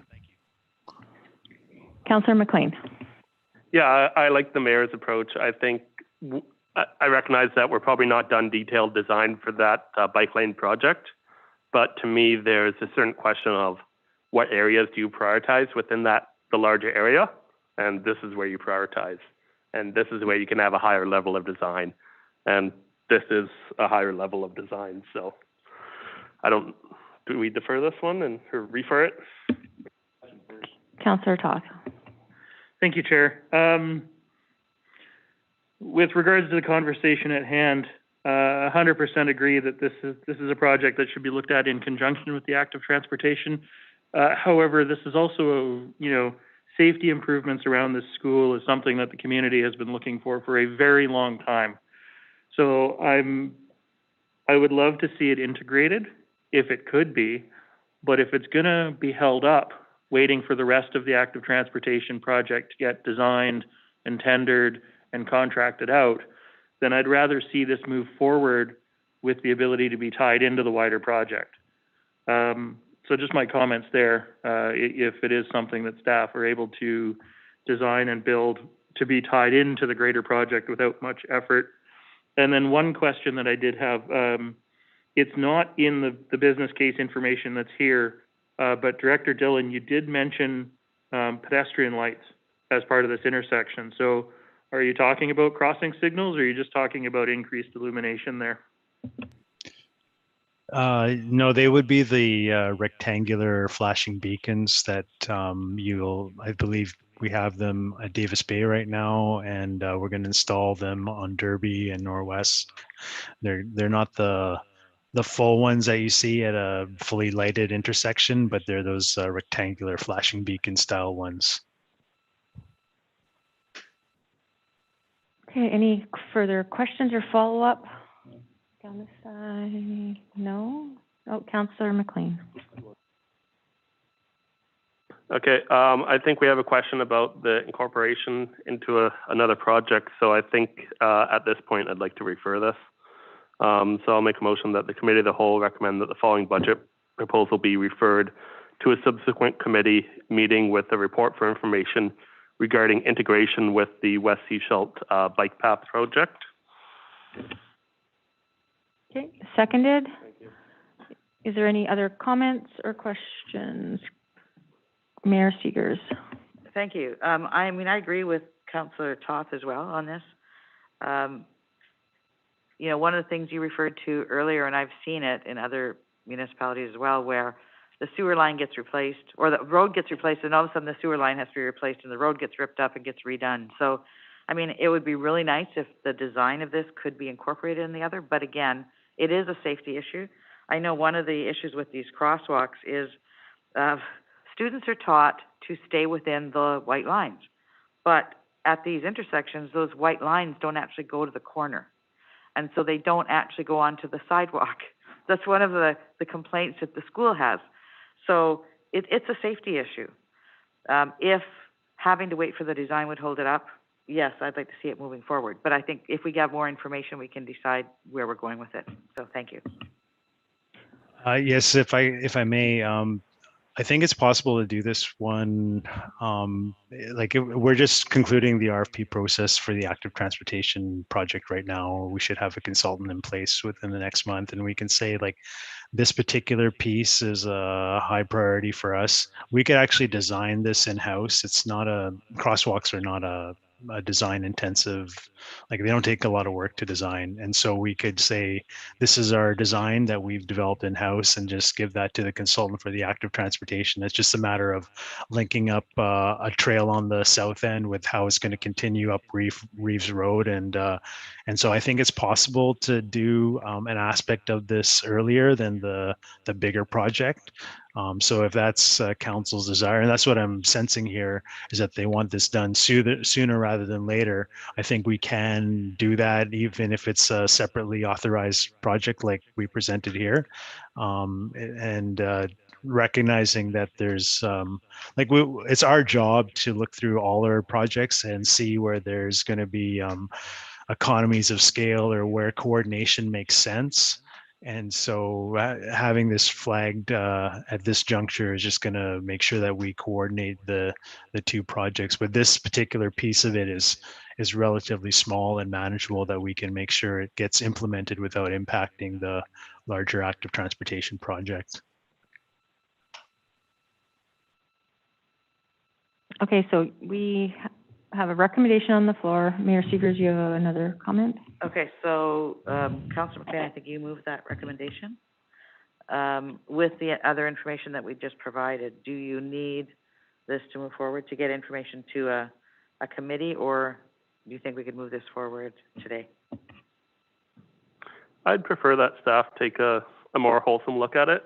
I appreciate the director's response, but just talk with other staff members and look it over before we approve this, because I want to get it done right. Director Douglas. I guess if we had direction to move forward with it, and that it's recommended that we look to incorporating it within the works of that, we would try to do that if it made time sense. But if we delay this, we're almost ready to go to RFP on the other part of it, and this isn't even approved yet. So if this were approved, we could already be working towards combining the projects at the same time. Councillor Toth. Thank you, Chair. Yeah, between what Director Dillon has said and what Director Douglas has said, you know, I can't support deferring this to another committee or to a later date for further discussion. I'm happy that staff have it on their radar to try and combine these projects as they can, but I think we need to move forward with it sooner rather than later. Okay, so we have a motion on the floor to defer. It was seconded? Okay, so let's vote on that first. To defer it to a committee, refer, using the wrong word, refer to a committee. It's been seconded, so all in favor of that motion? Okay, all opposed? Okay, so it has been defeated, so I'll look for another motion. Councillor Toth. Thank you. I'd like to recommend that the following budget proposal be approved and incorporated into the 2022 budget. Raised crosswalk, Norwest Bay Road and Mason Road for $225,000 as presented. The seconder, all in favor? Moved. Thank you. Okay, moving on to page 127, district-wide transportation safety improvements. I'll look for any comments or questions.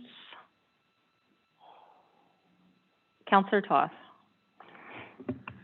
Thanks, Chair. I actually don't have any comments on this. This was just a general sigh of it being 2:15 in the afternoon on the second day of budget.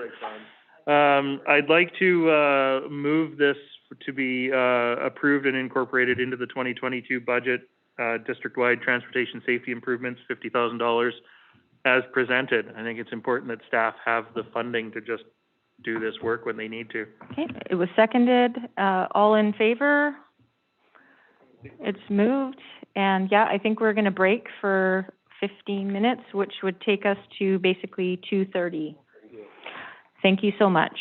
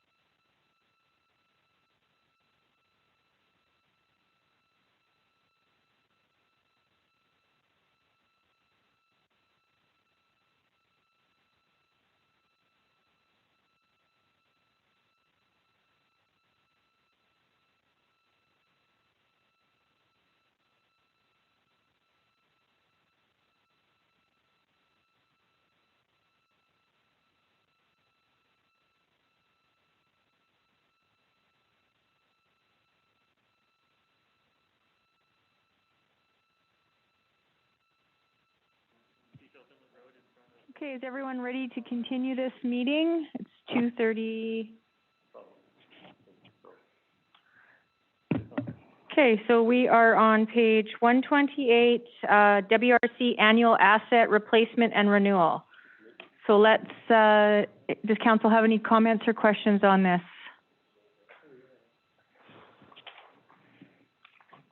I'm sorry, Mom. Page 128, WRC Annual Asset Replacement and Renewal. Anyone have questions or comments on this? Councillor Toth first, and then Councillor McLean. Preempted. I have no problem with this whatsoever. They've listed off the sort of things they're looking to replace. It's clear that we need to invest in this asset if we want to maintain it and not have to spend another tens of millions of dollars replacing it before it needs to be. So I'm happy to move that the following budget proposal be approved and incorporated into the 2022 budget. That'd be WRC Annual Asset Replacement and Renewal with $100,000 as presented. Do I have a seconder? Seconded. And Councillor McLean for comment? No. So all in favor? Perfect. It's passed. Okay, moving on to page 129, Dusty Road Septage Asset Renewal. And I'll look for any comments or questions on this item. Mayor Segers. I'd like to move that the Dusty Road Septage Asset Renewal budget proposal be approved and incorporated into the 2022 budget. Sorry, do I have a seconder? Seconded. All in favor? Tom, are you in favor? Yes. Perfect. Passed.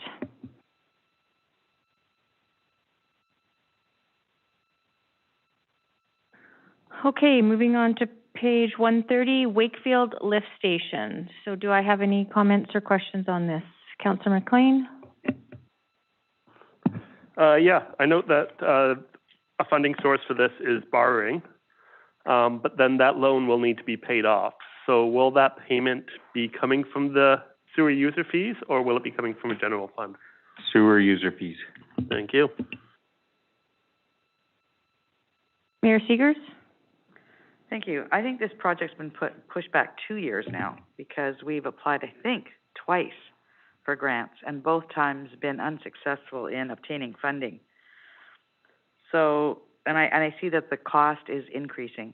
I think the first one was around $850,000. We're now up at $1.2 million. I think we need to move forward, and unless we actually have a grant that they'll turn it around in a couple of months and give us money, we just go forward and get this done. It's a necessary project. So I would move that the Wakefield Lift Station budget proposal be approved and incorporated into the 2022 budget and funding as indicated on the business case. Seconded. Follow-up question, Councillor Toth? Thank you, Chair. Obviously, we're only going to borrow what we need to build the lift station. But in terms of the annual financing, I saw that it was a 5-year short-term borrow. Are the costs to fund this already considered as part of the sewer user fees going forward? Yes. Okay, thank you. Okay, so we have a motion on the floor. It's been seconded, so all in favor? Perfect, it's been passed. Okay, moving on to page 131, Marine Way siphon upgrades. Council have any questions or comments on this? Councillor Toth? Thank you, Chair. This one might be for Director Dillon. My page doesn't have any photos to go with it. This siphon is the one that's down on the beach. Is that correct? That is correct. And are there any considerations in replacing this siphon that we need to take into account in terms of climate change and sea level rise and adaptation? I don't think so, not at this point. I mean, we'll definitely look at that when we replace this. So that's all part of the due diligence involved with a project like this. But it shouldn't impact the actual, construction and replacement. Thank you. Any other further comments or questions? Tom's almost dead, so he's got his camera on. Okay.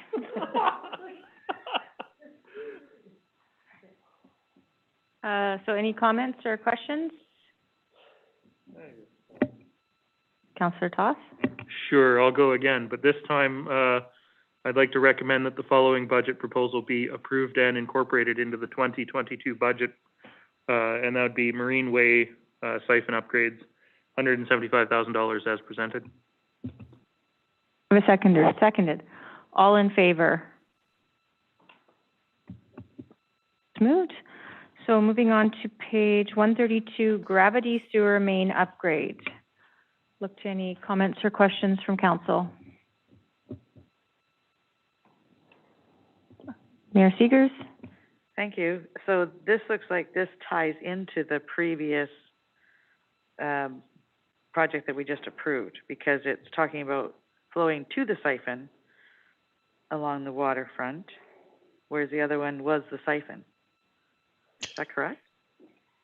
Yes, that is correct. And these projects would be likely issued as one RFP to a consultant and constructed as one project. So if there's savings in these estimates, then they'll go back to the reserve. So they are identified in our previous sewer functional plans as separate items, but because they're side by side, it makes sense to do these together. And so that's just goes back to my a slide in my presentation about where the capital program comes from and trying to make some of these things work together so that there's economies of scale created here. So this is one example of that.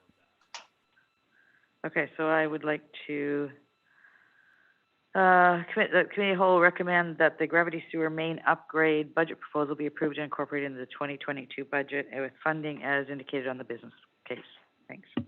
Have a seconded? Seconded. Okay, all in favor? Perfect. Smooth. So we'll move on to page 133, sanitary sewer model and master plan. Okay, comments, Councillor McLean. Yeah, I just want to check in on the funding on this one. This appears to be a sewer project, but both of the funding sources are outside of the sewer function. So I want to check in with staff about the reasoning for that.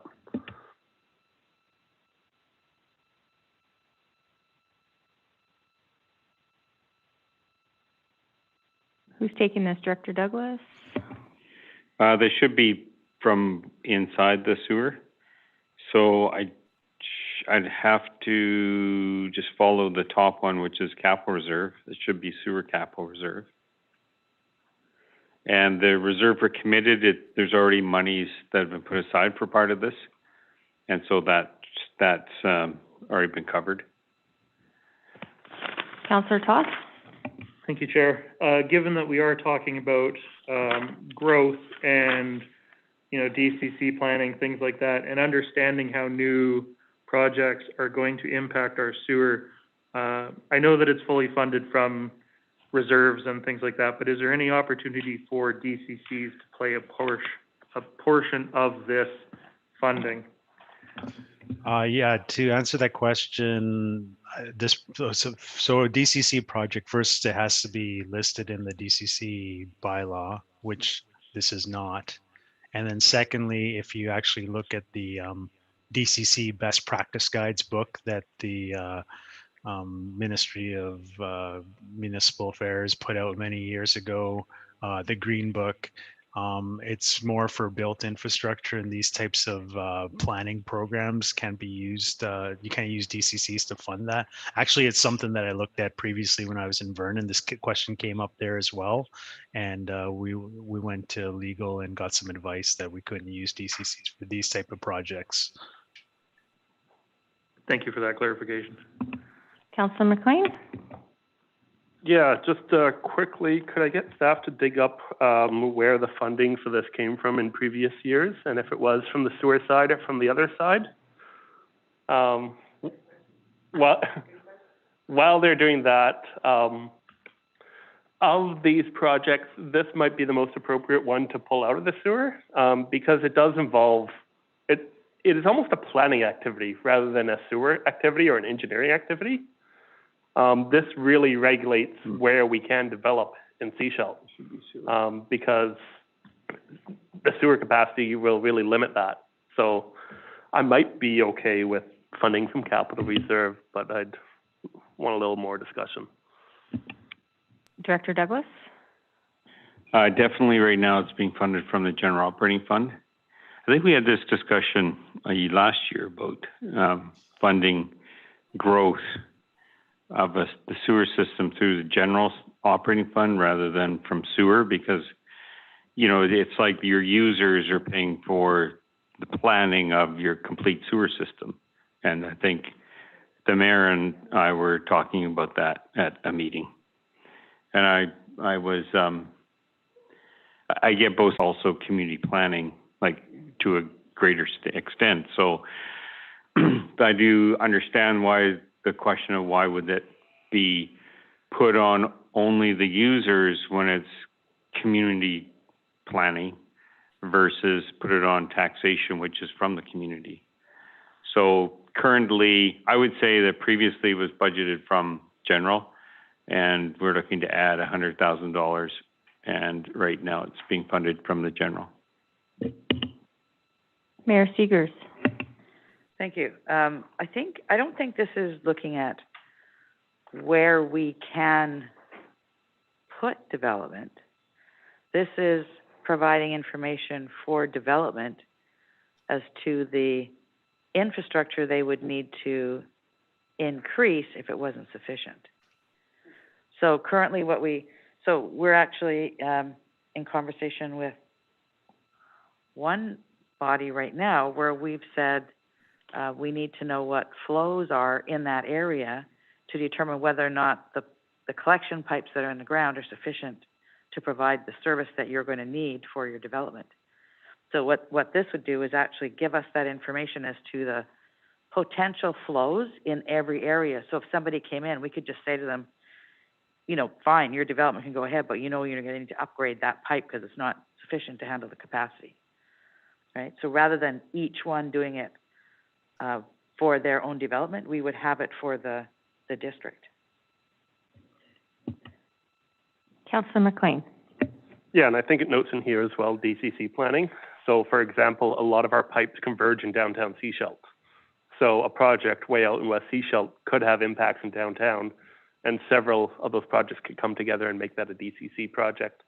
But we need that plan. So I get your point around not where we can build, it's what kind of infrastructure is required, but I still consider that a community planning I think it's just provides, I think when we went through this, we went through a few iterations before we got to this point, and initially this project was in the engineering planning subsection, and so we moved it to the wastewater side. So that's why it had the capital reserve, but I think it not only will help development moving forward, but it's a living model so that we can input stuff into things. So even with our built infrastructure, you have a pipe in the ground. Pipes have what's called a roughness coefficient that will increase the velocity or slow down the flow characteristics of a particular pipe. if you go in there and you reline that, now your model looks different, and that might actually up the capacity you can take from other areas, right? So just think of the whole sanitary sewer collection system as like a living organism, and you tweak something in one area, it has downstream impacts on another area. So if we were able to reline a bunch of these, the roughness coefficients in the pipe they would get more smooth and they would flow better. So I mean, there's a rationale to be made there that it could be funded from capital reserve as a community planning exercise, and something we haven't had up until this time.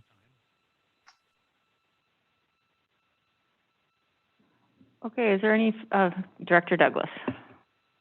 Yes, it's sitting in the general committed Yeah. in engineering exercise. Okay, what would council like to do? Any questions, more questions, or does someone want to make a motion?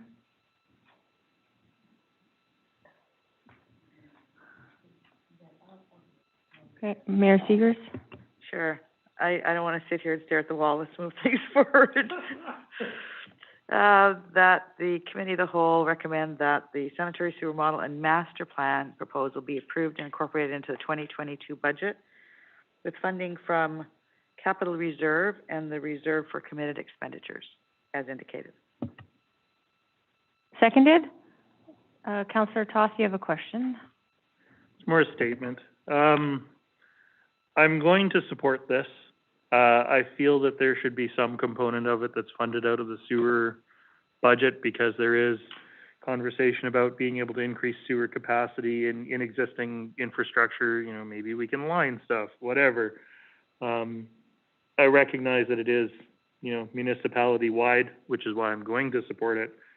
I can go back and forth in my head all day on whether this is the appropriate funding model or not. Okay, so we have a motion on the table, and it's been seconded, so let's see, but all in favor? All perfect, moved. Thank you. Okay, so we're going to move on to page 134, sewer outfall inspection and ballast replacement. Councillor Toss. Thank you, Chair. The 2020 outfall inspection report actually outlined two different options. And from what I understand, looking at this report, this is the replacement of the existing weights with similar weights, which is the more expensive option that was outlined in the report. So I'm just wondering if Director Dillon can speak to the two options and why staff went with this one versus the other option that was in that report.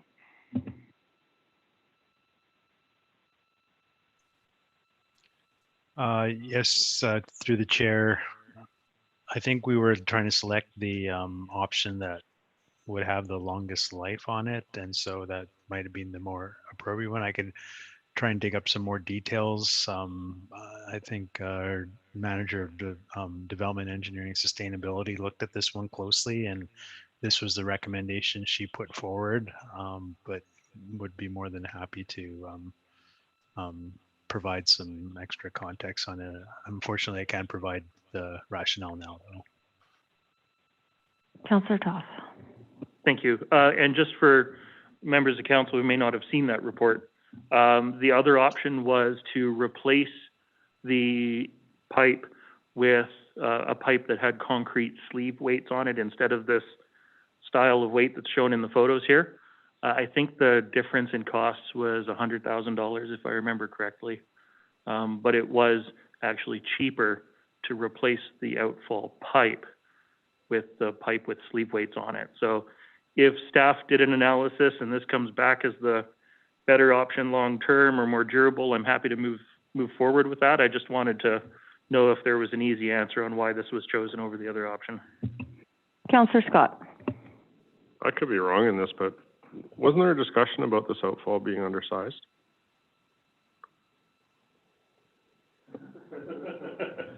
Mayor Segers? Yeah, my understanding is it's not undersized now, but it will be if we go to full capacity at the Water Resource Center. So So then the follow-up to that is if we replace the pipe with a bigger one that meets the requirement for the future. The estimate back in 2010, I believe it was, or no, later than that, be about 2014, was about $3 to $4 million for upgraded outfall. Councillor Lamb. Yeah, I'm going to take a whole different view of this thing here because, you know, we're looking at options to get rid of our effluent. And so you know, so far there's nothing that's come up that's been solid, but this is a piece of infrastructure that's very, very expensive to maintain and very expensive to replace.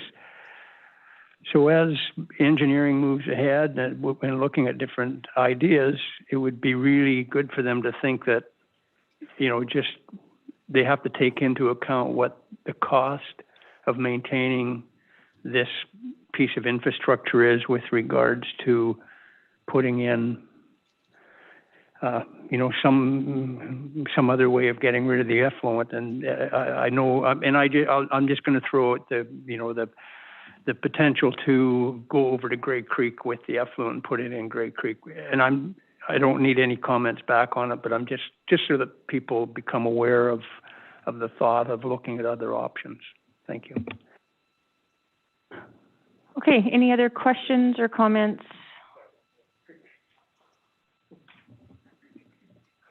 How would council like to proceed here? Councillor Toth. I'm sorry, Councillor Lamb, I'm going to break with your suggestion that I just heard there. Even if we do decide that we're going to discharge into Chapman Creek or Grey Creek or transfer it to Lehigh or the golf course or wherever it might be going, I'm pretty sure we're still going to need some sort of backup outfall in case there's a problem, in case of emergency, whatever the case may be. If you know, looking at the report here, it says replacing these weights, you know, we can extend the existing outfall lifespan 10 or 20 years. If we don't need to expand it for growth and we can buy 10 or 20 years for $300,000, I'm happy to move that we incorporate this budget proposal into the 2022 budget as presented. Do I have a seconder? Seconded? Okay. Any further comments or questions? Okay, all in favor? Moved. Okay, moving on to page 135, 2023 capital engagement, Seashell design planning and permitting. So I'll look for any comments or questions from council. Councillor McLean? Yeah, just to the Director of Engineering, can we get a location for MH 4710 to 4720? Oh, that'd be a tough one off the top of my head. I could try and get that through GIS. Let me just look at the last ones. That might tell me. It's the ones we approved earlier. So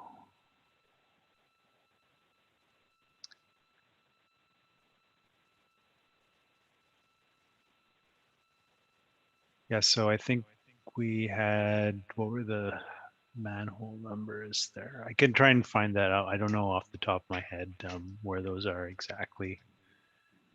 Councillor McLean. So mix it up if you can dig on that and go to the finance side. If we approve these projects today, does it imply that we will be doing further capital projects in 2023? And do we have numbers available for what those budgets may be at this point? For these items here listed, no. In the 5-year financial plan, as we're working towards that, we will definitely be looking at estimates for those, yes. Mayor Seegers? Okay. Dr. Dillon, go ahead. Yeah, so we approved the one for the Marineway siphon upgrades. That's the gravity sewer main upgrades. And that was manhole 47545 to 4765. And so these numbers were what, 47, was it 10? 10 and 20. Yeah, so I'm just guessing on that. I would say they're just down from that location, and that was shown in that previous project sheet for the gravity sewer main. So for clarity, when you say down, Like yeah, like sorry, go ahead. further towards downtown. Okay, so it comes up at Mackenzie's Marina, it hits the pump station, and then it probably hits this area somewhere on beyond Mackenzie's. Yes. Okay, any other, Mayor Seegers? Yeah, I think this is getting prepared for grant opportunities that are potentially coming forward. I know having staff prepare for some of the projects that we did do prior to the grants being available from the federal and provincial government put us in a really nice place to be able to apply for them. And we received about $10 million worth of grants, which is almost a complete year of capital funding that we wouldn't have to get from our community. We have heard that the provincial and federal governments are going to be putting more money out in grants for infrastructure. So this would actually put us, set us up for other grants that would be coming forward down the road. Any follow-up questions? No? What would Councillor Toth? Thank you, Chair. It's a lot of money for, design and engagement on 4 projects, grants or otherwise, but recognizing that it is coming from the capital reserve, staff are only going to spend what they need to spend on this, and the remaining will stay in the capital reserve. So I will move that the following budget proposal be approved and incorporated into the 2022 budget. 2023 capital engagement, design, planning, and permitting for the $300,000 as shown. Seconded. Any other questions or comments?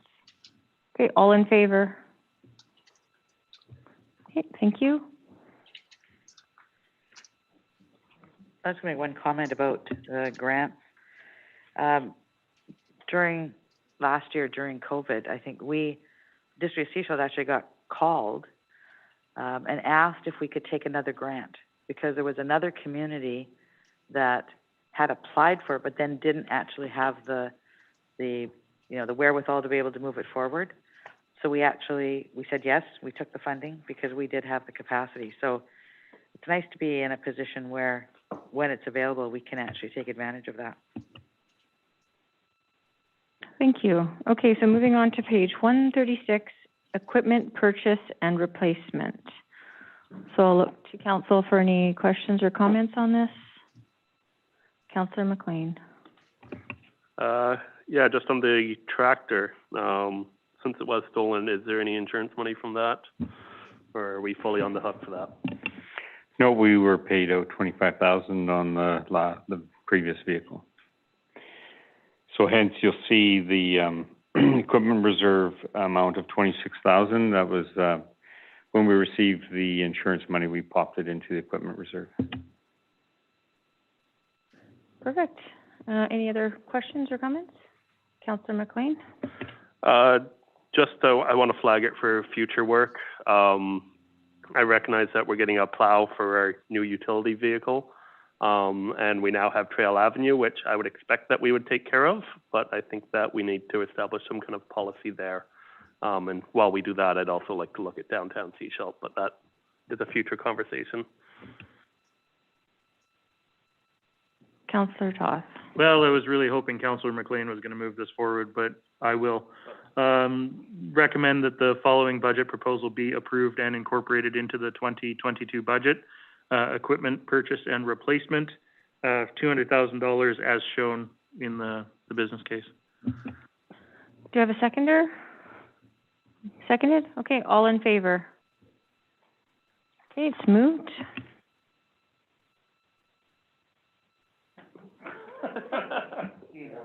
Okay, so page...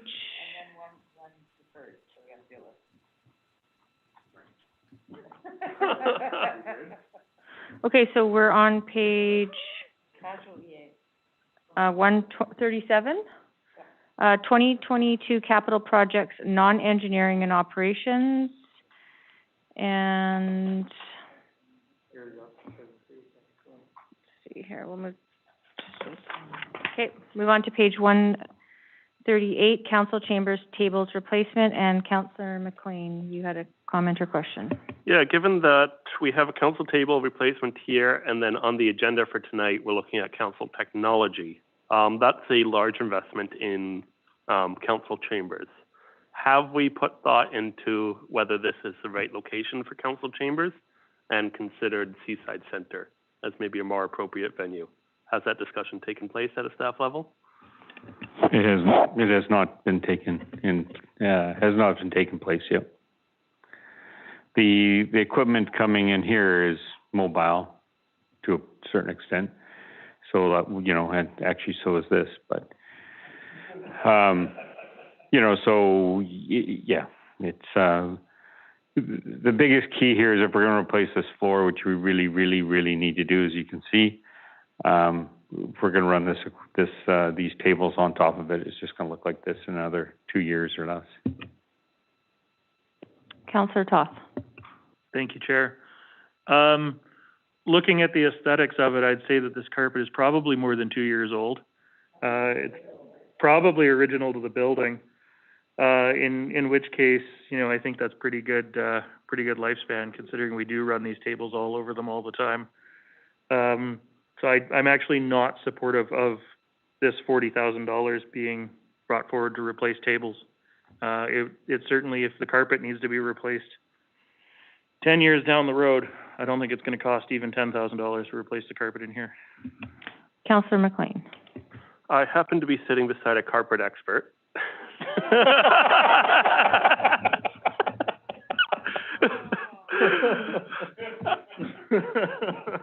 So my question is carpet really the appropriate flooring for this space? I would think there are much more durable materials out there. Oh, there's absolutely much more durable materials out there.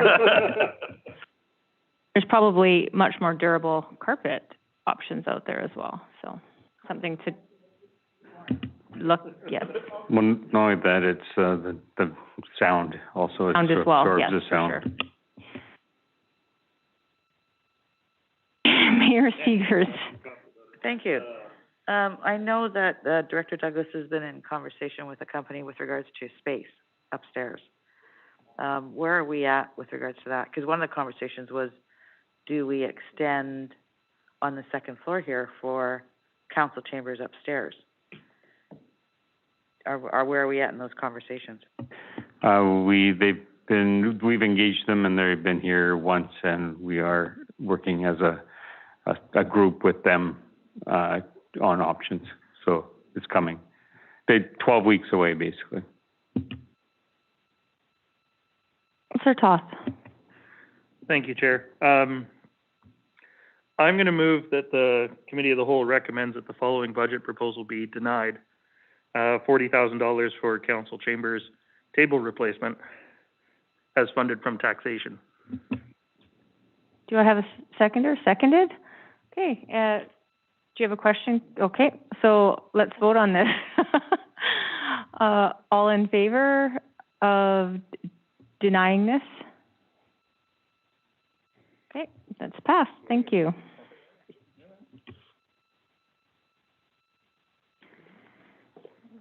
Okay, moving on to page 139, information technology for council. And I will look to council for any questions or comments.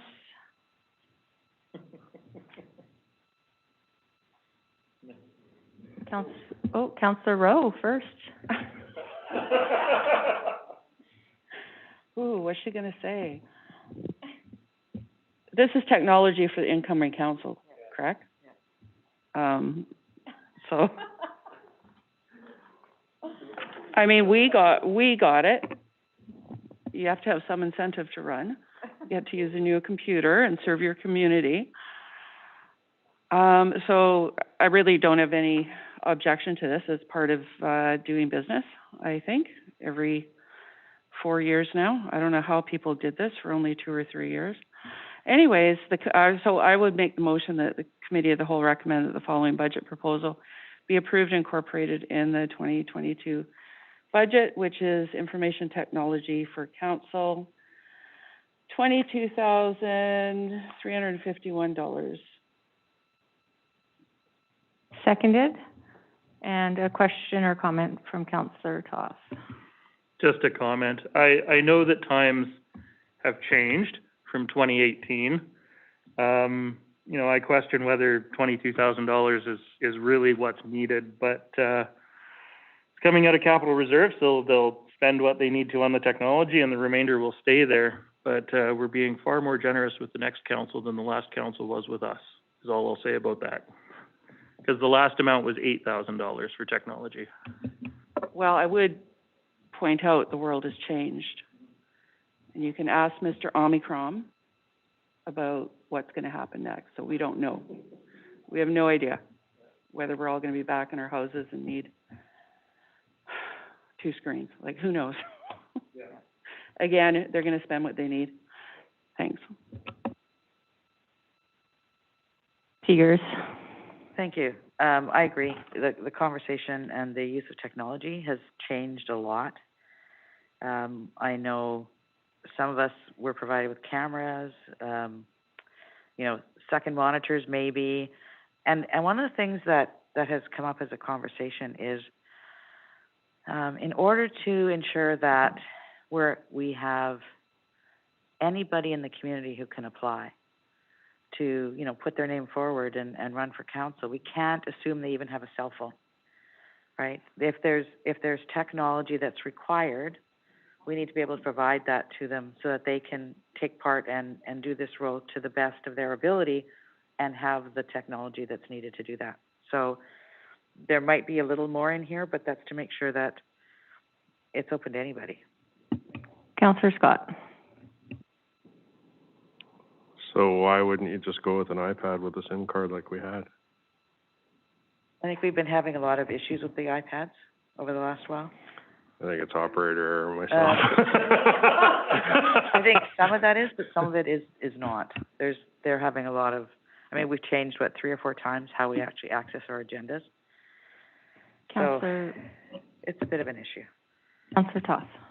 Thanks, Chair. I mean, I look at this table right now, and I only see 2 of the municipally supplied iPads out on the table for 7 members of council. I mean, Councillor Lamb's using his own iPad. But, yeah, I look at what's, you know, listed here: webcams, headphones, speakers, keyboards. If you got a laptop with a good camera on it, you're not going to need the webcam or the speakers. You know, I would never take a headset. Like, it's going to be a mix and match of what everybody's going to need to do their job, for sure. It's just, yeah, you know, the iPads are terrible. You know, in light of where we are now, if we weren't doing Zoom, sure, yeah, the iPad would be probably more than enough on its own, but. Follow up, Councillor Scott? Councillor Lamb.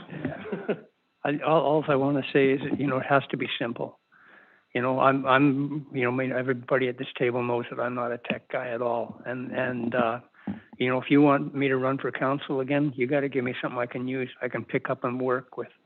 You know, when I was in business, I didn't, you know, if I had a piece of equipment that didn't work, I replaced it and got something to work. And it has to work every day, and it has to be good for everybody. So that's all I got to say. Thank you. Okay, we have a motion on the table. It's been moved and seconded, so I'll look for all in favor. Brenda, sorry, didn't see. Yes, thank you. So that's passed. Ooh, okay, moving right along here. Page 140, IT infrastructure maintenance and enhancement. And Councillor McLean has his hand up. Yeah, I noted during the presentation that it was noted that we may not need 9 laptops now. It's the number is probably closer to 3 or 4. So I just want to check in: is the $35,000 accurate. So that's current, sorry, through the chair, that would be current replacement, plus we're adding a couple more to the office, so we'd need 2 to 3 more. So, yeah, I mean, this also gives us the room for other technology pieces that we may need, whether it be cameras or bigger screens, monitors, the whole thing. Whatever we don't spend won't be spent. Okay, any follow-up questions or comments on this? Oh, Councillor Toth. Thank you. Much like the council technology, you know, they're gonna spend what they need to spend. And I'd hate to have them come up one laptop short or one computer short for, you know, a member of staff, or something breaks down and they can't replace it. So, I'm happy to move that the following budget proposal be approved and incorporated into the 2022 budget. That would be, IT infrastructure maintenance and enhancements as presented. Do you have a seconded? Seconded? Okay, any further comments or questions? Okay, all in favor? Okay, it's passed. Okay, we will move on to the security cameras and door fob system at Municipal Hall. And any comments or questions here? Councillor Toth. Thank you, Chair. It is noted somewhere in here, that we do already have, a form of this system in place with some of our other facilities. So it's intended that this would be adding on to that existing, back end that we have in place. And are there any annual costs that are associated with this, increase in infrastructure? I don't believe so, no. We have a monitoring system here that would just stay. And, no, it would just be equipment and door strikes. Any questions or comments? Councillor McLean? Yeah, I just want to highlight that Municipal Hall doesn't currently have security cameras. I think that's a necessary thing in today's world. If there is any kind of criminal activity, abuse, or anything, we want to get that on camera. So it's about protecting our staff and our assets, so that's critical. Yep, we do. We have actually cameras top of the tower and in the reception area currently.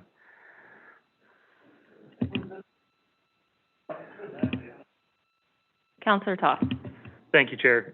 But we still don't necessarily monitor the entrances where the staff are coming or going, and if somebody's working late or working alone and heading out to the parking lot in the dark.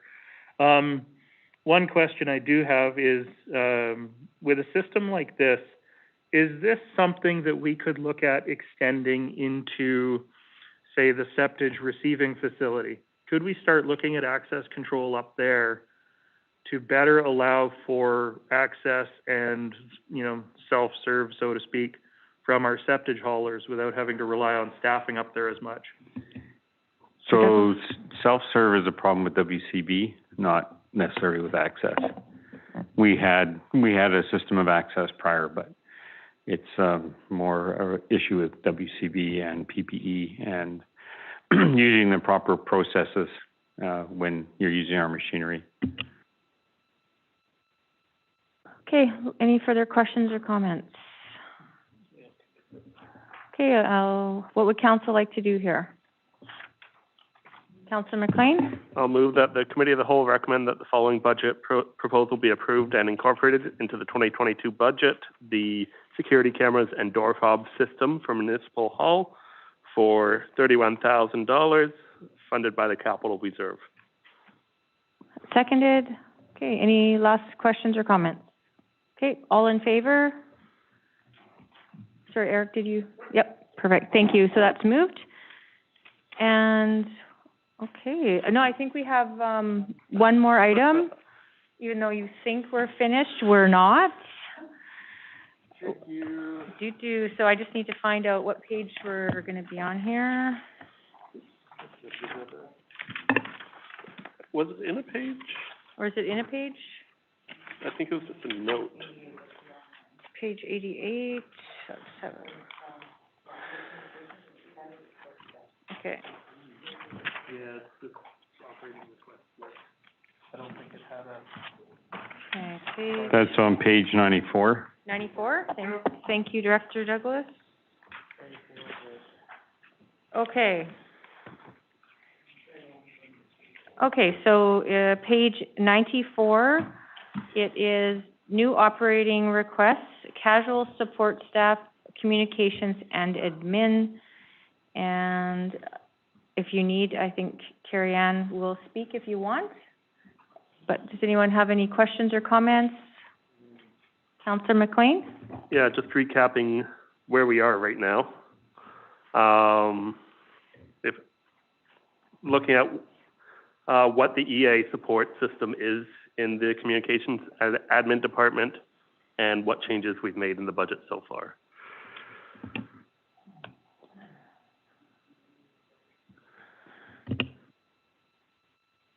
Can we have Lindsay and Carrie Ann come on and give us an update?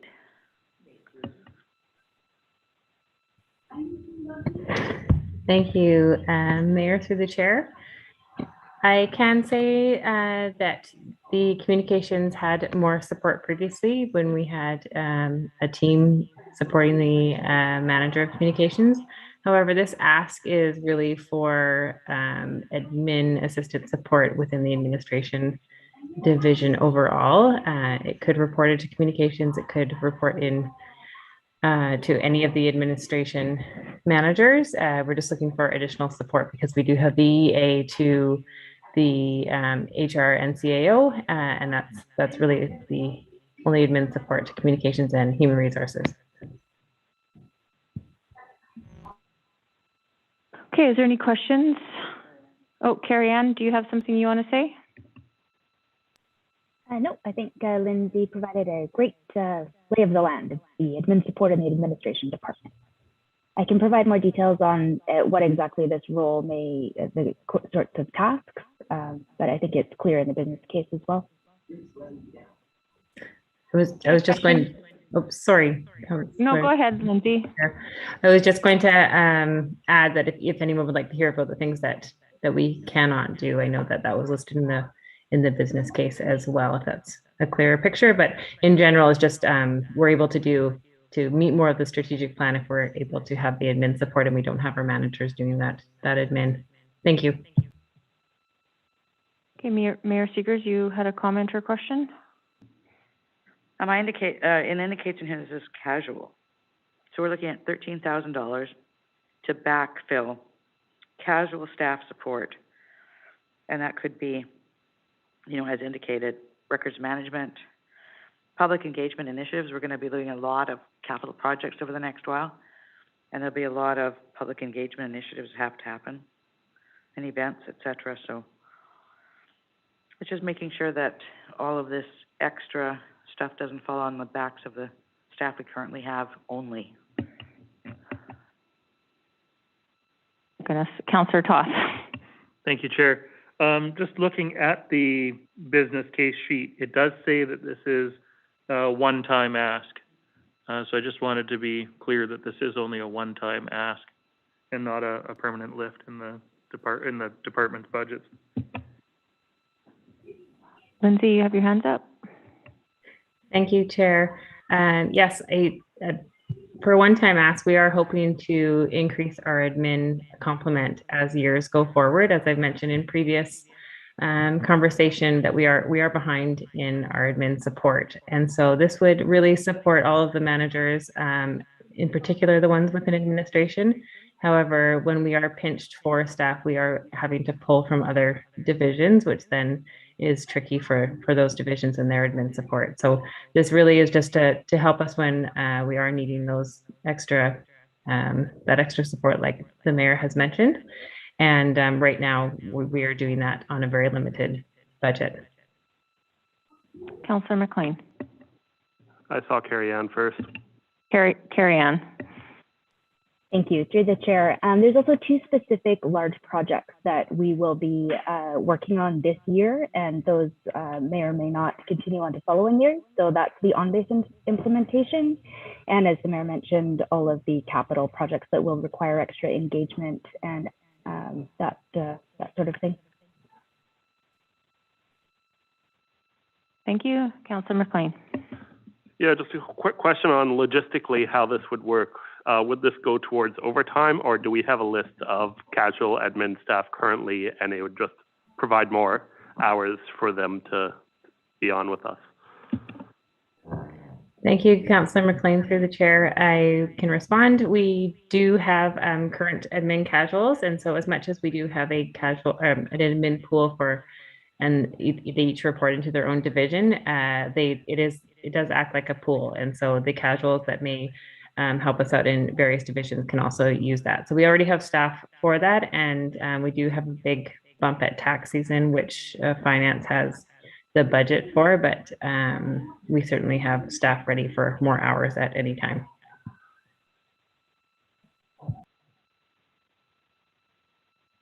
Okay, does anyone else have any questions or comments regarding Councillor Rowe?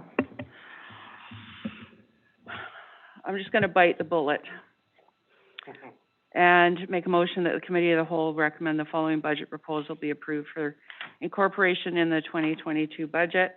Casual staff support, communications and admin for the amount of $13,312 to be funded through taxation. Do I have a seconder for that? Seconded? Any more comments or questions? Councillor, no, everyone's good? Okay, so let's vote on this. All in favor of this position? All opposed? Okay, so it was not passed and defeated, yes.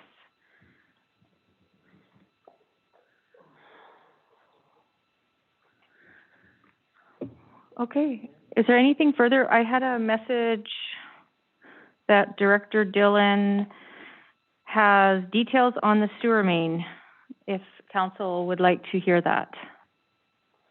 Yes, please. Yes, please. Director Dillon, can you go ahead and provide that information for us?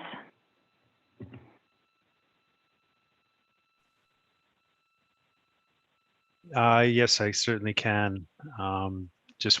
There's a question about where MH 710 to MH 720 was, and it's the line servicing the Ebb-Tide treatment plant via the swamp. So that's where that is. Thank you. Did you have a Councillor Toth has a question. Thank you, Chair. So, sorry, that main runs through the marsh area? That's correct. Okay, thank you. Okay, any other questions or comments? Any further items we need to go over? Director Douglas. I don't think so. So what we'll do now is we'll move forward to incorporate these items into the operating budget and start working on capital documents for a 5-year financial plan. And I'm assuming we'll come back to the next Committee of the Whole to with answers as to where we're going to be, what it's going to look like, and with ideas to balance the budget without what everybody's walking out of here thinking a huge tax increase. So we are so that's what we'll be working on, and then that will roll right into a 5-year financial plan. Perfect. That is wonderful. I just want to thank staff for putting this book together. Like I mentioned earlier, it was definitely much more user-friendly for everyone, at least for me. And so I really appreciate the work that went into that. I think it's much user-friendly for the public as well. So thank you very much. And saying that, I guess we'll have a motion to adjourn. Moved, seconded, all in favor? Excellent. And is there any questions? Pam?